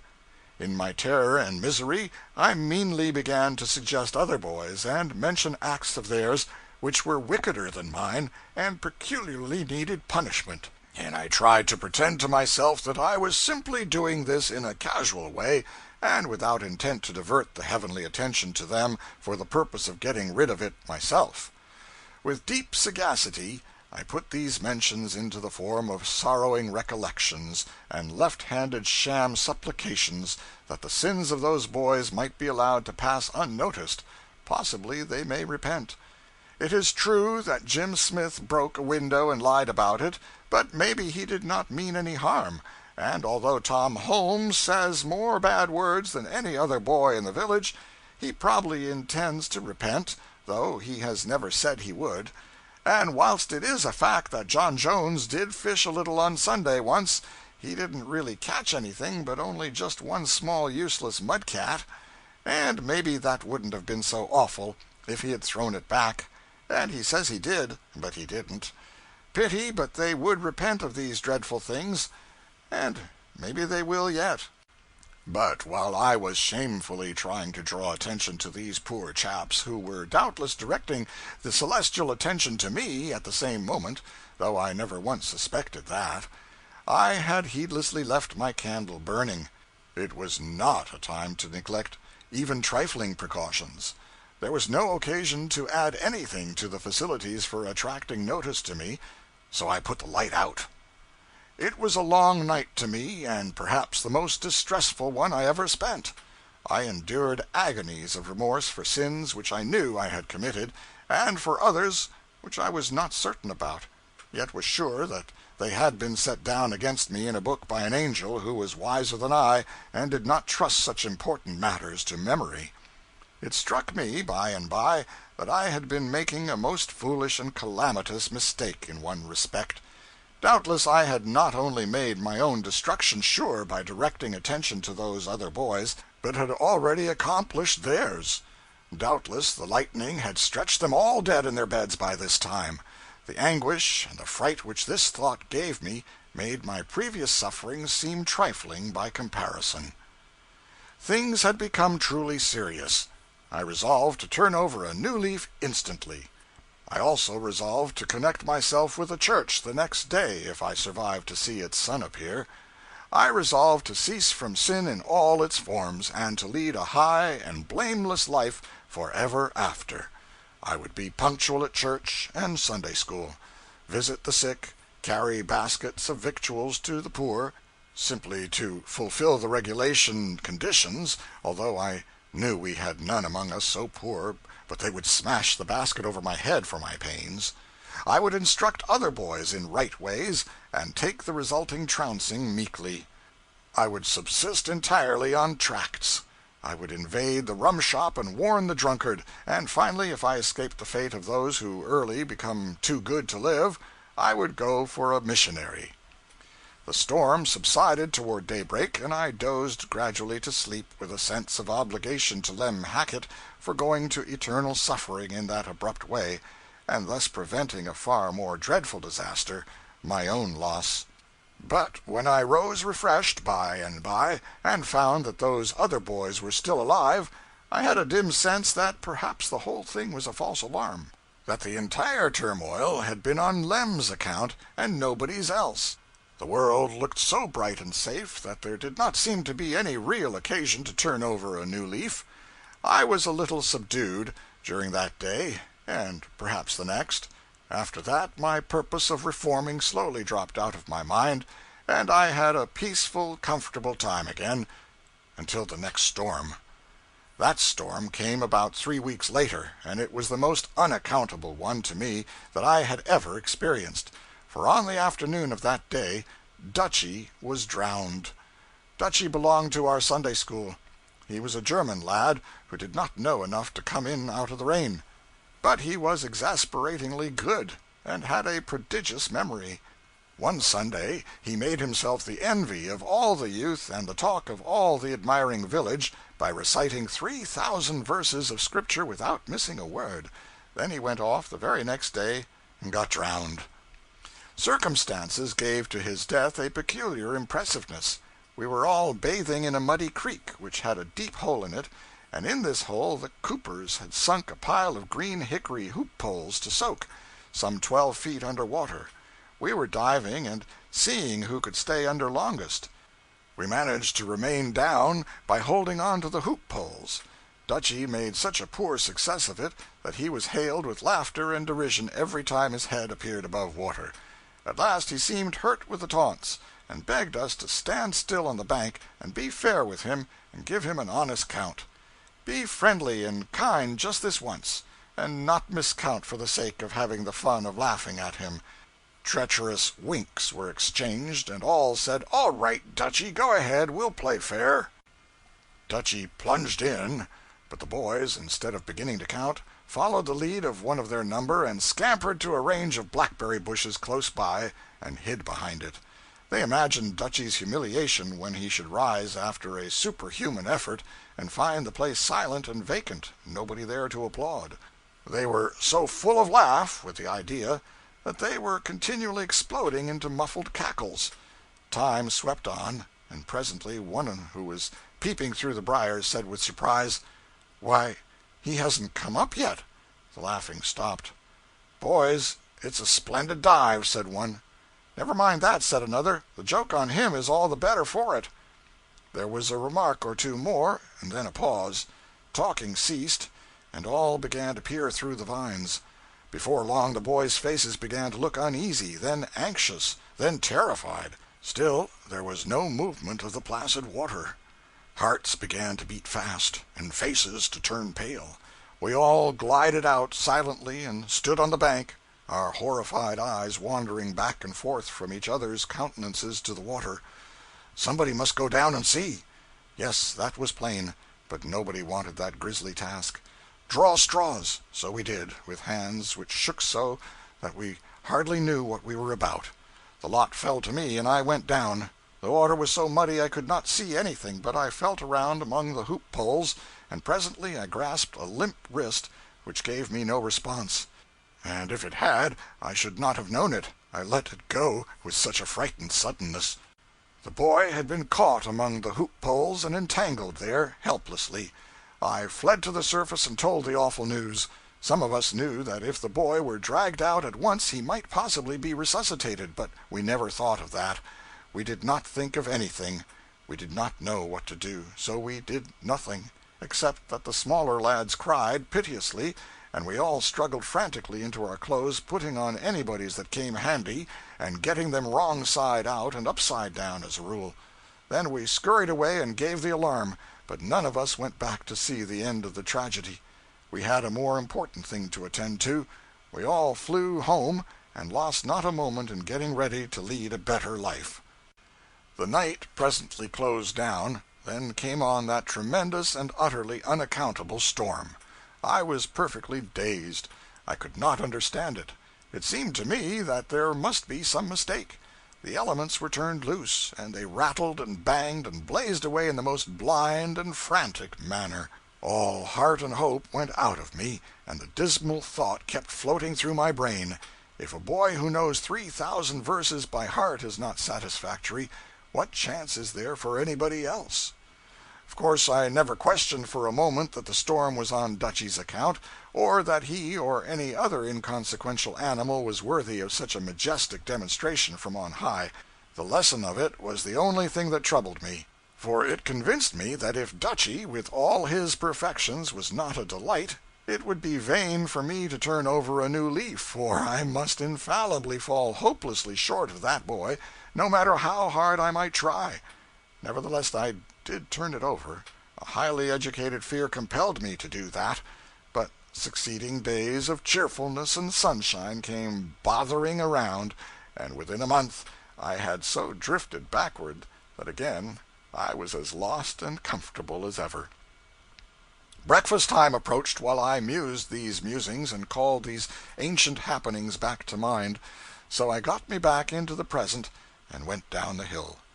On my way through town to the hotel, I saw the house which was my home when I was a boy.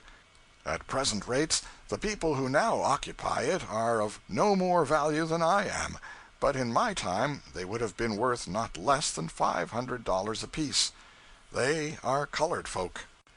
After breakfast I went out alone again, intending to hunt up some of the Sunday schools and see how this generation of pupils might compare with their progenitors, who had sat with me in those places and had probably taken me as a model, though I do not remember as to that now.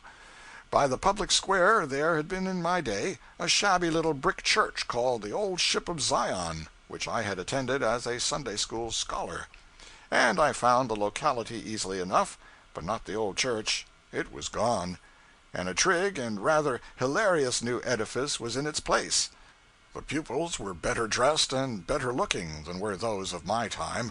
Consequently, they did not resemble their ancestors, and consequently there was nothing familiar to me in their faces. Still, I contemplated them with a deep interest and a yearning wistfulness, and if I had been a girl I would have cried, for they were the offspring, and represented, and occupied the places of boys and girls, some of whom I had loved to love, and some of whom I had loved to hate, but all of whom were dear to me for the one reason or the other, so many years gone by, and Lord, where be they now? I was mightily stirred, and would have been grateful to be allowed to remain unmolested and look my fill. But a bald-summited superintendent, who had been a tow-headed Sunday school mate of mine on that spot in the early ages, recognized me, and I talked a flutter of wild nonsense to those children to hide the thoughts which were in me, and which could not have been spoken without a betrayal of feeling that would have been recognized as out of character with me. Making speeches without preparation is no gift of mine, and I was resolved to shirk any new opportunity, but in the next and larger Sunday school I found myself in the rear of the assemblage. So I was very willing to go on the platform a moment for the sake of getting a good look at the scholars.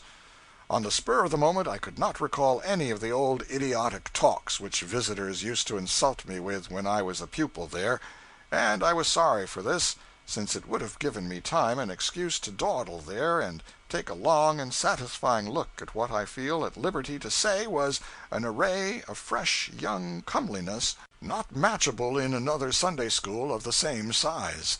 As I talked merely to get a chance to inspect, and as I strung out the random rubbish solely to prolong the inspection, I judged it but decent to confess these low motives, and I did so.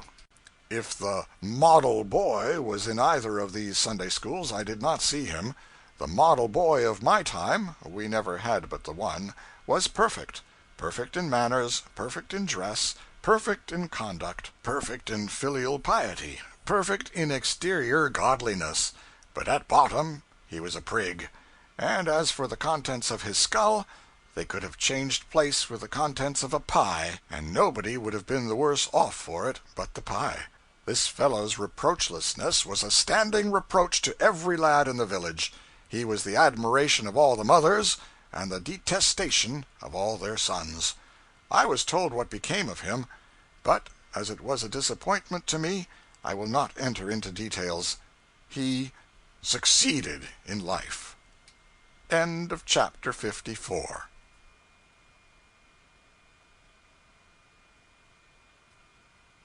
Life on the Mississippi by Mark Twain.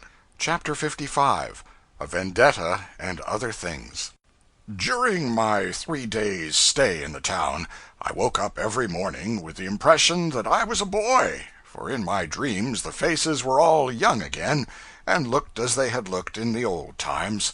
But I went to bed 100 years old every night, for meantime I had been seeing those faces as they are now. Of course I suffered some surprises along at first, before I had become adjusted to the changed state of things.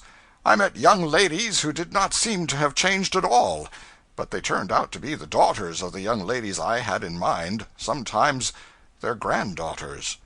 When you are told that a stranger of 50 is a grandmother, there is nothing surprising about it. But if, on the contrary, she is a person whom you knew as a little girl, it seems impossible. You say to yourself, how can a little girl be a grandmother?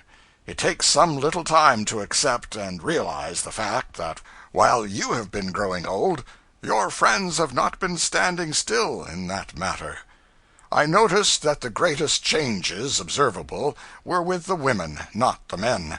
I saw men whom 30 years had changed but slightly, but their wives had grown old. These were good women. It is very wearing to be good. There was a saddler whom I wished to see, but he was gone. Dead these many years, they said. Once or twice a day the saddler used to go tearing down the street, putting on his coat as he went, and then everybody knew a steamboat was coming. Everybody knew, also, that John Stavely was not expecting anybody by the boat, or any freight either. And Stavely must have known that everybody knew this. Still, it made no difference to him. He liked to seem to himself to be expecting 100,000 tons of saddles by this boat, and so he went on all his life, enjoying being faithfully on hand to receive and receipt for those saddles, in case by any miracle they should come. A malicious Quincy paper used always to refer to this town, in derision, as Stavely's Landing. Stavely was one of my earliest admirations. I envied him his rush of imaginary business, and the display he was able to make of it before strangers, as he went flying down the street struggling with his fluttering coat. But there was a carpenter who was my chiefest hero.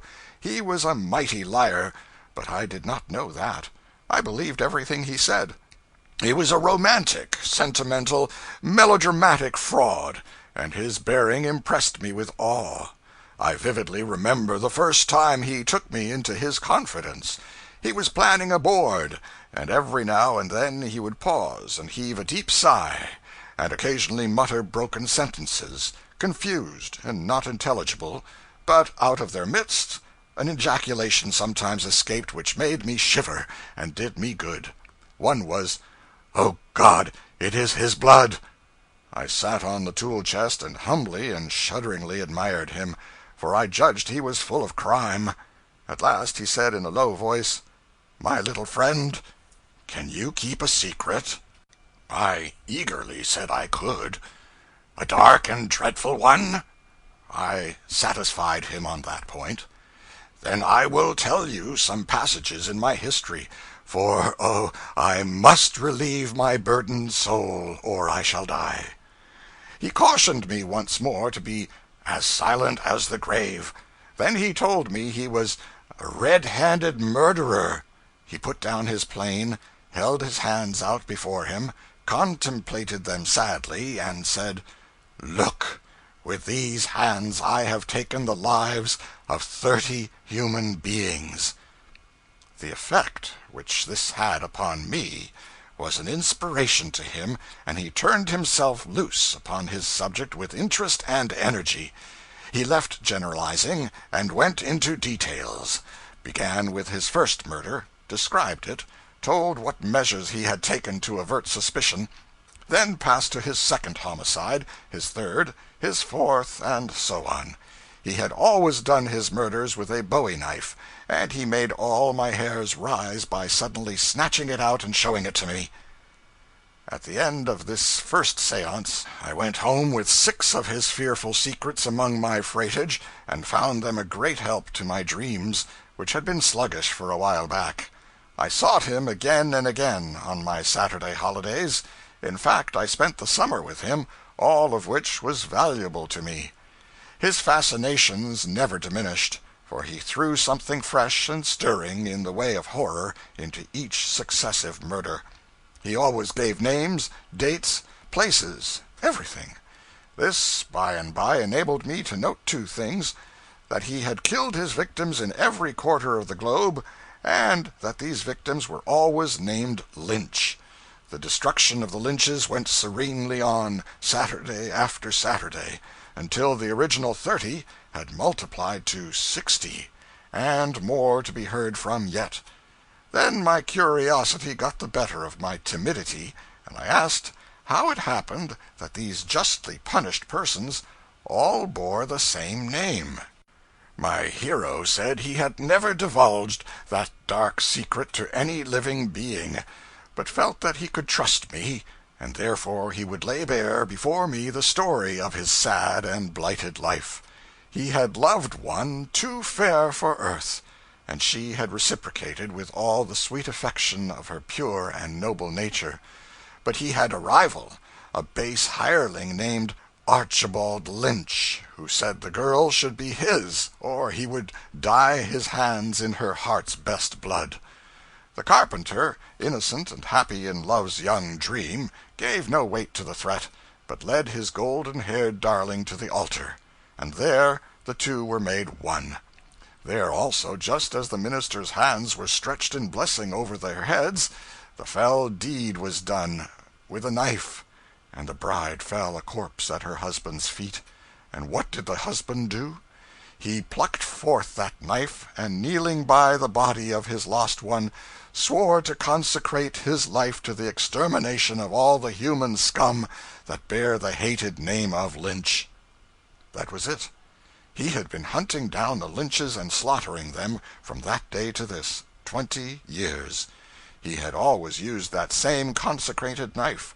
With it he had murdered his long array of Lynches, and with it he had left upon the forehead of each victim a peculiar mark, a cross, deeply incised. Said he, "The cross of the mysterious avenger is known in Europe, in America, in China, in Siam, in the tropics, in the polar seas, in the deserts of Asia, in all the earth. Wherever in the uttermost parts of the globe a Lynch has penetrated, there has the mysterious cross been seen, and those who have seen it have shuddered and said, 'It is his mark, he has been here.' You have heard of the mysterious avenger. Look upon him, for before you stands no less a person. But beware, breathe not a word to any soul. Be silent and wait. Some morning this town will flock aghast to view a gory corpse. On its brow will be seen the awful sign, and men will tremble and whisper, 'He has been here. It is the mysterious avenger's mark.' You will come here, but I shall have vanished. You will see me no more." This ass had been reading the Gibbeneno, no doubt, and had had his poor romantic head turned by it, but as I had not yet seen the book then, I took his inventions for truth, and did not suspect that he was a plagiarist. However, we had a Lynch living in the town, and the more I reflected upon his impending doom, the more I could not sleep. It seemed my plain duty to save him, and a still plainer and more important duty to get some sleep for myself. So at last I ventured to go to Mr. Lynch and tell him what was about to happen to him, under strict secrecy. I advised him to fly, and certainly expected him to do it, but he laughed at me, and he did not stop there.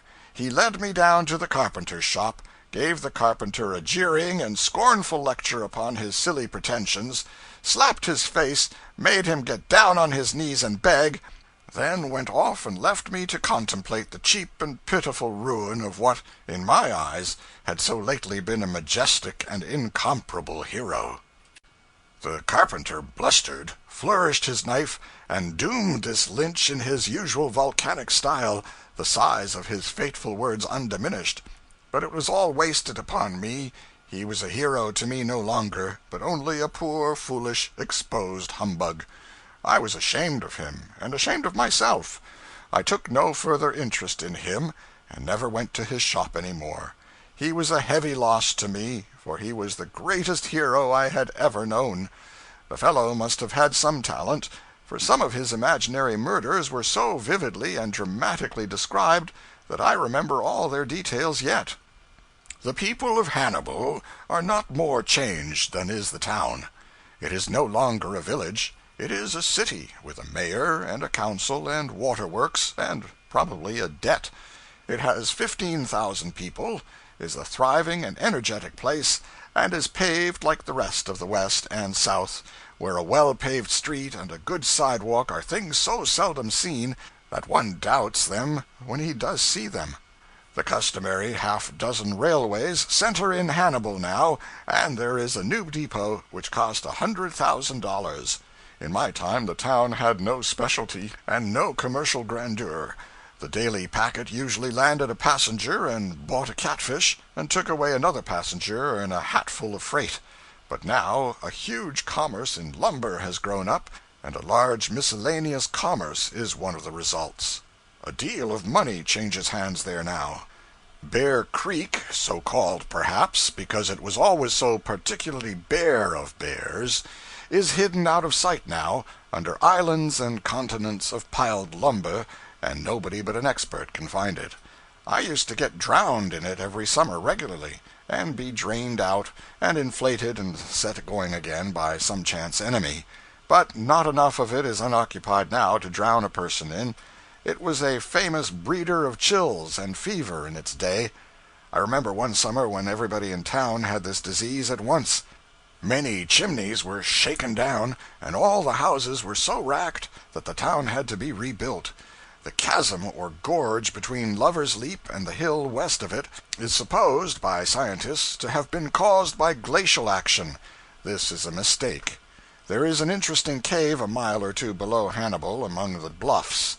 I would have liked to revisit it, but had no time. In my time, the person who then owned it turned it into a mausoleum for his daughter, aged 14. The body of this poor child was put into a copper cylinder filled with alcohol, and this was suspended in one of the dismal avenues of the cave. The top of the cylinder was removable, and it was said to be a common thing for the base order of tourists to drag the dead face into view and examine it and comment upon it. End of chapter 55.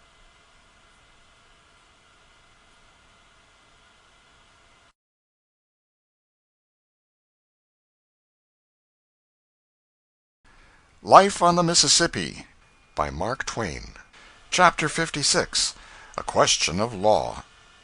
The slaughterhouse is gone from the mouth of Bear Creek, and so is the small jail, or calaboose, which once stood in its neighborhood. A citizen asked, "Do you remember when Jimmy Finn, the town drunkard, was burned to death in the calaboose?" Observe now how history becomes defiled, through lapse of time and the help of the bad memories of men. Jimmy Finn was not burned in the calaboose, but died a natural death in a tan vat, of a combination of delirium tremens and spontaneous combustion. When I say natural death, I mean it was a natural death for Jimmy Finn to die. The calaboose victim was not a citizen. He was a poor stranger, a harmless, whiskey-sodden tramp. I know more about his case than anybody else. I knew too much of it, in that bygone day, to relish speaking of it. That tramp was wandering about the streets one chilly evening with a pipe in his mouth and begging for a match. He got neither matches nor courtesy. On the contrary, a troop of bad little boys followed him around and amused themselves with nagging and annoying him. I assisted. But at last some appeal which the wayfarer made for forbearance, accompanying it with a pathetic reference to his forlorn and friendless condition, touched such sense of shame and remnant of right feeling as were left in me, and I went away and got him some matches, and then hied me home and to bed, heavily weighted as to conscience, and unbuoyant in spirit. An hour or two afterward, the man was arrested and locked up in the calaboose by the marshal, large name for a constable, but that was his title. At 2 in the morning, the church bells rang for fire, and everybody turned out, of course, I with the rest. The tramp had used his matches disastrously. He had set his straw bed on fire, and the oaken sheathing of the room had caught. When I reached the ground, 200 men, women, and children stood massed together, transfixed with horror, and staring at the grated windows of the jail. Behind the iron bars, and tugging frantically at them, and screaming for help, stood the tramp. He seemed like a black object set against the sun, so white and intense was the light at his back. That marshal could not be found, and he had the only key. A battering ram was quickly improvised, and the thunder of its blows upon the door had so encouraging a sound that the spectators broke into wild cheering, and believed the merciful battle won. But it was not so. The timbers were too strong. They did not yield. It was said that the man's death grip still held fast to the bars after he was dead, and that in this position the fires wrapped him about and consumed him. As to this I do not know. What was seen after I recognized the face that was pleading through the bars was seen by others, not by me. I saw that face, so situated, every night for a long time afterward, and I believed myself as guilty of the man's death as if I had given him the matches purposely, that he might burn himself up with them. I had not a doubt that I should be hanged if my connection with this tragedy were found out. The happenings and the impressions of that time are burnt into my memory, and the study of them entertains me as much now as they did themselves distressed me then.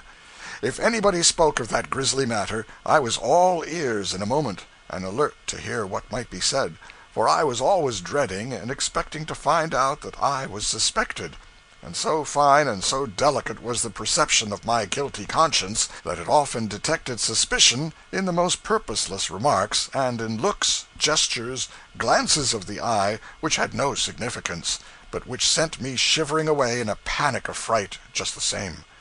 And how sick it made me when somebody dropped, howsoever carelessly and barren of intent, the remark that "murder will out."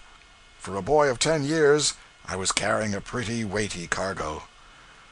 All this time I was blessedly forgetting one thing, the fact that I was an inveterate talker in my sleep. But one night I awoke and found my bedmate, my younger brother, sitting up in bed and contemplating me by the light of the moon. I said, "What is the matter? You talk so much I can't sleep." I came to a sitting posture in an instant, with my kidneys in my throat and my hair on end. What did I say? Quick, out with it. What did I say? Nothing much. It's a lie. You know everything. Everything about what? You know well enough. About that. About what? I don't know what you are talking about. I think you are sick or crazy or something. But anyway, you're awake, and I'll get to sleep while I've got a chance.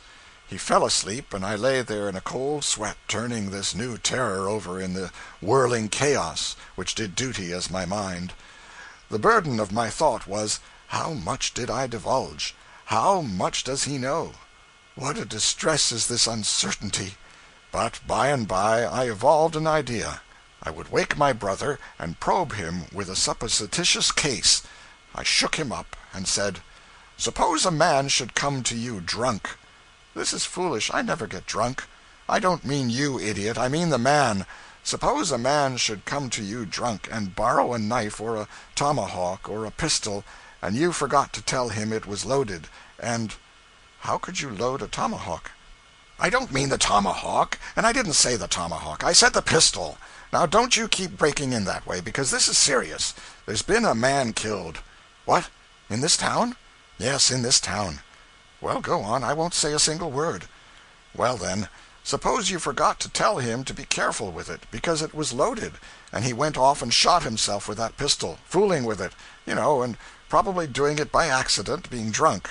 Well, would it be murder?" "No. Suicide." No, I don't mean his act. I mean yours. Would you be a murderer for letting him have that pistol?"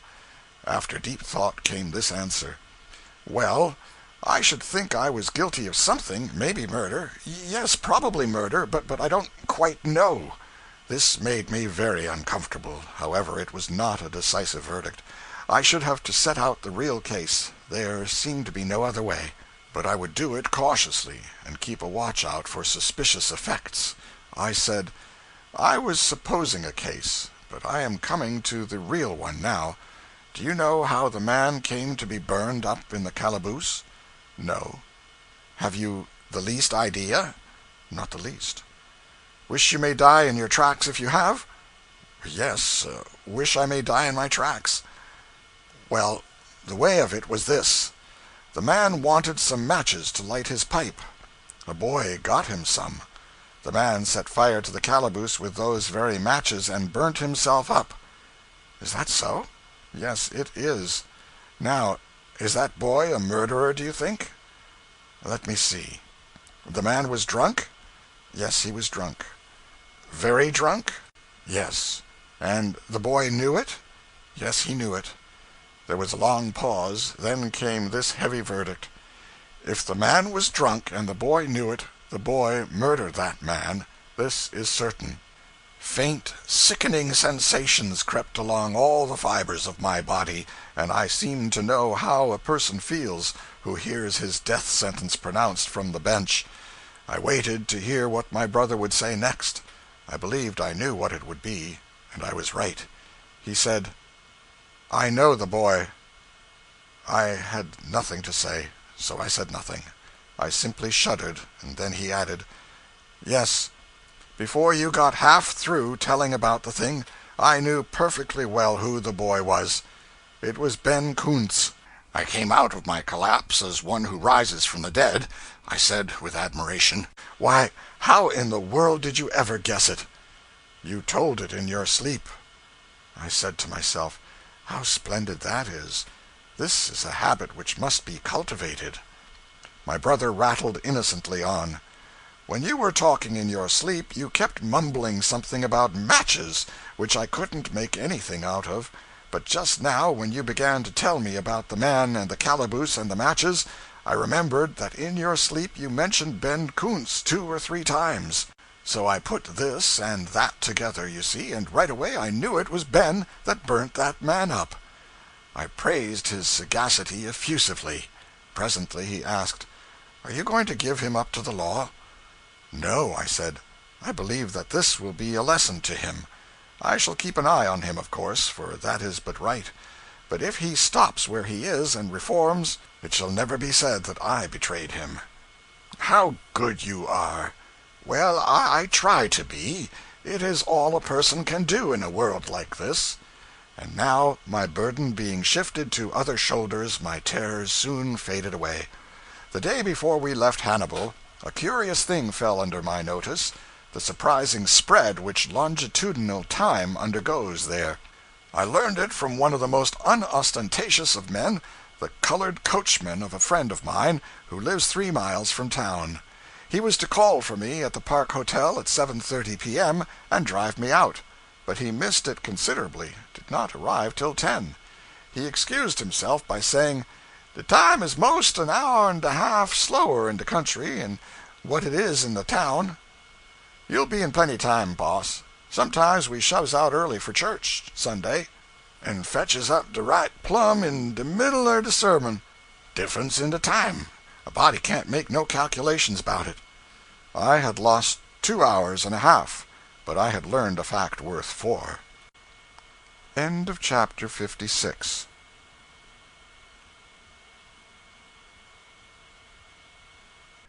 Life on the Mississippi by Mark Twain. Chapter 57. An Archangel. From St. Louis northward there are all the enlivening signs of the presence of active, energetic, intelligent, prosperous, practical 19th century populations. The people don't dream, they work. The happy result is manifest all around in the substantial outside aspect of things and the suggestions of wholesome life and comfort that everywhere appear. Quincy is a notable example, a brisk, handsome, well-ordered city, and now, as formerly, interested in art, letters, and other high things. But Marion City is an exception. Marion City has gone backwards in a most unaccountable way. This metropolis promised so well that the projectors tacked "city" to its name in the very beginning with full confidence, but it was bad prophecy. When I first saw Marion City, 35 years ago, it contained 1 street and nearly or quite 6 houses. It contains but 1 house now, and this one, in a state of ruin, is getting ready to follow the former 5 into the river. Doubtless Marion City was too near to Quincy. It had another disadvantage. It was situated in a flat mud bottom below high water mark, whereas Quincy stands high up on the slope of a hill. In the beginning Quincy had the aspect and ways of a model New England town, and these she has yet: broad, clean streets, trim, neat dwellings and lawns, fine mansions, stately blocks of commercial buildings. And there are ample fairgrounds, a well-kept park, and many attractive drives, library, reading rooms, a couple of colleges, some handsome and costly churches, and a grand courthouse with grounds which occupy a square. The population of the city is 30,000. There are some large factories here, and manufacturing of many sorts is done on a great scale. LaGrange and Canton are growing towns, but I missed Alexandria, was told it was under water, but would come up to blow in the summer. Keokuk was easily recognizable. I lived there in 1857, an extraordinary year there in real estate matters. The boom was something wonderful. Everybody bought, everybody sold, except widows and preachers. They always hold on, and when the tide ebbs, they get left. Anything in the semblance of a town lot, no matter how situated, was saleable, and at a figure which would still have been high if the ground had been sodded with greenbacks. The town has a population of 15,000 now, and is progressing with a healthy growth. It was night, and we could not see details, for which we were sorry, for Keokuk has the reputation of being a beautiful city.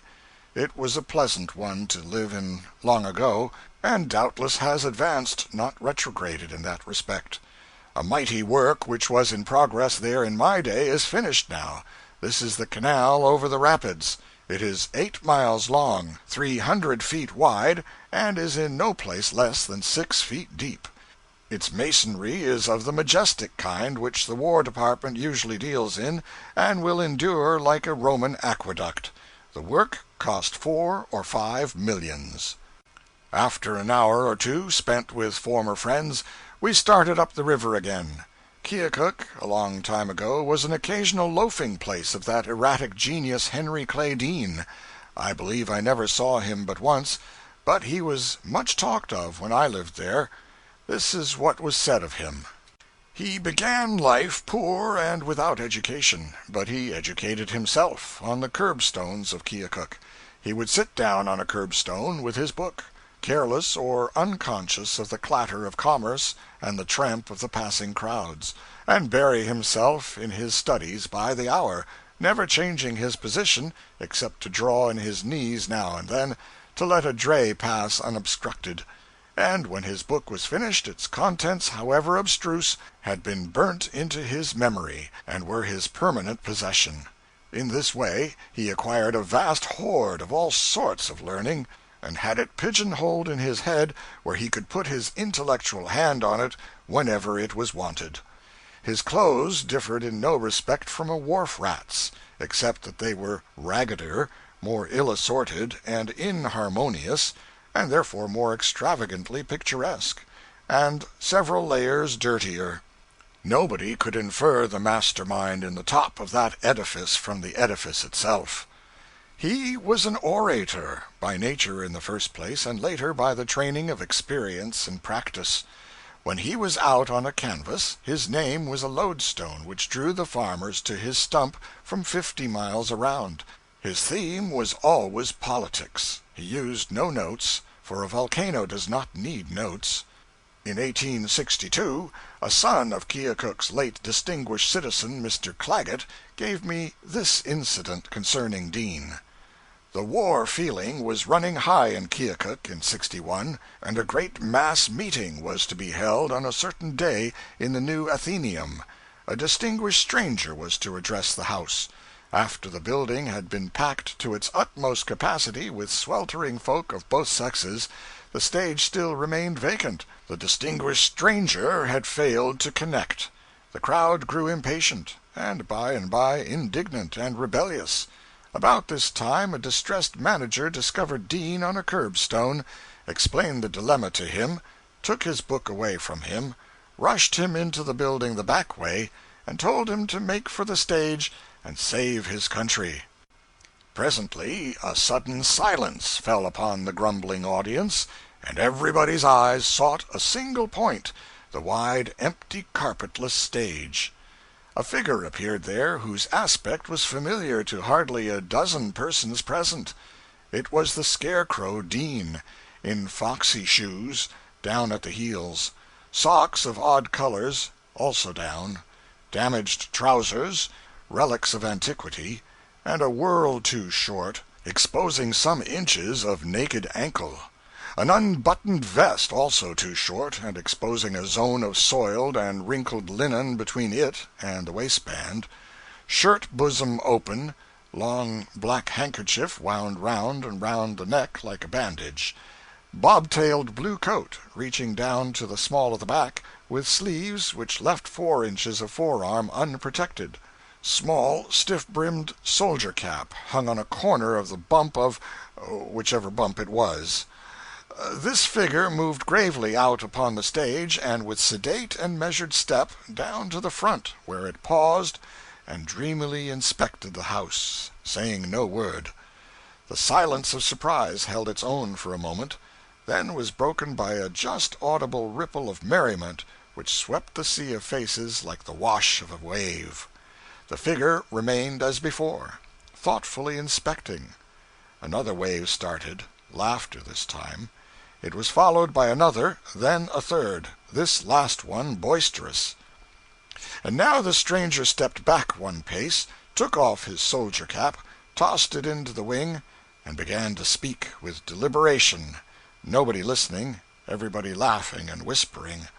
The speaker talked on unembarrassed, and presently delivered a shot which went home, and silence and attention resulted. He followed it quick and fast with other telling things, warmed to his work and began to pour his words out instead of dripping them, grew hotter and hotter, and fell to discharging lightnings and thunder. And now the house began to break into applause. to which the speaker gave no heed, but went hammering straight on; unwound his black bandage and cast it away, still thundering; presently discarded the bob-tailed coat and flung it aside, firing up higher and higher all the time; finally flung the vest after the coat, and then, for an untimed period, stood there, like another Vesuvius, spouting smoke and flame, lava and ashes, raining pumice stone and cinders, shaking the moral earth with intellectual crash upon crash, explosion upon explosion, while the mad multitude stood upon their feet in a solid body, answering back with a ceaseless hurricane of cheers through a thrashing snowstorm of waving handkerchiefs. When Dean came, said Claggett, the people thought he was an escaped lunatic, but when he went they thought he was an escaped archangel. Burlington, home of the sparkling Burdette, is another hill city, and also a beautiful one. Unquestionably so. A fine and flourishing city, with a population of 25,000, and belted with busy factories of nearly every imaginable description. It was a very sober city, too, for the moment, for a most sobering bill was pending, a bill to forbid the manufacture, exportation, importation, purchase, sale, borrowing, lending, stealing, drinking, smelling, or possession by conquest, inheritance, intent, accident, or otherwise, in the state of Iowa, of each and every deleterious beverage known to the human race, except water. This measure was approved by all the rational people in the state, but not by the bench of judges. Burlington has the progressive modern city's full equipment of devices for right and intelligent government, including a paid fire department, a thing which the great city of New Orleans is without, but still employs that relic of antiquity, the independent system. In Burlington, as in all these upper river towns, one breathes a go-ahead atmosphere which tastes good in the nostrils. An opera house has lately been built there, which is in strong contrast with the shabby dens which usually do duty as theaters in cities of Burlington's size. We had no time to go ashore in Muscatine, but had a daylight view of it from the boat. I lived there a while many years ago, but the place now had a different unfamiliar look, so I suppose it has clear outgrown the town which I used to know. In fact, I know it has, for I remember it as a small place, which it isn't now. But I remember it best for a lunatic who caught me out in the fields one Sunday and extracted a butcher knife from his boot and proposed to carve me up with it, unless I acknowledged him to be the only son of the devil. I tried to compromise on an acknowledgment that he was the only member of the family I had met, but that did not satisfy him. He wouldn't have any half measures. I must say that he was the sole and only son of the devil. He whetted his knife on his boot. It did not seem worth while to make trouble about a little thing like that, so I swung round to his view of the matter and saved my skin whole. Shortly afterward he went to visit his father, and as he has not turned up since, I trust he is there yet.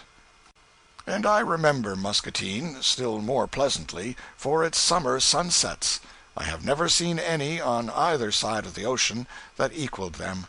They used the broad, smooth river as a canvas, and painted on it every imaginable dream of color, from the mottled daintiness and delicacies of the opal all the way up through cumulative intensities to blinding purple and crimson conflagrations which were enchanting to the eye, but sharply tried it at the same time. All the upper Mississippi region has these extraordinary sunsets as a familiar spectacle. It is the true sunset land. I am sure no other country can show so good a right to the name. The sunrises are also said to be exceedingly fine. I do not know. End of chapter 57.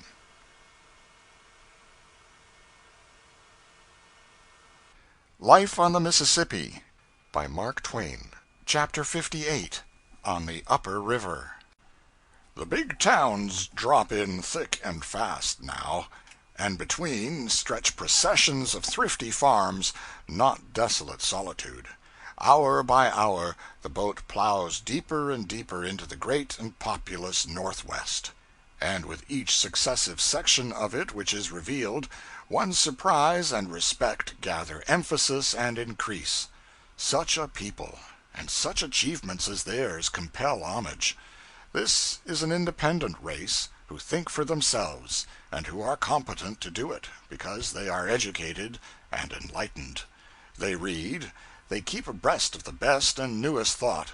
They fortify every weak place in their land with a school, a college, a library, and a newspaper.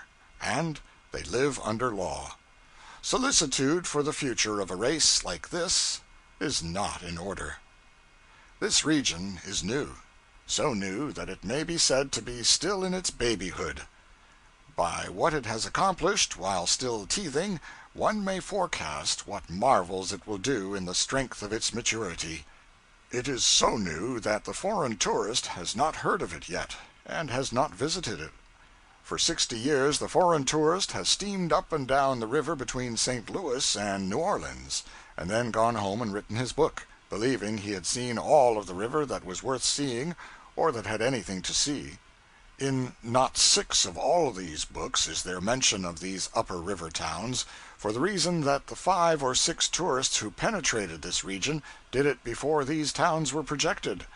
The latest tourist of them all, 1878, made the same old regulation trip. He had not heard that there was anything north of St. Louis. Yet there was. There was this amazing region, bristling with great towns, projected day before yesterday, so to speak, and built next morning. A score of them number from 1,500 to 5,000 people. Then we have Muscatine, 10,000, Winona, 10,000, Moline, 10,000, Rock Island, 12,000, La Crosse, 12,000, Burlington, 25,000, Dubuque, 25,000, Davenport, 30,000, St. Paul, 58,000, Minneapolis, 60,000 and upward. The foreign tourist has never heard of these. There is no note of them in his books. They have sprung up in the night while he slept. So new in this region that I, who am comparatively young, am yet older than it is. When I was born, St. Paul had a population of 3 persons. Minneapolis had just a third as many. The then population of Minneapolis died 2 years ago, and when he died, he had seen himself undergo an increase in 40 years of 59,999 persons. He had a frog's fertility. I must explain that the figures set down above as the population of St. Paul and Minneapolis are several months old. These towns are far larger now. In fact, I have just seen a newspaper estimate which gives the former 71,000 and the latter 78,000. This book will not reach the public for 6 or 7 months yet. None of the figures will be worth much then. We had a glimpse of Davenport, which is another beautiful city, crowning a hill, a phrase which applies to all these towns, for they are all comely, all well built, clean, orderly, pleasant to the eye, and cheering to the spirit, and they are all situated upon hills. Therefore we will give that phrase a rest. The Indians have a tradition that Marquette and Joliet camped where Davenport now stands in 1673. The next white man who camped there did it about 170 years later, in 1834. Davenport has gathered its 30,000 people within the past 30 years. She sends more children to her schools now than her whole population numbered 23 years ago. She has the usual upper river quota of factories, newspapers, and institutions of learning. She has telephones, local telegraphs, an electric alarm, and an admirable paid fire department, consisting of 6 hook and ladder companies, 4 steam fire engines, and 30 churches. Davenport is the official residence of 2 bishops, Episcopal and Catholic. Opposite Davenport is the flourishing town of Rock Island, which lies at the foot of the upper rapids. A great railroad bridge connects the 2 towns, one of the 13 which fret the Mississippi and the pilots between St. Louis and St. Paul. The charming island of Rock Island, 3 miles long and half a mile wide, belongs to the United States, and the government has turned it into a wonderful park, enhancing its natural attractions by art and threading its fine forests with many miles of drives. Near the center of the island one catches glimpses, through the trees, of 10 vast stone 4-story buildings, each of which covers an acre of ground. These are the government workshops, for the Rock Island establishment is a national armory and arsenal. We move up the river, always through enchanting scenery, there being no other kind on the upper Mississippi, and pass Moline, a center of vast manufacturing industries, and Clinton and Lyons, great lumber centers, and presently reach Dubuque, which is situated in a rich mineral region. The lead mines are very productive, and of wide extent. Dubuque has a great number of manufacturing establishments, among them a plow factory which has for customers all Christendom in general, at least so I was told by an agent of the concern who was on the boat. He said, "You show me any country under the sun where they really know how to plow, and if I don't show you our mark on the plow they use, I'll eat that plow, and I won't ask for any Worcestershire sauce to flavor it up with either." All this part of the river is rich in Indian history and traditions. Black Hawk's was once a puissant name hereabouts, as was Keokuk's further down. A few miles below Dubuque is the Tete de Mort, Death's Head Rock, or bluff, to the top of which the French drove a band of Indians in early times, and cooped them up there, with death for a certainty, and only the manner of it matter of choice, to starve or jump off and kill themselves. Black Hawk adopted the ways of the white people toward the end of his life, and when he died he was buried near Des Moines, in Christian fashion, modified by Indian custom. That is to say, clothed in a Christian military uniform, and with a Christian cane in his hand, but deposited in the grave in a sitting posture. Formerly, a horse had always been buried with a chief. The substitution of the cane shows that Black Hawk's haughty nature was really humbled, and he expected to walk when he got over. We noticed that above Dubuque the water of the Mississippi was olive green, rich and beautiful and semi-transparent with the sun on it. Of course, the water was nowhere as clear or of as fine a complexion as it is in some other seasons of the year, for now it was at flood stage, and therefore dimmed and blurred by the mud manufactured from caving banks. The majestic bluffs that overlook the river, along through this region, charm one with the grace and variety of their forms, and the soft beauty of their adornment. The steep verdant slope, whose base is at the water's edge, is topped by a lofty rampart of broken turreted rocks, which are exquisitely rich and mellow in color, mainly dark browns and dull greens, but splashed with other tints. And then you have the shining river, winding here and there and yonder, its sweep interrupted at intervals by clusters of wooded islands threaded by silver channels; and you have glimpses of distant villages asleep upon capes, and of stealthy rafts slipping along in the shade of the forest walls, and of white steamers vanishing around remote points; and it is all as tranquil and reposeful as dreamland, and has nothing this worldly about it, nothing to hang a fret or a worry upon. Until the unholy train comes tearing along, which it presently does, ripping the sacred solitude to rags and tatters with its devil's war whoop and the roar and thunder of its rushing wheels, and straightway you are back in this world, and with one of its frets ready to hand for your entertainment, for you remember that this is the very road whose stock always goes down after you buy it, and always goes up again as soon as you sell it. It makes me shudder to this day to remember that I once came near not getting rid of my stock at all. It must be an awful thing to have a railroad left on your hands. The locomotive is in sight from the deck of the steamboat almost the whole way from St. Louis to St. Paul, 800 miles. These railroads have made havoc with the steamboat commerce. The clerk of our boat was a steamboat clerk before these roads were built. In that day the influx of population was so great, and the freight business so heavy, that the boats were not able to keep up with the demands made upon their carrying capacity. Consequently, the captains were very independent and airy, pretty biggity, as Uncle Remus would say.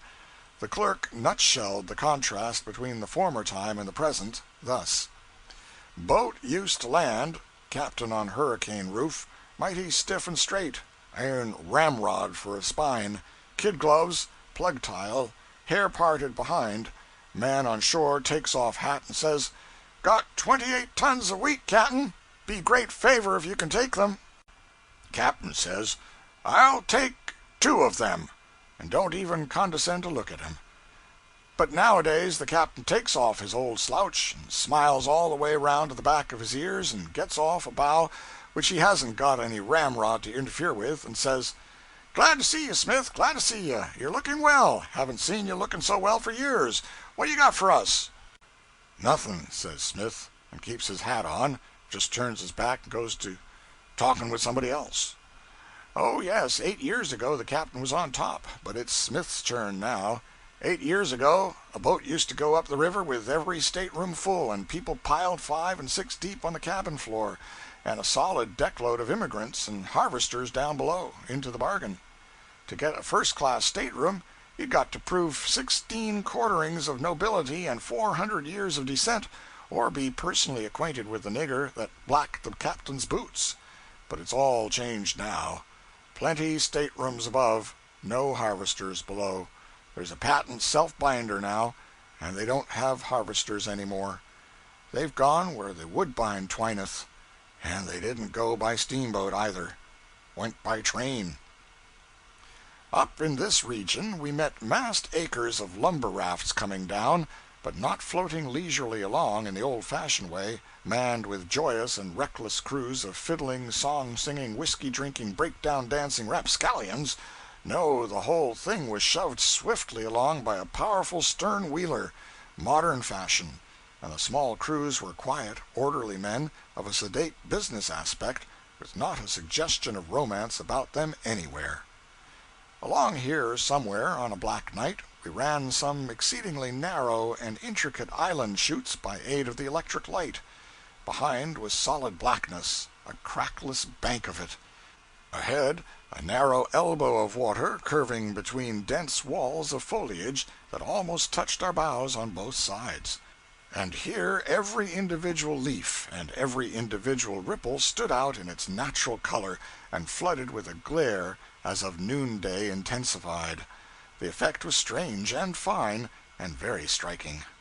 We passed Prairie du Chien, another of Father Marquette's camping places, and after some hours of progress through varied and beautiful scenery, reached La Crosse.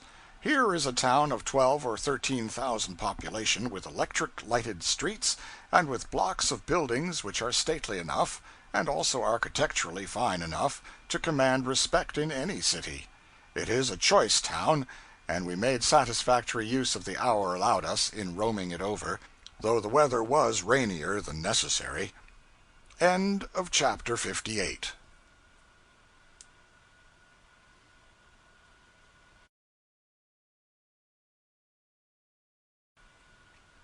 Life on the Mississippi by Mark Twain. Chapter 59. Legends and Scenery. We added several passengers to our list at La Crosse. Among others, an old gentleman who had come to this northwestern region with the early settlers, and was familiar with every part of it. Pardonably proud of it, too.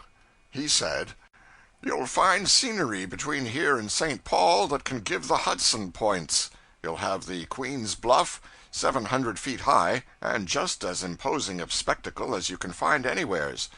And Trempealeau Island, which isn't like any other island in America, I believe, for it is a gigantic mountain, with precipitous sides, and as full of Indian traditions, and used to be full of rattlesnakes. If you catch the sun just right there, you will have a picture that will stay with you.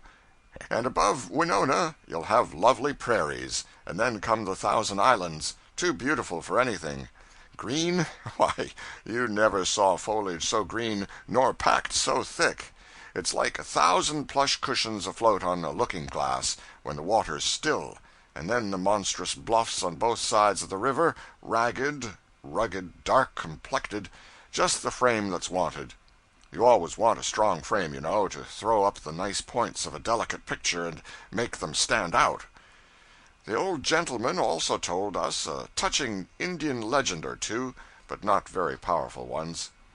After this excursion into history, he came back to the scenery, and described it, detail by detail, from the Thousand Islands to St. Paul, naming its names with such facility, tripping along his theme with such nimble and confident ease, slamming in a 3-ton word here and there with such a complacent air of "'tisn't anything, I can do it any time I want to," and letting off fine surprises of lurid eloquence at such judicious intervals that I presently began to suspect but no matter what I began to suspect. Hear him. 10 miles above Winona we come to Fountain City, nestling sweetly at the feet of cliffs that lift their awful fronts, Jove-like, toward the blue depths of heaven, bathing them in virgin atmospheres that have known no other contact save that of angels' wings. And next we glide through silver waters, amid lovely and stupendous aspects of nature that attune our hearts to adoring admiration, about 12 miles, and strike Mount Vernon, 600 feet high, with romantic ruins of a once first-class hotel perched far among the cloud shadows that mottle its dizzy heights, sole remnant of once flourishing Mount Vernon, town of early days, now desolate and utterly deserted. And so we move on. Past Chimney Rock we fly, noble shaft of 600 feet. Then, just before landing at Minneska, our attention is attracted by a most striking promontory rising over 500 feet, the ideal mountain pyramid. Its conic shape, thickly wooded surface girding its sides, and its apex like that of a cone, cause the spectator to wonder at nature's workings. From its dizzy heights, superb views of the forests, streams, bluffs, hills, and dales below and beyond for miles are brought within its focus. What grander river scenery can be conceived as we gaze upon this enchanting landscape from the uppermost point of these bluffs upon the valleys below? The primeval wildness and awful loneliness of these sublime creations of nature and nature's God excite feelings of unbounded admiration, and the recollection of which can never be effaced from the memory as we view them in any direction. Next we have the lion's head and the lioness's head, carved by nature's hand, to adorn and dominate the beauteous stream. And then, anon, the river widens, and a most charming and magnificent view of the valley before us suddenly bursts upon our vision. Rugged hills clad with verdant forests from summit to base, level prairie lands, holding in their lap the beautiful Wabasha, city of the healing waters, puissant foe of Bright's disease, and that grandest conception of nature's works, incomparable Lake Pippin. These constitute a picture whereon the tourist's eye may gaze uncounted hours with rapture unappeased and unappeasable. And so we glide along, in due time encountering those majestic domes, the mighty Sugarloaf and the sublime Maiden's Rock, which latter romantic superstition has invested with a voice, and ofttimes as the birch canoe glides near at twilight the dusky paddler fancies he hears the soft sweet music of the long-departed Winona, darling of Indian song and story. Then Frontenac looms upon our vision, delightful resort of jaded summer tourists. Then progressive Red Wing, and Diamond Bluff, impressive and preponderous in its lone sublimity. Then Prescott and the St. Croix.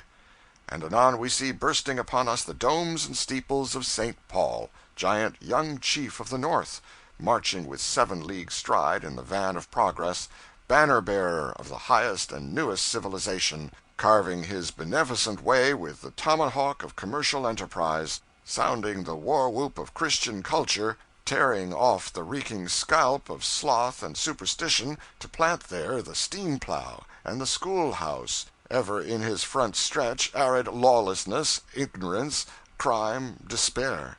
Ever in his wake bloom the jail, the gallows, and the pulpit. And ever— Have you ever traveled with a panorama? I have formerly served in that capacity. My suspicion was confirmed. Do you still travel with it? No, she is laid up till the fall season opens. I am helping now to work up the materials for a tourist guide which the St. Louis and St. Paul Packet Company are going to issue this summer for the benefit of travelers who go by that line. When you were talking of Maiden's Rock, you spoke of the long-departed Winona, darling of Indian song and story. Is she the Maiden of the Rock? And are the two connected by legend?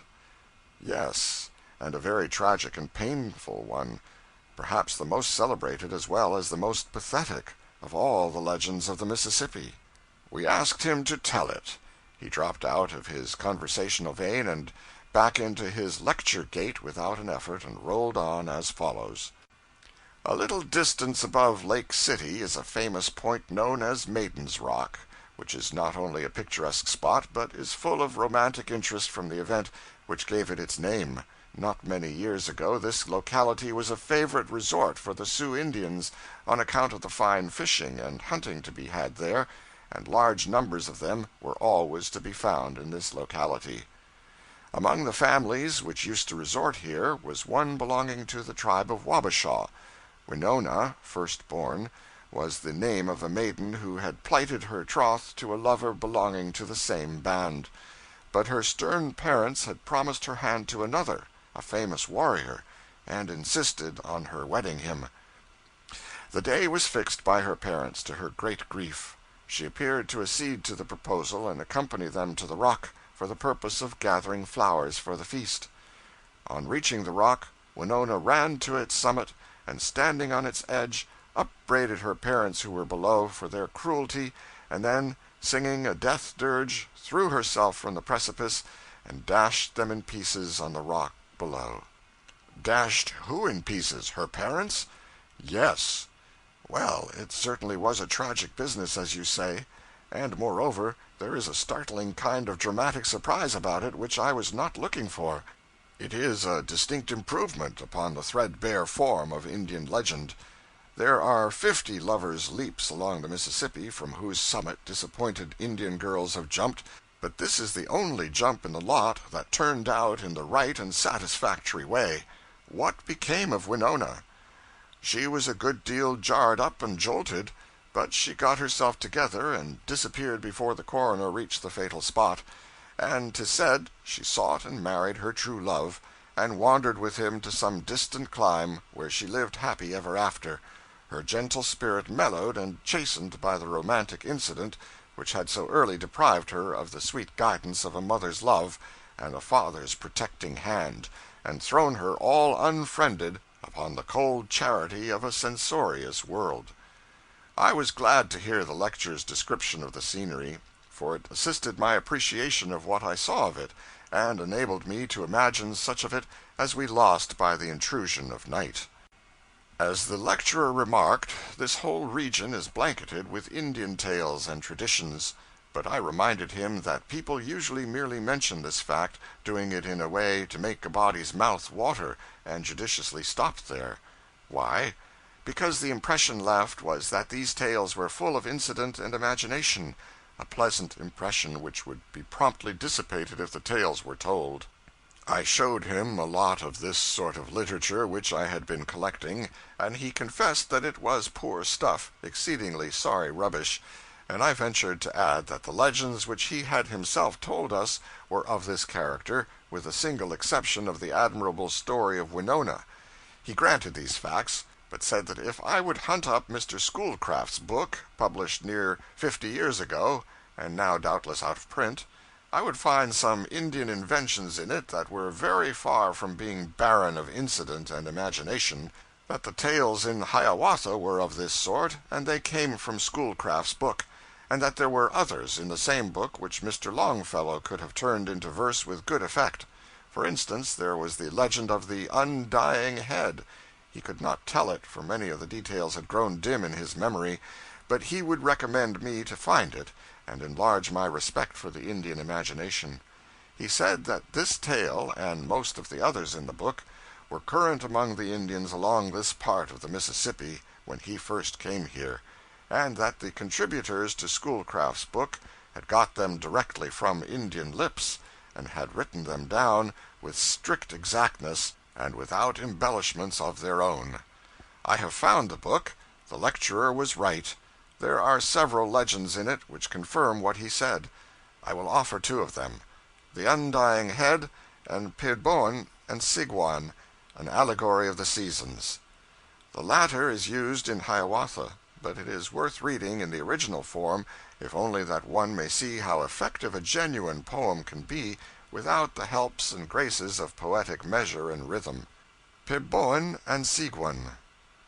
An old man was sitting alone in his lodge by the side of a frozen stream.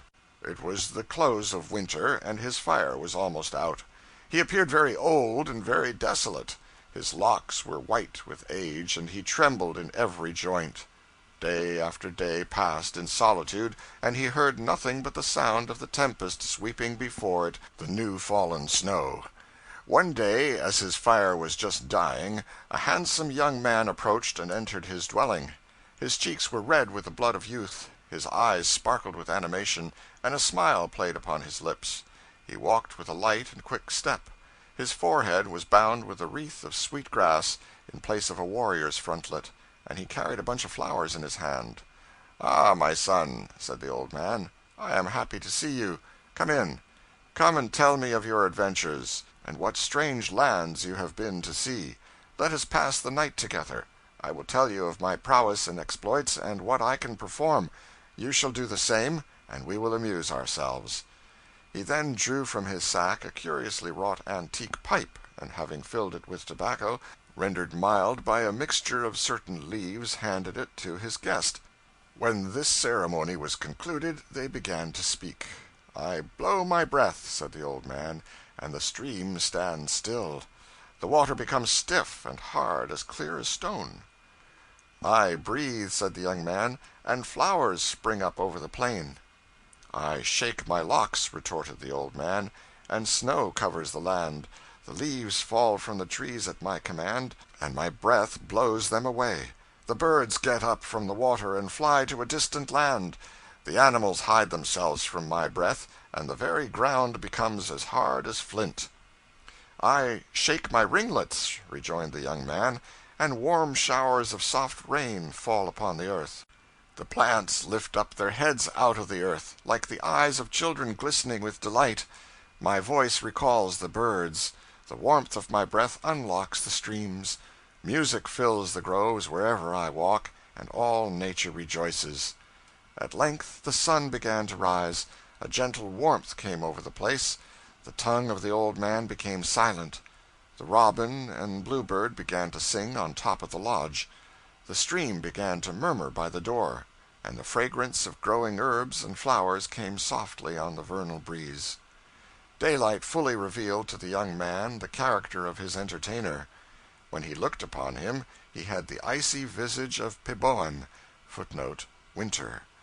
Streams began to flow from his eyes. As the sun increased, he grew less and less in stature, and anon had melted completely away.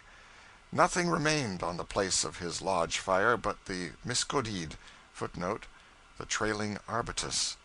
A small white flower with a pink border, which is one of the earliest species of northern plants. The undying head is a rather long tale, but it makes up in weird conceits, fairy tale prodigies, variety of incident, and energy of movement, for what it lacks in brevity. [Footnote: See Appendix D.] End of chapter 59. Life on the Mississippi by Mark Twain. Chapter 60, Speculations and Conclusions. We reached St. Paul at the head of navigation of the Mississippi, and there our voyage of 2,000 miles from New Orleans ended. It is about a 10-day trip by steamer. It can probably be done quicker by rail. I judge so because I know that one may go by rail from St. Louis to Hannibal, a distance of at least 120 miles, in 7 hours. This is better than walking, unless one is in a hurry. The season being far advanced when we were in New Orleans, the roses and magnolia blossoms were falling, but here in St. Paul it was the snow. In New Orleans we had caught an occasional withering breath from over a crater, apparently. Here in St. Paul we caught a frequent benumbing one from over a glacier, apparently. But I wander from my theme. St. Paul is a wonderful town. It is put together in solid blocks of honest brick and stone, and has the air of intending to stay. Its post office was established 36 years ago, and by, when the postmaster received a letter, he carried it to Washington, horseback, to inquire what was to be done with it. Such is the legend. 2 frame houses were built that year, and several persons were added to the population. A recent number of the leading St. Paul paper, the Pioneer Press, gives some statistics which furnish a vivid contrast to that old state of things, to wit: population, autumn of the present year, 1882, 71,000. Number of letters handled, first half of the year, 1,209,387. Number of houses built during 3/4 of the year, 989. Their cost, $3,186,000. The increase of letters over the corresponding 6 months of last year was 50%. Last year, the new buildings added to the city cost above $4,500,000. St. Paul's strength lies in her commerce. I mean, his commerce. He is a manufacturing city, of course. All the cities of that region are. But he is peculiarly strong in the matter of commerce. Last year his jobbing trade amounted to upwards of $52 million. He has a custom house, and is building a costly capitol to replace the one recently burned, for he is the capital of the state. He has churches without end, and not the cheap poor kind, but the kind that the rich Protestant puts up, the kind that the poor Irish hired girl delights to erect. What a passion for building majestic churches the Irish hired girl has! It is a fine thing for our architecture, but too often we enjoy her stately fanes without giving her a grateful thought.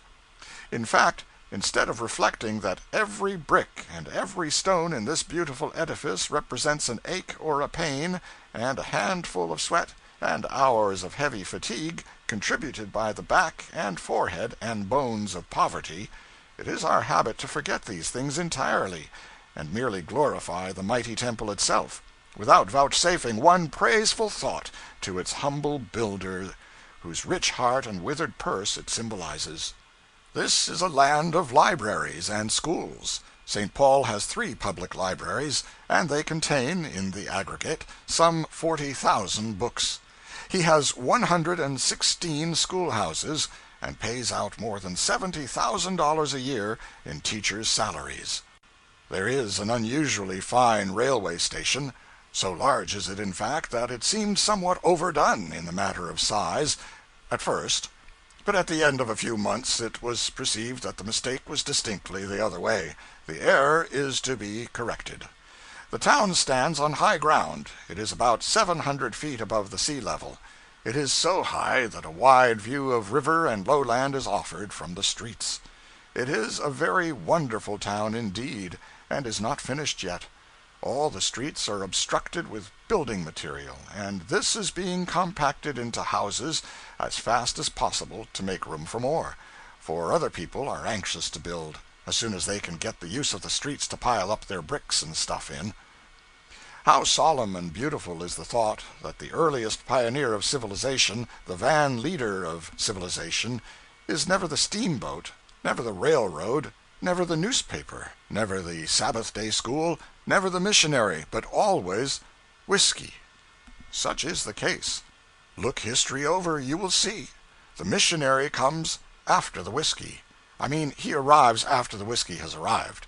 Next comes the poor immigrant, with axe and hoe and rifle. Next the trader. Next the miscellaneous rush.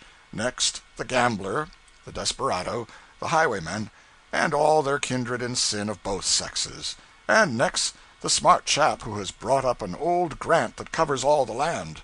This brings the lawyer tribe. The vigilance committee brings the undertaker. All these interests bring the newspaper. The newspaper starts up politics and a railroad. All hands turn to and build a church and a jail, and behold, civilization is established forever in the land. But whiskey, you see, was the van leader in this beneficent work. It always is. It was like a foreigner, and excusable in a foreigner, to be ignorant of this great truth and wander off into astronomy, to borrow a symbol. but if he had been conversant with the facts, he would have said, "Westward the jug of empire takes its way." This great van leader arrived upon the ground which St. Paul now occupies in June 1837. Yes, at that date, Pierre Parent, a Canadian, built the first cabin, uncorked his jug, and began to sell whiskey to the Indians. The result is before us. All that I have said of the newness, briskness, swift progress, wealth, intelligence, fine and substantial architecture, and general slash-and-go and energy of St. Paul will apply to his near neighbor, Minneapolis, with the addition that the latter is the bigger of the two cities. These extraordinary towns were 10 miles apart a few months ago, but were growing so fast that they may possibly be joined now and getting along under a single mayor. At any rate, within 5 years from now there will be at least such a substantial ligament of buildings stretching between them and uniting them that a stranger will not be able to tell where the one Siamese twin leaves off and the other begins. Combined, they will then number a population of 250,000, if they continue to grow as they are now growing.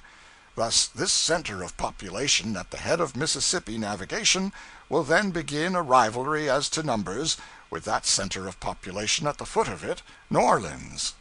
Minneapolis is situated at the Falls of St. Anthony, which stretch across the river 1,500 feet and have a fall of 82 feet. A water power which by art has been made of inestimable value, business-wise, though somewhat to the damage of the falls as a spectacle, or as a background against which to get your photograph taken.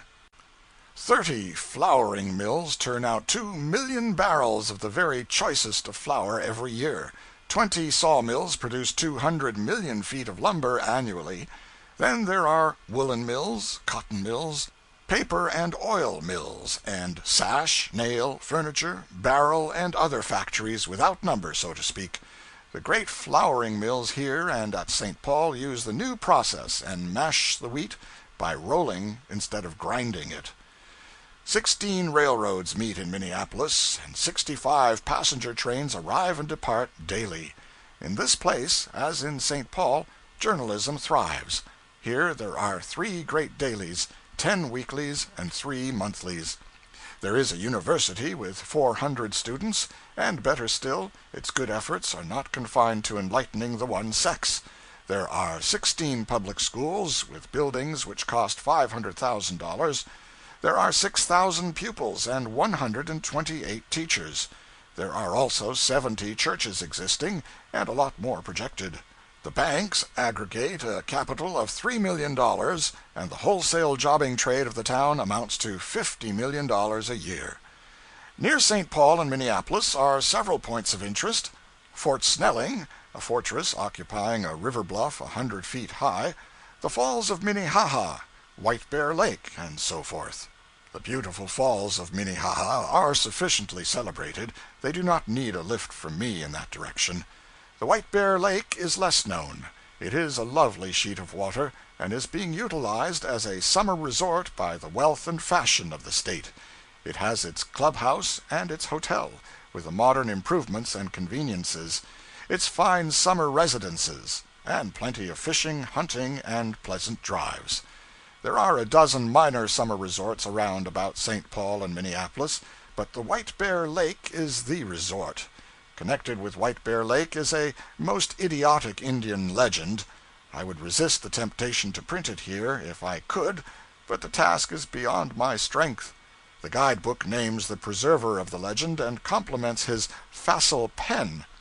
Without further comment or delay, then, let us turn the said facile pen loose upon the reader.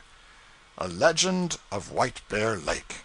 Every spring, for perhaps a century, or as long as there has been a nation of red men, an island in the middle of White Bear Lake has been visited by a band of Indians for the purpose of making maple sugar. Tradition says that many springs ago, while upon this island, a young warrior loved and wooed the daughter of his chief, and it is said also the maiden loved the warrior. He had again and again been refused her hand by her parents, the old chief alleging that he was no brave, and his old consort called him a woman. The sun had again set upon the sugar bush, and the bright moon rose high in the bright blue heavens, when the young warrior took down his flute and went out alone once more to sing the story of his love. The mild breeze gently moved the two gay feathers in his headdress, and as he mounted on the trunk of a leaning tree, the damp snow fell from his feet heavily. As he raised his flute to his lips, his blanket slipped from his well-formed shoulders and lay partly on the snow beneath. He began his weird, wild love song, but soon felt that he was cold, and as he reached back for his blanket, some unseen hand laid it gently on his shoulders. It was the hand of his love, his guardian angel. She took her place beside him, and for the present they were happy. For the Indian has a heart to love, and in this pride he is as noble as in his own freedom, which makes him the child of the forest. As the legend runs, a large white bear, thinking perhaps that polar snows and dismal winter weather extended everywhere, took up his journey southward. He at length approached the northern shore of the lake which now bears his name, walked down the bank, and made his way noiselessly through the deep heavy snow toward the island. It was the same spring ensuing that the lovers met. They had left their first retreat, and were now seated among the branches of a large elm which hung far over the lake. The same tree is still standing, and excites universal curiosity and interest. For fear of being detected, they talked almost in a whisper, and now, that they might get back to camp in good time and thereby avoid suspicion, they were just rising to return, when the maiden uttered a shriek which was heard at the camp, and bounding toward the young brave, she caught his blanket, but missed the direction of her foot and fell, bearing the blanket with her, into the great arms of the ferocious monster. Instantly every man, woman, and child of the band were upon the bank, but all unarmed. Cries and wailings went up from every mouth. What was to be done? In the meantime, this white and savage beast held the breathless maiden in his huge grasp, and fondled with his precious prey as if he were used to scenes like this.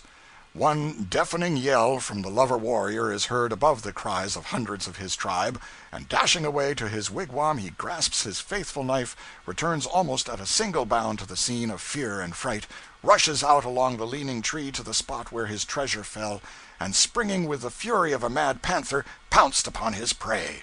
The animal turned, and with one stroke of his huge paw brought the lovers heart to heart. But the next moment the warrior, with one plunge of the blade of his knife, opened the crimson sluices of death, and the dying bear relaxed his hold. That night there was no more sleep for the band or the lovers, and as the young and the old danced about the carcass of the dead monster, the gallant warrior was presented with another plume, and ere another moon had set, he had a living treasure added to his heart. Their children, for many years, played upon the skin of the white bear, from which the lake derives its name, and the maiden and the brave remembered long the fearful scene and rescue that made them one. For Kissemipa and Kagoka could never forget their fearful encounter with the huge monster that came so near to sending them to the happy hunting ground. It is a perplexing business. First she fell down out of the tree, she and the blanket, and the bear caught her and fondled her and the blanket. Then she fell up into the tree again, leaving the blanket. Meantime the lover goes war-whooping home and comes back healed, climbs the tree, jumps down on the bear. The girl jumps down after him, apparently, for she was up the tree, resumes her place in the bear's arms along with the blanket. The lover rams his knife into the bear and saves whom? The blanket? No, nothing of the sort. You get yourself all worked up and excited about that blanket, and then all of a sudden, just when a happy climax seems imminent, you are let down flat. Nothing saved but the girl. Whereas one is not interested in the girl. She is not the prominent feature of the legend. Nevertheless, there you are left, and there you must remain. For if you live 1,000 years, you will never know who got the blanket. A dead man could get up a better legend than this one. I don't mean a fresh dead man, either. I mean a man that's been dead weeks and weeks. We struck the home trail now, and in a few hours were in that astonishing Chicago, a city where they are always rubbing the lamp, and fetching up the genii, and contriving and achieving new impossibilities. It is hopeless for the occasional visitor to try to keep up with Chicago. She outgrows his prophecies faster than he can make them. She is always a novelty, for she is never the Chicago you saw when you passed through the last time. The Pennsylvania road rushed us to New York without missing schedule time 10 minutes anywhere on the route, and there ended one of the most enjoyable 5,000-mile journeys I have ever had the good fortune to make. End of chapter 60.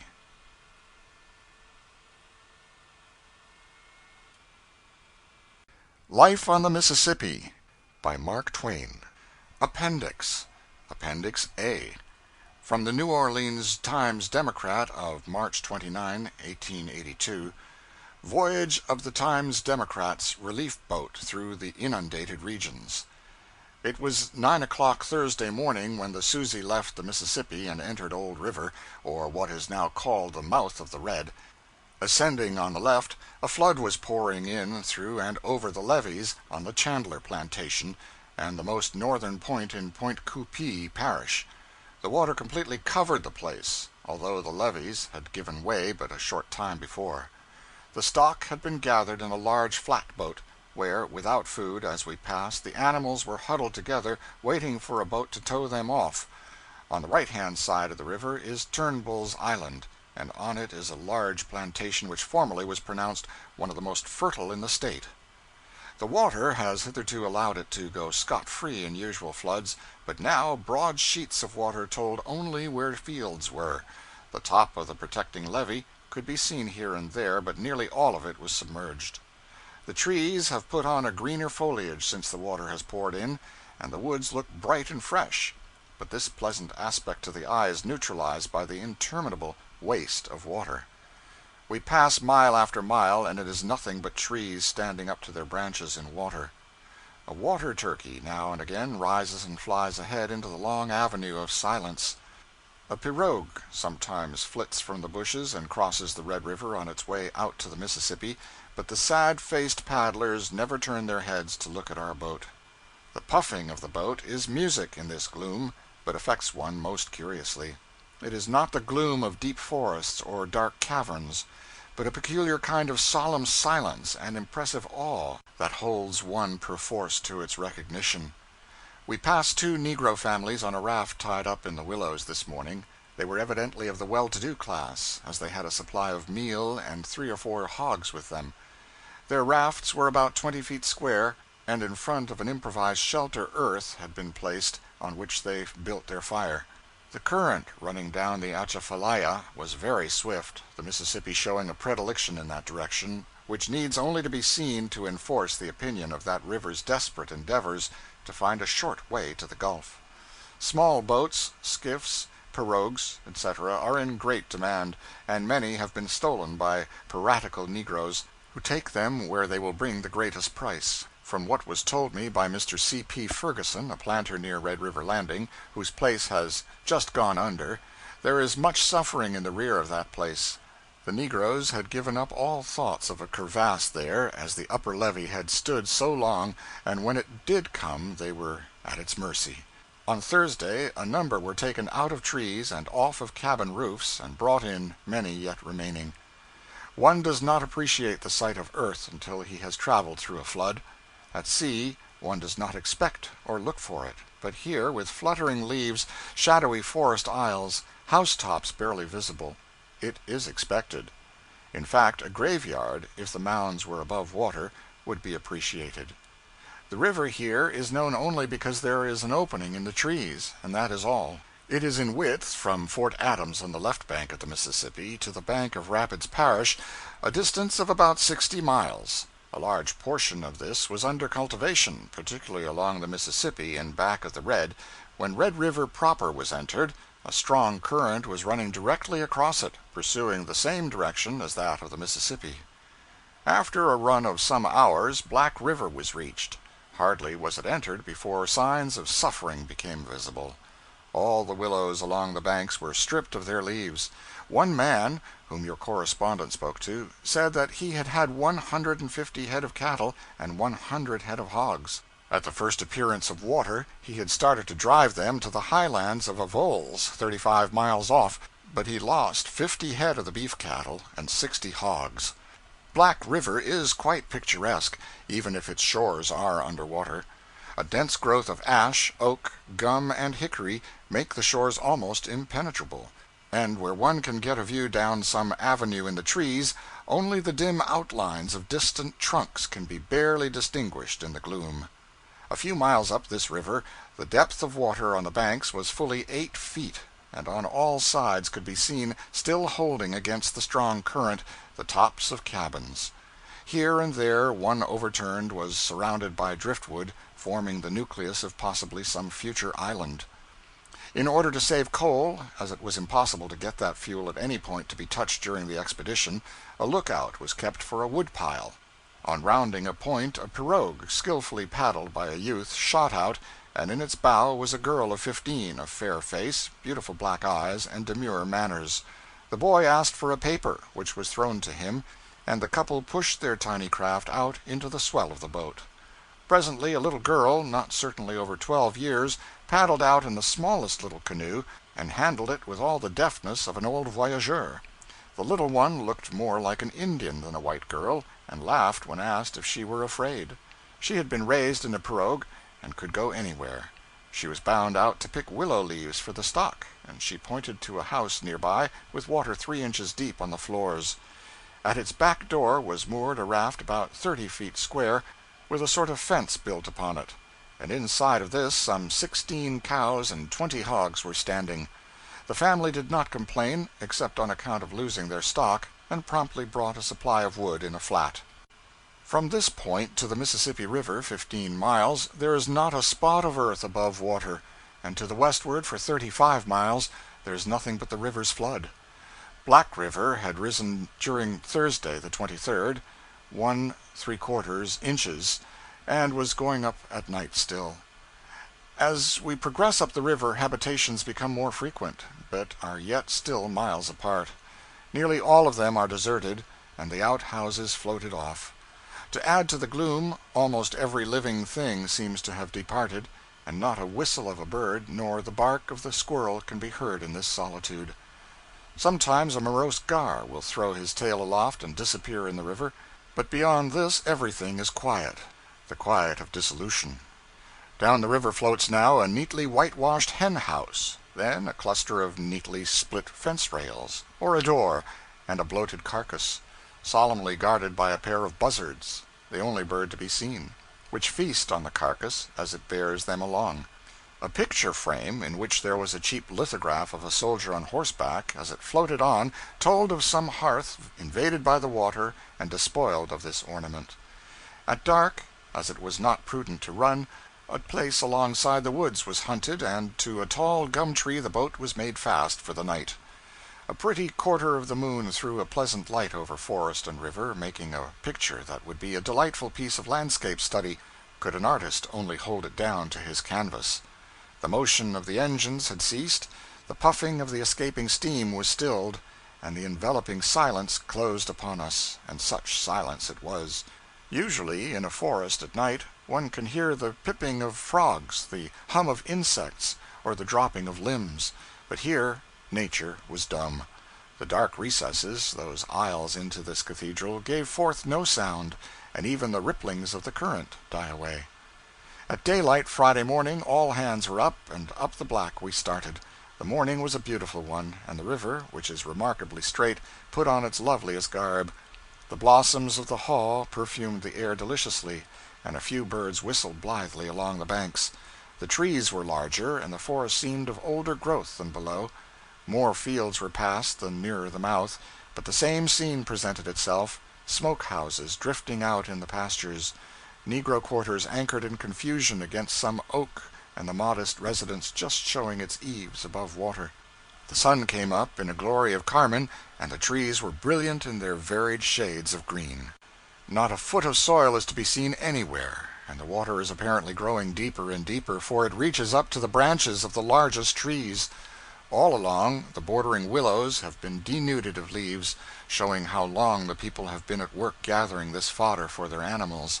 An old man in a pirogue was asked how the willow leaves agreed with his cattle.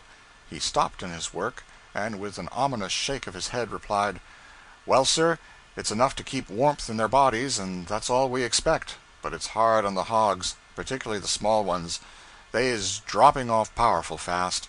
But what can you do? It's all we've got. At 30 miles above the mouth of Black River, the water extends from Natchez on the Mississippi across to the Pine Hills of Louisiana, a distance of 73 miles, and there is hardly a spot that is not 10 feet under it. The tendency of the current up the Black is toward the west. In fact, so much is this the case, the waters of Red River have been driven down from toward the Calcasieu country, and the waters of the Black enter the Red some 15 miles above the mouth of the former, a thing never before seen by even the oldest steamboatmen. The water now in sight of us is entirely from the Mississippi. Up to Trinity, or rather Troy, which is but a short distance below, the people have nearly all moved out. Those remaining have enough for their present personal needs. Their cattle, though, are suffering and dying off quite fast, as the confinement on rafts and the food they get breeds disease. After a short stop, we started, and soon came to a section where there were many open fields and cabins thickly scattered about. Here were seen more pictures of distress. On the inside of the houses, the inmates had built on boxes a scaffold on which they placed the furniture. The bedposts were sawed off on top, as the ceiling was not more than 4 feet from the improvised floor. The buildings looked very insecure and threatened every moment to float off. Near the houses were cattle standing breast high in the water, perfectly impassive. They did not move their places, but stood patiently waiting for help to come. The sight was a distressing one, and the poor creatures will be sure to die unless speedily rescued. Cattle differ from horses in this peculiar quality. A horse, after finding no relief comes, will swim off in search of food, whereas a beef will stand in its tracks until, with exhaustion, it drops in the water and drowns. At 12:30 o'clock, a hail was given from a flatboat inside the line of the bank. Rounding to, we ran alongside, and General York stepped aboard. He was just then engaged in getting off stock, and welcomed the Times Democrat boat heartily, as he said there was much need for her. He said that the distress was not exaggerated in the least. People were in a condition it was difficult even for one to imagine.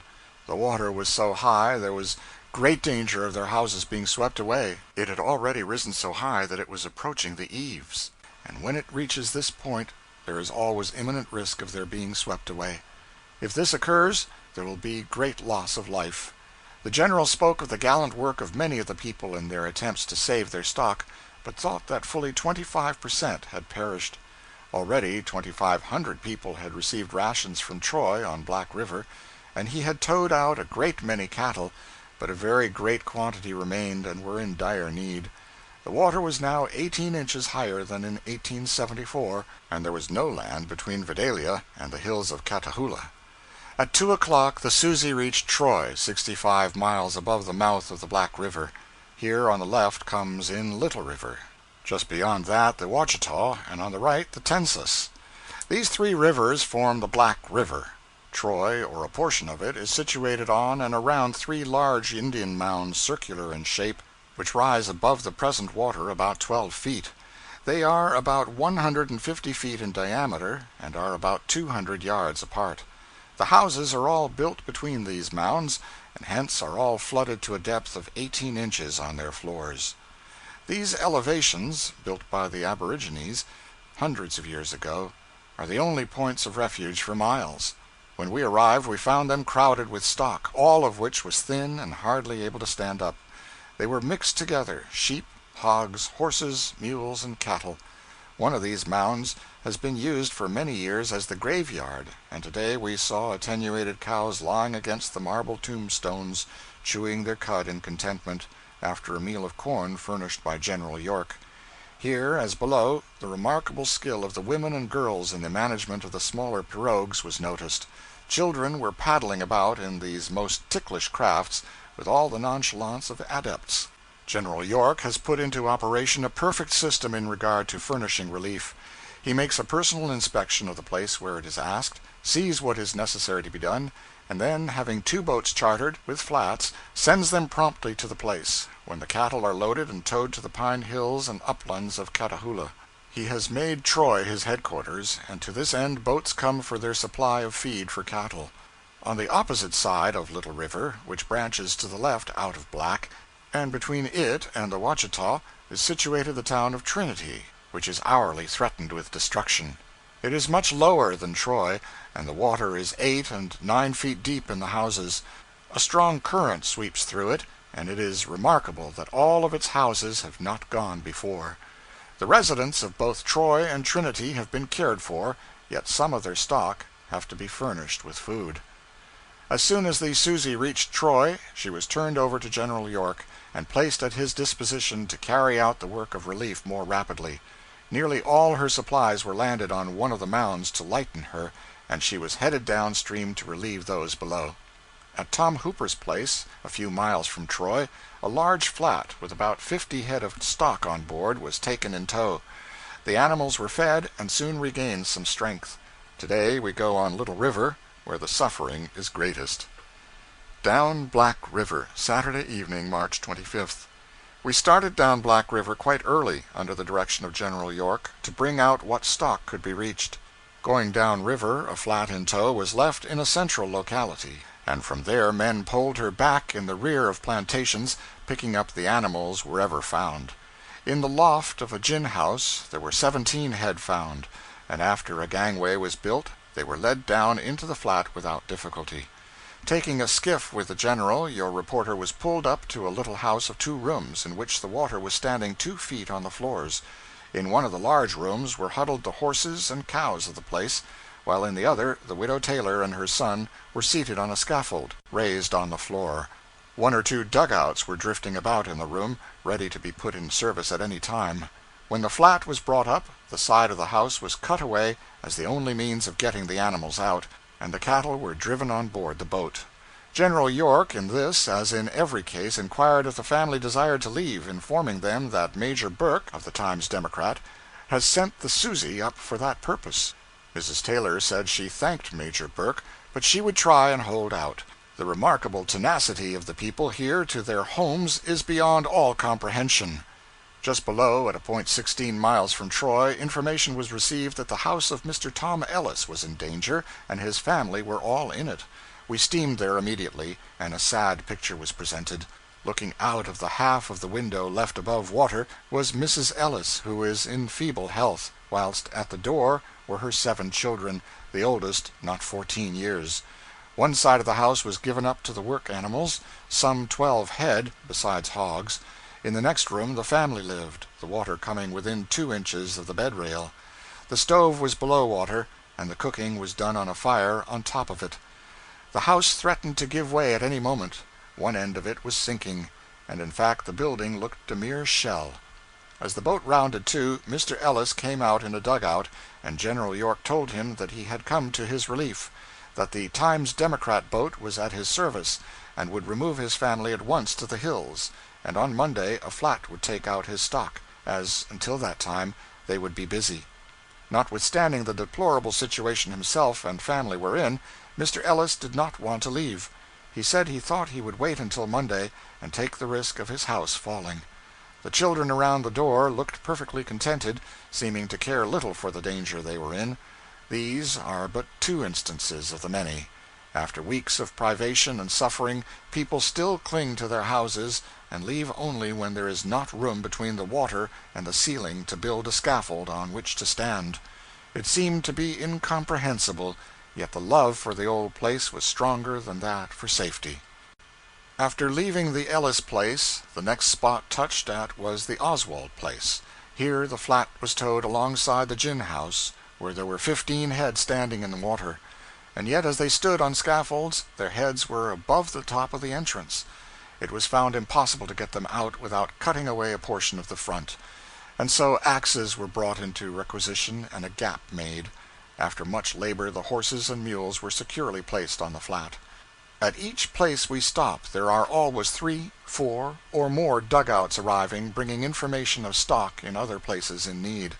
Notwithstanding the fact that a great many had driven a part of their stock to the hills some time ago, there yet remains a large quantity which General York, who is working with indomitable energy, will get landed in the Pine Hills by Tuesday. All along Black River the Susie has been visited by scores of planters, whose tales are the repetition of those already heard, of suffering and loss. An old planter who has lived on the river since 1844 said there never was such a rise, and he was satisfied more than one quarter of the stock has been lost.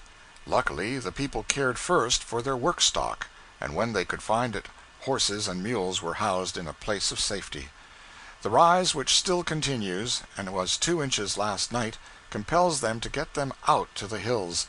Hence it is that the work of General York is of such a great value. From daylight to late at night he is going this way and that, cheering by his kindly words, and directing with calm judgment what is to be done. One unpleasant story of a certain merchant in New Orleans is told all along the river. It appears for some years past the planters have been dealing with this individual, and many of them had balances in his hands. When the overflow came, they wrote for coffee, for meal, and in fact for such little necessities as were required. No response to these letters came, and others were written, and yet these old customers, with plantations under water, were refused even what was necessary to sustain life. It is needless to say he is not popular now on Black River. The hills spoken of as the place of refuge for the people and stock on Black River are in Catahoula Parish, 24 miles from Black River. After filling the flat with cattle, we took on board the family of T.S. Hooper, 7 in number, who could not longer remain in their dwelling, and we are now taking them up Little River to the hills. The flood still rising. Troy, March 27, 1882, noon. The flood here is rising about 3½ inches every 24 hours, and rains have set in which will increase this. General York feels now that our efforts ought to be directed toward saving life, as the increase of the water has jeopardized many houses. We intend to go up the Tensas in a few minutes, and then we will return and go down Black River to take off families. There is a lack of steam transportation here to meet the emergency. The General has 3 boats chartered, with flats in tow, but the demand for these to tow out stock is greater than they can meet with promptness.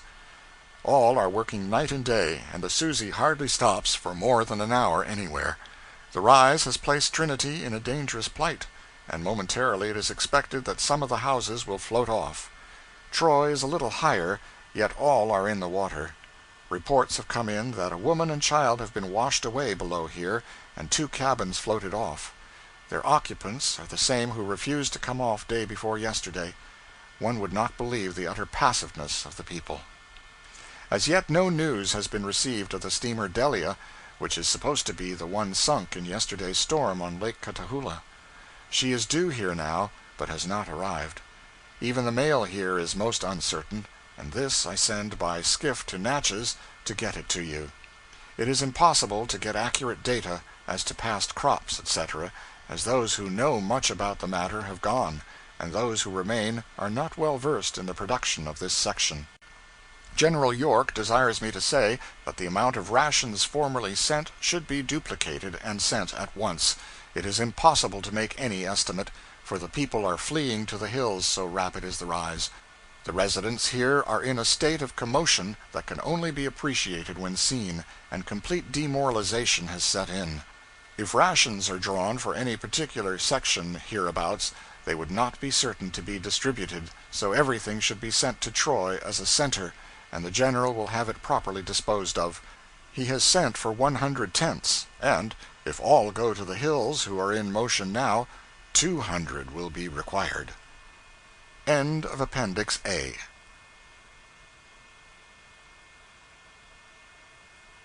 Life on the Mississippi by Mark Twain.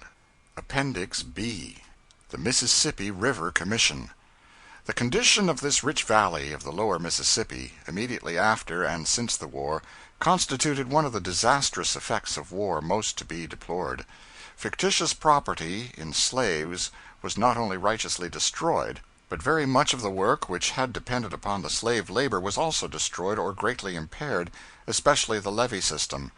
It might have been expected by those who have not investigated the subject that such important improvements as the construction and maintenance of the levees would have been assumed at once by the several States. But what can the State do where the people are under subjection to rates of interest ranging from 18 to 30%, and are also under the necessity of pledging their crops in advance even of planting, at these rates, for the privilege of purchasing all of their supplies at 100% profit. It has needed but little attention to make it perfectly obvious that the control of the Mississippi River, if undertaken at all, must be undertaken by the national government and cannot be compassed by states. The river must be treated as a unit. Its control cannot be compassed under a divided or separate system of administration. Neither are the states especially interested, competent to combine among themselves for the necessary operations. The work must begin far up the river, at least as far as Cairo, if not beyond, and must be conducted upon a consistent general plan throughout the course of the river. It does not need technical or scientific knowledge to comprehend the elements of the case if one will give a little time and attention to the subject, and when a Mississippi River Commission has been constituted, as the existing commission is, of thoroughly able men of different walks in life, may it not be suggested that their verdict in the case should be accepted as conclusive, so far as any a priori theory of construction or control can be considered conclusive?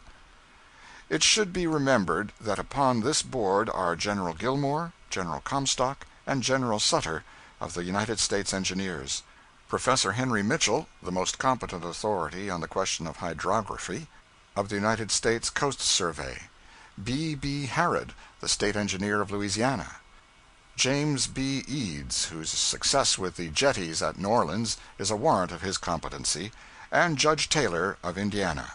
It would be presumption on the part of any single man, however skilled, to contest the judgment of such a board as this. The method of improvement proposed by the Commission is at once in accord with the results of engineering experience and with observations of nature where meeting our wants. As in nature, the growth of trees and their proneness where undermined to fall across the slope and support the bank secures at some points a fair depth of channel and some degree of permanence, so in the project of the engineer the use of timber and brush and the encouragement of forest growth are the main features. It is proposed to reduce the width where excessive by brushwood dikes, at first low, but raised higher and higher as the mud of the river settles under their shelter, and finally slope them back at the angle upon which willows will grow freely. In this work there are many details connected with the forms of these shelter dikes, their arrangements so as to present a series of settling basins, etc., a description of which would only complicate the conception.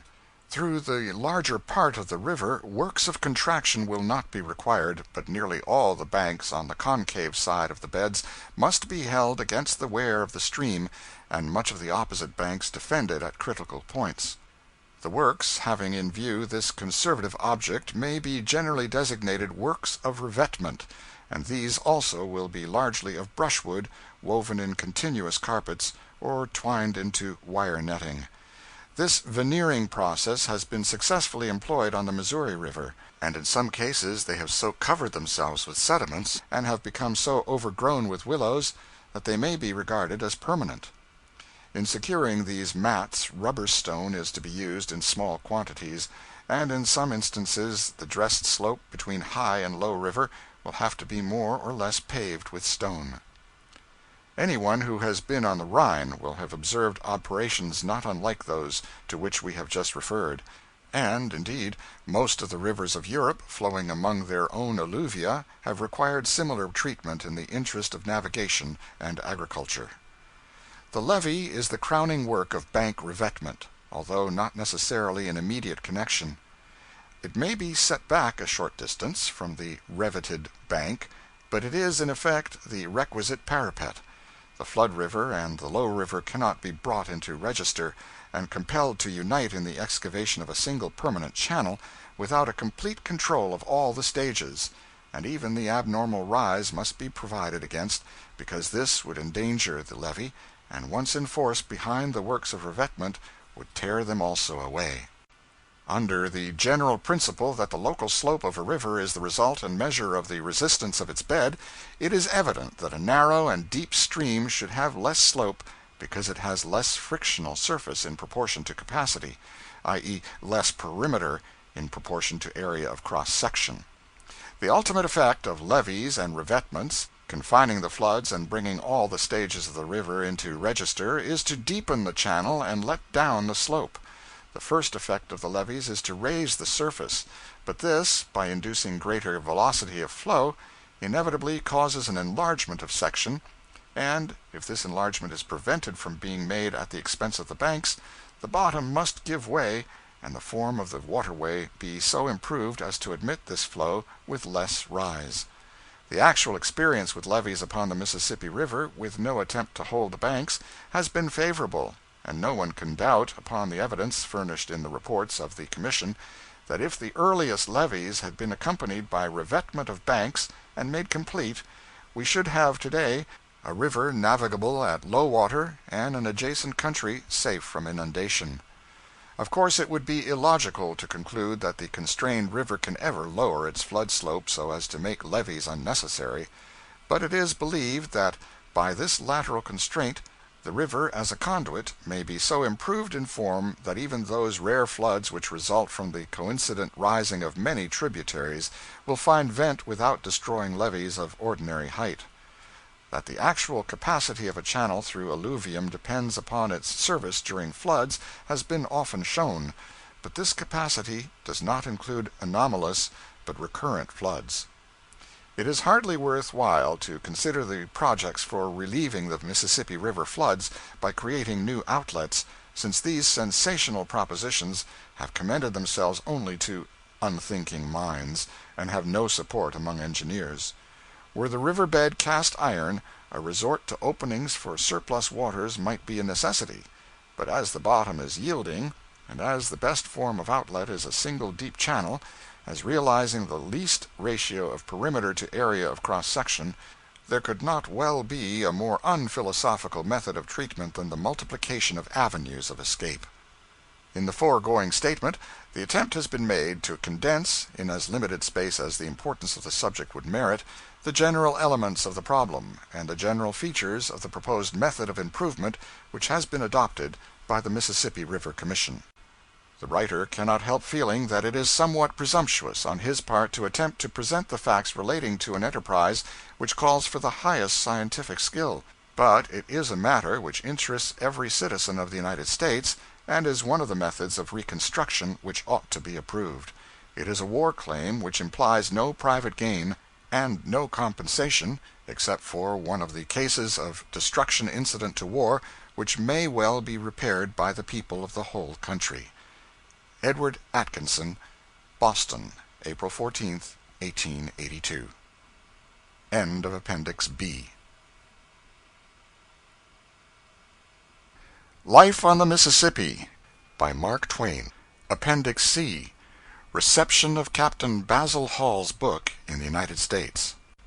Having now arrived nearly at the end of our travels, I am induced, ere I conclude, again to mention what I consider as one of the most remarkable traits in the national character of the Americans, namely, their exquisite sensitiveness and soreness respecting everything said or written concerning them. Of this, perhaps the most remarkable example I can give is the effect produced on nearly every class of readers by the appearance of Captain Basil Hall's Travels in North America. In fact, it was a sort of moral earthquake, and the vibration it occasioned through the nerves of the Republic, from one corner of the Union to the other, was by no means over when I left the country in July 1831, a couple of years after the shock. I was in Cincinnati when these volumes came out, but it was not till July 1830 that I procured a copy of them. One bookseller to whom I applied told me that he had had a few copies before he understood the nature of the work, but that, after becoming acquainted with it, nothing should induce him to sell another. Other persons of his profession must, however, have been less scrupulous, for the book was read in city, town, village, and hamlet, steamboat, and stagecoach, and a sort of war-whoop was sent forth, perfectly unprecedented in my recollection, upon any occasion whatever. An ardent desire for approbation and a delicate sensitiveness under censure have always, I believe, been considered as amiable traits of character, But the condition into which the appearance of Captain Hall's work threw the Republic shows plainly that these feelings, if carried to excess, produce a weakness which amounts to imbecility. It was perfectly astonishing to hear men who on other subjects were of some judgment utter their opinions upon this. I never heard of any instance in which the common sense generally found in national criticism was so overthrown by passion. I do not speak of the want of justice, and a fair and liberal interpretation. These, perhaps, were hardly to be expected. Other nations have been called thin-skinned, but the citizens of the Union have, apparently, no skins at all. They wince if a breeze blows over them, unless it be tempered with adulation. It was not, therefore, very surprising that the acute and forcible observations of a traveler they knew would be listened to should be received testily. The extraordinary features of the business were, first, the excess of the rage into which they lashed themselves, and secondly, the puerility of the inventions by which they attempted to account for the severity with which they fancied they had been treated. Not content with declaring that the volumes contained no word of truth from beginning to end, which is an assertion I heard made very nearly as often as they were mentioned, the whole country set to work to discover the causes why Captain Hall had visited the United States and why he had published his book. I have heard it said with as much precision and gravity as if the statement had been conveyed by an official report that Captain Hall had been sent out by the British government expressly for the purpose of checking the growing admiration of England for the government of the United States, that it was by a commission from the Treasury he had come, and that it was only in obedience to orders that he had found anything to object to. I do not give this as the gossip of a coterie. I am persuaded that it is the belief of a very considerable portion of the country. So deep is the conviction of this singular people that they cannot be seen without being admired, that they will not admit the possibility that anyone should honestly and sincerely find aught to disapprove in them or their country. The American reviews are, many of them, I believe, well known in England. I need not, therefore, quote them here, but I sometimes wondered that they, none of them, ever thought of translating Obadiah's curse into classic American. If they had done so, on placing he, Basil Hall, between brackets instead of he, Obadiah, it would have saved them a world of trouble. I can hardly describe the curiosity with which I sat down at length to peruse these tremendous volumes. Still less can I do justice to my surprise at their contents. To say that I found not one exaggerated statement throughout the work is by no means saying enough. It is impossible for any one who knows the country not to see that Captain Hall earnestly sought out things to admire and commend. When he praises, it is with evident pleasure, and when he finds fault, it is with evident reluctance and restraint, excepting where motives purely patriotic urge him to state roundly what it is for the benefit of his country should be known. In fact, Captain Hall saw the country to the greatest possible advantage, furnished, of course, with letters of introduction to the most distinguished individuals, and with the still more influential recommendation of his own reputation. He was received in full drawing-room style and state from one end of the Union to the other.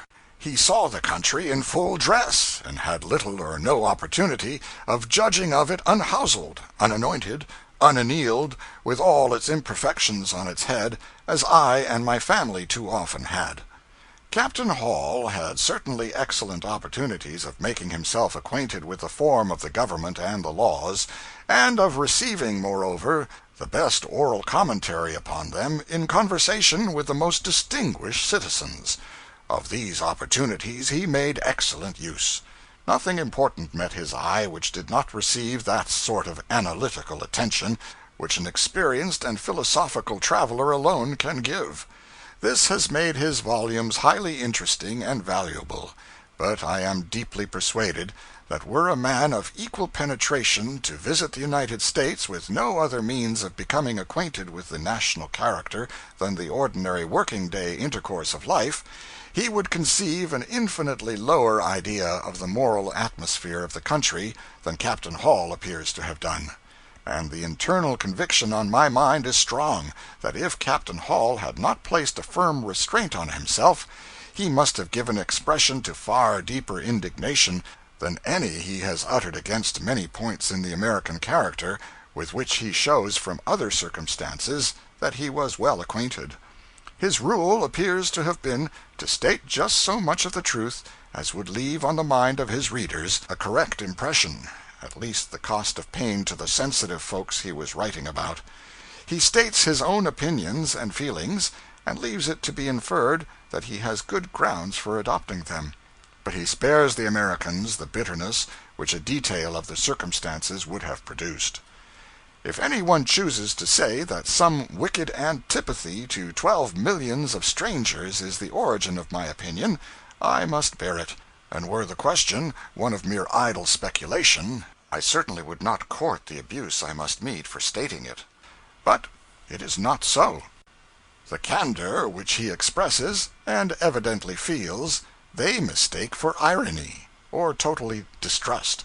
His unwillingness to give pain to persons from whom he has received kindness, they scornfully reject as affectation, and although they must know right well in their own secret hearts how infinitely more they lay at his mercy than he has chosen to betray, they pretend, even to themselves, that he has exaggerated the bad points of their character and institutions, whereas the truth is that he has let them off with a degree of tenderness which may be quite suitable for him to exercise, however little merited, while at the same time he has most industriously magnified their merits, whenever he could possibly find anything favorable. End of Appendix C.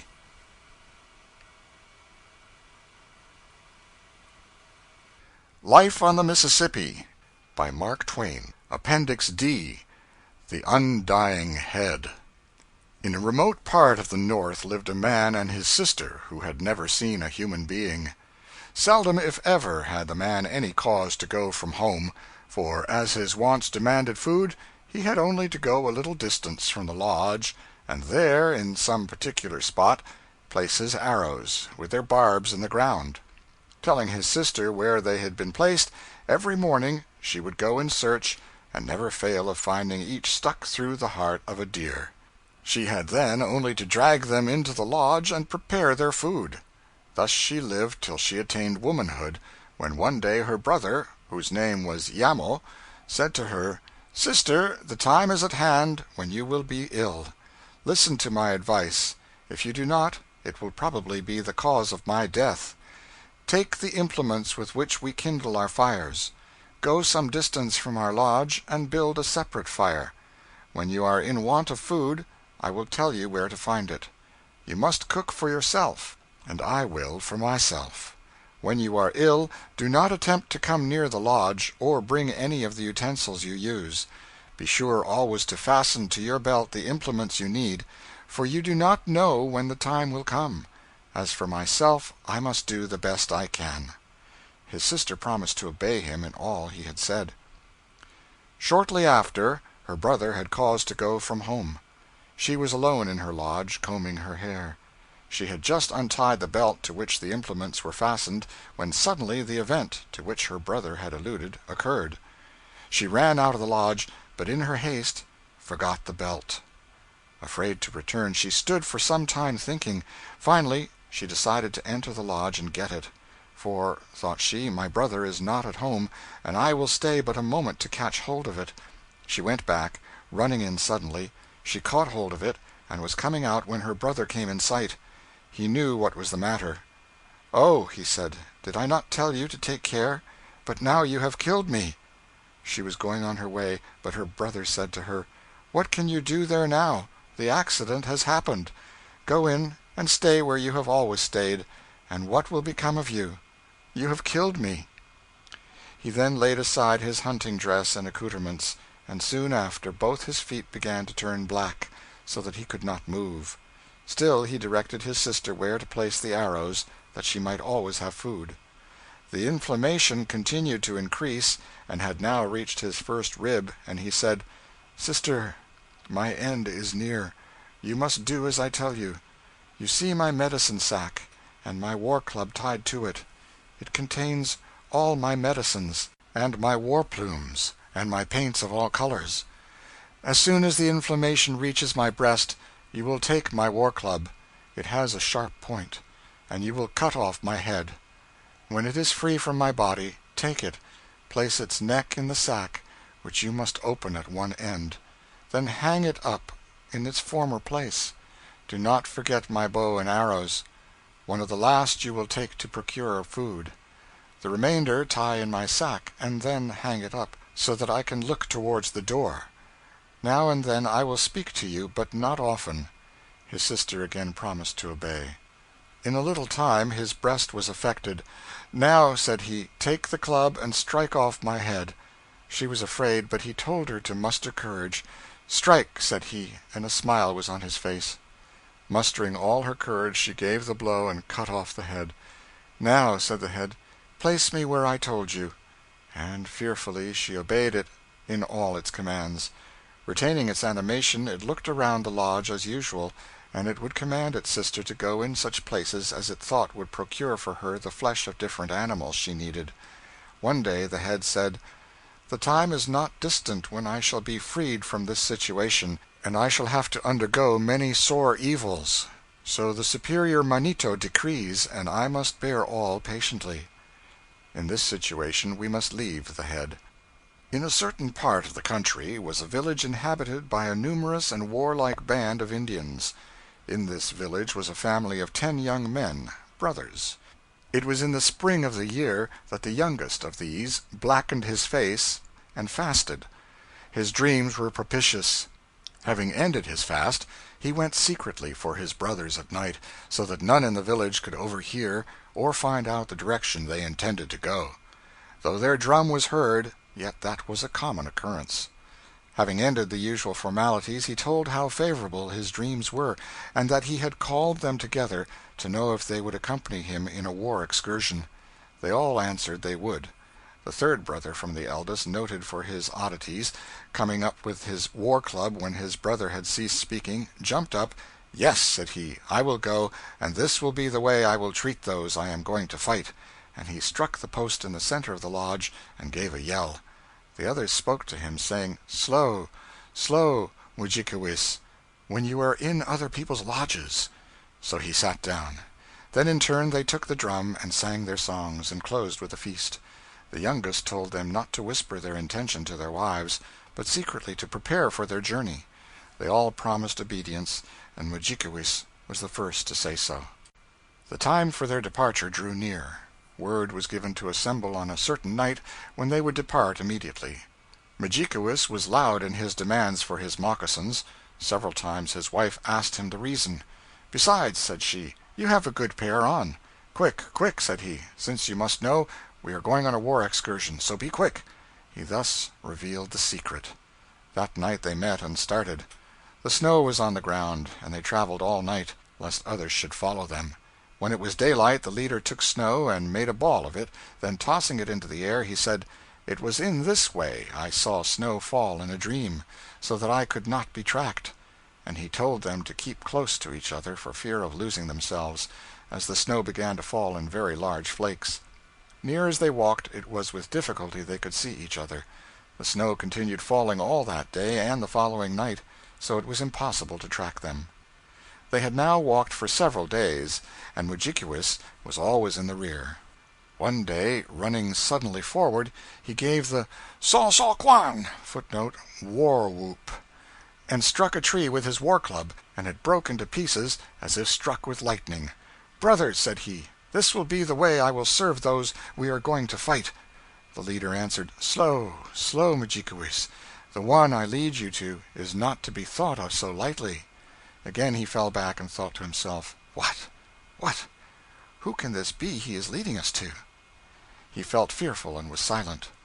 Day after day they traveled on, till they came to an extensive plain, on the borders of which human bones were bleaching in the sun. The leader spoke, "They are the bones of those who have gone before us. None has ever yet returned to tell the sad tale of their fate." Again Mudjikewis became restless, and running forward gave the accustomed yell. Advancing to a large rock which stood above the ground, he struck it, and it fell to pieces. "See, brothers," said he, "thus will I treat those whom we are going to fight." "Still, still," once more said the leader, "he to whom I am leading you is not to be compared to the rock." Mudjikewis fell back thoughtful, saying to himself, "I wonder who this can be that he is going to attack?" And he was afraid. Still they continued to see the remains of former warriors who had been to the place where they were now going, some of whom had retreated as far back as the place where they first saw the bones, beyond which no one had ever escaped. At last they came to a piece of rising ground, from which they plainly distinguished, sleeping on a distant mountain, a mammoth bear. The distance between them was very great, but the size of the animal caused him to be plainly seen. "There," said the leader, "it is he to whom I am leading you. Here our troubles will commence, for he is a Mishemokwa and a Manito. It is he who has that we prize so dearly," i.e., wampum, "to obtain which the warriors whose bones we saw sacrificed their lives. You must not be fearful. Be manly. We shall find him asleep." Then the leader went forward and touched the belt around the animal's neck. "This," said he, "is what we must get. It contains the wampum." Then they requested the eldest to try and slip the belt over the bear's head, who appeared to be fast asleep, as he was not in the least disturbed by the attempt to obtain the belt. All their efforts were in vain, till it came to the one next to the youngest. He tried, and the belt moved nearly over the monster's head, but he could get it no farther. Then the youngest one, and the leader, made his attempt and succeeded. Placing it on the back of the oldest, he said, "Now we must run," and off they started. When one became fatigued with its weight, another would relieve him. Thus they ran till they had passed the bones of all former warriors, and were some distance beyond, when, looking back, they saw the monster slowly rising. He stood some time before he missed his wampum. Soon they heard his tremendous howl, like distant thunder, slowly filling all the sky. And then they heard him speak and say, "Who can it be that has dared to steal my wampum? Earth is not so large but I can find them." And he descended from the hill in pursuit. As if convulsed, the earth shook with every jump he made. Very soon he approached the party. They, however, kept the belt, exchanging it from one to another, and encouraging each other. But he gained on them fast. "Brothers," said the leader, "has never any one of you, when fasting, dreamed of some friendly spirit who would aid you as a guardian?" A dead silence followed. "Well," said he, "fasting, I dreamed of being in danger of instant death when I saw a small lodge, with smoke curling from its top. An old man lived in it, and I dreamed he helped me. And may it be verified soon," he said, running forward and giving the peculiar yell and a howl as if the sounds came from the depths of his stomach and what is called Checaudum. Getting upon a piece of rising ground, behold, a lodge, with smoke curling from its top, appeared. This gave them all new strength, and they ran forward and entered it. The leader spoke to the old man who sat in the lodge, saying, "Nemesho, help us. We claim your protection, for the great bear will kill us." "Sit down and eat, my grandchildren," said the old man. "Who is a great Manito?" said he. "There is none but me. But let me look." And he opened the door of the lodge, when lo, at a little distance he saw the enraged animal coming on, with slow but powerful leaps. He closed the door. "Yes," said he is indeed a great Manito. My grandchildren, you will be the cause of my losing my life. You asked my protection, and I granted it. So now, come what may, I will protect you. When the bear arrives at the door, you must run out of the other door of the lodge." Then putting his hand to the side of the lodge where he sat, he brought out a bag which he opened. Taking out 2 small black dogs, he placed them before him. "These are the ones I use when I fight," said he. And he commenced patting with both hands the sides of one of them, and he began to swell out, so that he soon filled the lodge by his bulk. And he had great strong teeth. When he attained his full size he growled, and from that moment, as from instinct, he jumped out the door and met the bear, who in another leap would have reached the lodge. A terrible combat ensued. The skies rang with the howls of the fierce monsters. The remaining dogs soon took the field. The brothers, at the outset, took the advice of the old man and escaped through the opposite side of the lodge. They had not proceeded far before they heard the dying cry of one of the dogs, and soon after of the other. "Well," said the leader, "the old man will share their fate, so run, he will soon be after us." They started with fresh vigor, for they had received food from the old man, but very soon the bear came in sight and again was fast gaining upon them. Again the leader asked the brothers if they could do nothing for their safety. All were silent. The leader, running forward, did as before. "I dreamed," he cried, "that, being in great trouble, an old man helped me who was a manito. We shall soon see his lodge." Taking courage, they still went on. After going a short distance, they saw the lodge of the old manito. They entered immediately and claimed his protection, telling him a manito was after them. The old man, setting meat before them, said, "Eat. Who is a manito? There is no manito but me. There is none whom I fear." And the earth trembled as the monster advanced. The old man opened the door and saw him coming. He shut it slowly and said, "Yes, my grandchildren, you have brought trouble upon me." Procuring his medicine sack, he took out his small war clubs of black stone and told the young men to run through the other side of the lodge. As he handled the clubs, they became very large, and the old man stepped out just as the bear reached the door. Then, striking him with one of the clubs, it broke in pieces. The bear stumbled, renewing the attempt with the other war club that also was broken, but the bear fell senseless. Each blow the old man gave him sounded like a clap of thunder, and the howls of the bear ran along till they filled the heavens. The young men had now run some distance. When they looked back, they could see that the bear was recovering from the blows. First he moved his paws, and soon they saw him rise on his feet. The old man shared the fate of the first, for they now heard his cries as he was torn in pieces. Again the monster was in pursuit and fast overtaking them. Not yet discouraged, the young men kept on their way, but the bear was now so close that the leader once more applied to his brothers, but they could do nothing. "Well," said he, "my dreams will soon be exhausted. After this I have but one more." He advanced, invoking his guardian spirit to aid him. "Once," said he, "I dreamed that, being sorely pressed, I came to a large lake, on the shore of which was a canoe, partly out of water, having 10 paddles, all in readiness. 'Do not fear,' he cried, 'we shall soon get it.' And so it was, even as he had said. Coming to the lake, they saw the canoe with 10 paddles, and immediately they embarked. Scarcely had they reached the center of the lake when they saw the bear arrive at its borders. Lifting himself on his hind legs, he looked all around. Then he waded into the water. Then, losing his footing, he turned back and commenced making the circuit of the lake. Meantime the party remained stationary in the center to watch his movements. He traveled all around, till at last he came to the place from whence he started. Then he commenced drinking up the water, and they saw the current fast setting in towards his open mouth. The leader encouraged them to paddle hard for the opposite shore.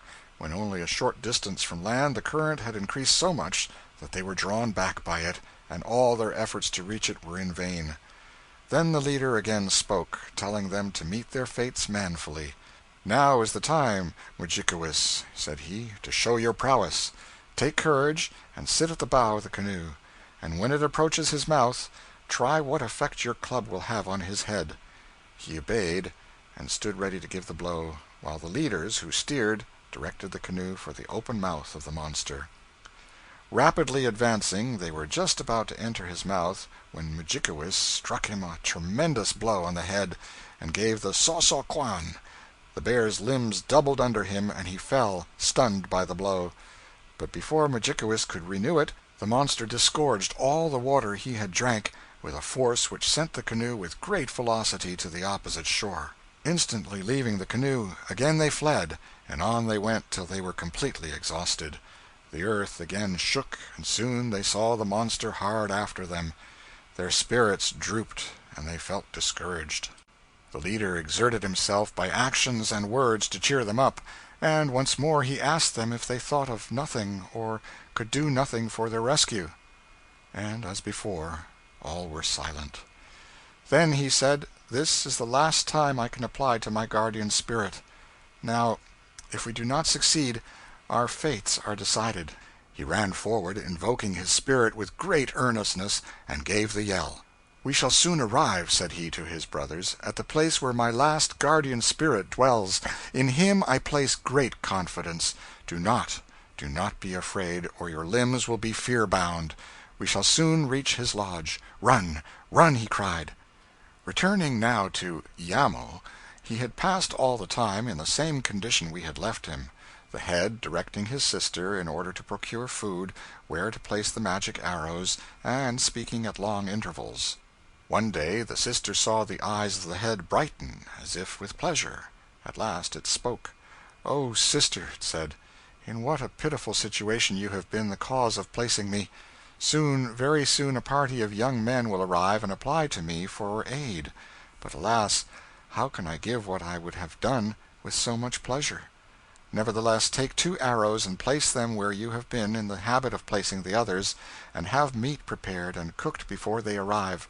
When you hear them coming and calling on my name, go out and say, 'Alas, it is long ago that an accident befell him.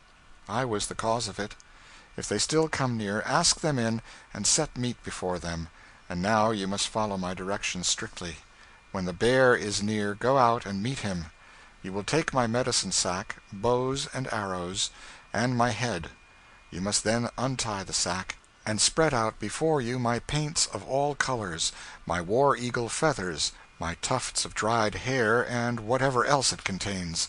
As the bear approaches, you will take all these articles one by one, and say to him, 'This is my deceased brother's paint,' and so on with all the other articles, throwing each of them as far as you can.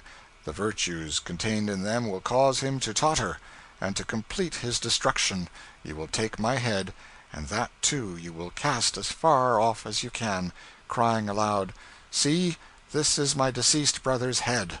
He will then fall senseless. By this time the young men will have eaten, and you will call them to your assistance. You must then cut the carcass into pieces, yes, into small pieces, and scatter them to the 4 winds, for unless you do this he will again revive." She promised that all should be done as he said. She had only time to prepare the meat, when the voice of the leader was heard calling upon Iamo for aid. The woman went out and said as her brother had directed, but the war party, being closely pursued, came up to the lodge. She invited them in, and placed the meat before them. While they were eating, they heard the bear approaching. Untying the medicine sack and taking the head, she had all in readiness for his approach. When he came up, she did as she had been told, and before she had expended the paints and feathers, the bear began to totter, but, still advancing, came close to the woman. Saying as she was commanded, she then took the head, and cast it as far from her as she could. As it rolled along the ground, the blood, excited by the feelings of the head in this terrible scene, gushed from the nose and mouth. The bear, tottering, soon fell with a tremendous noise. Then she cried for help, and the young men came rushing out, having partially regained their strength and spirits. Mudjikewis, stepping up, gave a yell and struck him with a blow upon the head. This he repeated, till it seemed like a mass of brains, while the others, as quick as possible, cut him into very small pieces, which they then scattered in every direction. While thus employed, happening to look around where they had thrown the meat, wonderful to behold, they saw starting up and turning off in every direction small black bears, such as are seen at the present day. The country was soon overspread with these black animals, and it was from this monster that the present race of bears derived their origin. Having thus overcome their pursuer, they returned to the lodge. In the meantime, the woman, gathering the implements she had used, and the head, placed them again in the sack. But the head did not speak again, probably from its great exertion to overcome the monster. Having spent so much time, and traversed so vast a country in their flight, the young men gave up the idea of ever returning to their own country, and game being plenty, they determined to remain where they now were. One day they moved off some distance from the lodge for the purpose of hunting, having left the wampum with the woman. They were very successful, and amused themselves, as all young men do when alone, by talking and jesting with each other.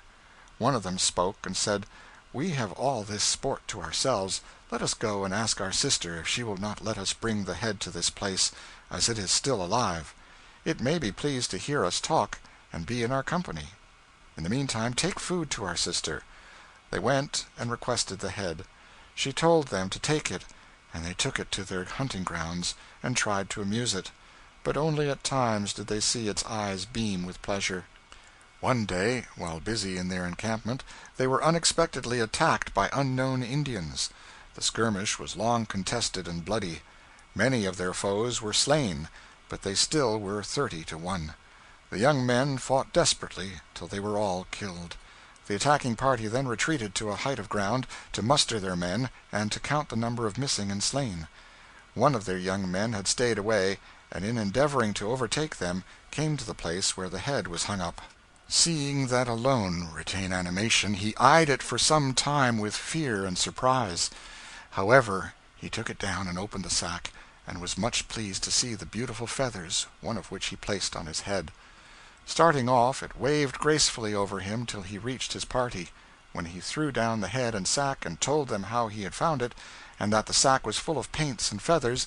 They all looked at the head and made sport of it. Numbers of the young men took the paint and painted themselves, and one of the party took the head by the hair and said, "Look, you ugly thing, and see your paints on the faces of warriors." But the feathers were so beautiful that numbers of them also placed them on their heads. Then again they used all kinds of indignity to the head, for which they were in turn repaid by the death of those who had used the feathers. Then the chief commanded them to throw away all except the head. "We will see," said he, "when we get home, what we can do with it. We will try to make it shut its eyes." When they reached their homes, they took it to the council lodge, and hung it up before the fire, fastening it with rawhide soaked, which would shrink and become tightened by the action of the fire. "We will then see," they said, "if we cannot make it shut its eyes."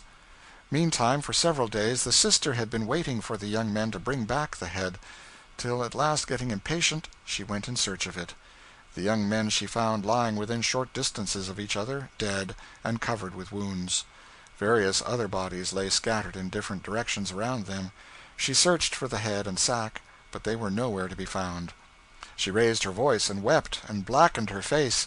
Then she walked in different directions till she came to the place from whence the head had been taken. Then she found the magic bow and arrows, where the young men, ignorant of their qualities, had left them. She thought to herself that she would find her brother's head, and came to a piece of rising ground, and there saw some of his paints and feathers. These she carefully put up, and hung upon the branch of a tree till her return. At dusk she arrived at the first lodge, at a very extensive village. Here she used a charm, common among Indians when they wish to meet with a kind reception. On applying to the old man and woman of the lodge, she was kindly received. She made known her errand. The old man promised to aid her, and told her the head was hung up before the council fire, and that the chiefs of the village with their young men kept watch over it continually. The former are considered as manitoes. She said she only wished to see it, and would be satisfied if she could only get to the door of the lodge. She knew she had not sufficient power to take it by force. "Come with me," said the Indian. "I will take you there." They went, and they took their seats near the door. The council lodge was filled with warriors, amusing themselves with games, and constantly keeping up a fire to smoke the head, as they said, to make dry meat. They saw the head move, and not knowing what to make of it, one spoke and said, "Ha! It is beginning to feel the effects of the smoke." The sister looked up from the door, and her eyes met those of her brother, and tears rolled down the cheeks of the head. "Well," said the chief, "I thought we would make you do something at last. Look at it, shedding tears," said he to those around him, and they all laughed and passed their jokes upon it. The chief, looking around and observing the woman, after some time said to the man who came with her, "Who have you got there? I have never seen that woman before in our village."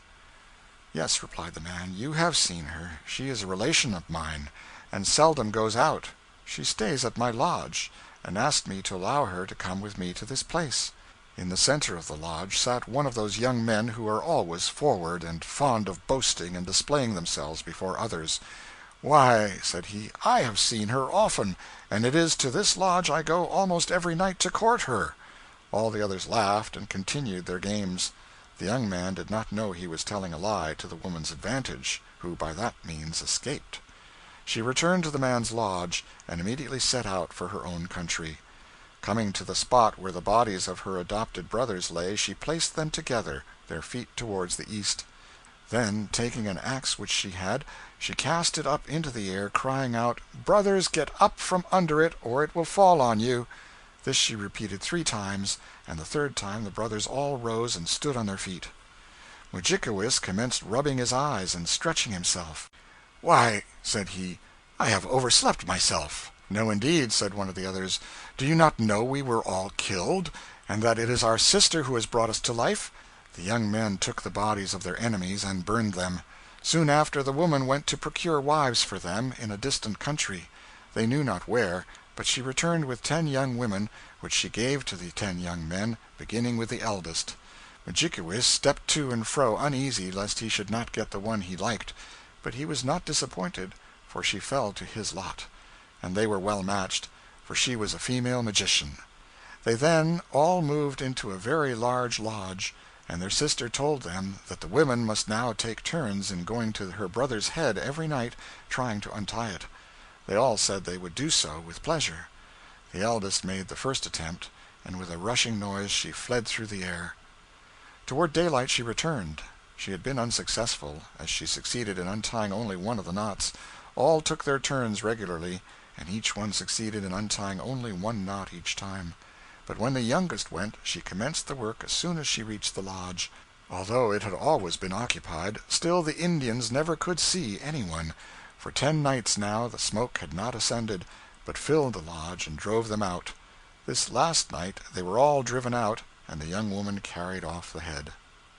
The young people and the sister heard the young woman coming high through the air, and they heard her saying, "Prepare the body of our brother." And as soon as they heard it, they went to a small lodge where the black body of Iamo lay. His sister commenced cutting the neck part, from which the neck had been severed. She cut so deep as to cause it to bleed, and the others who were present, by rubbing the body and applying medicines, expelled the blackness. In the meantime, the one who brought it, by cutting the neck of the head, caused that also to bleed.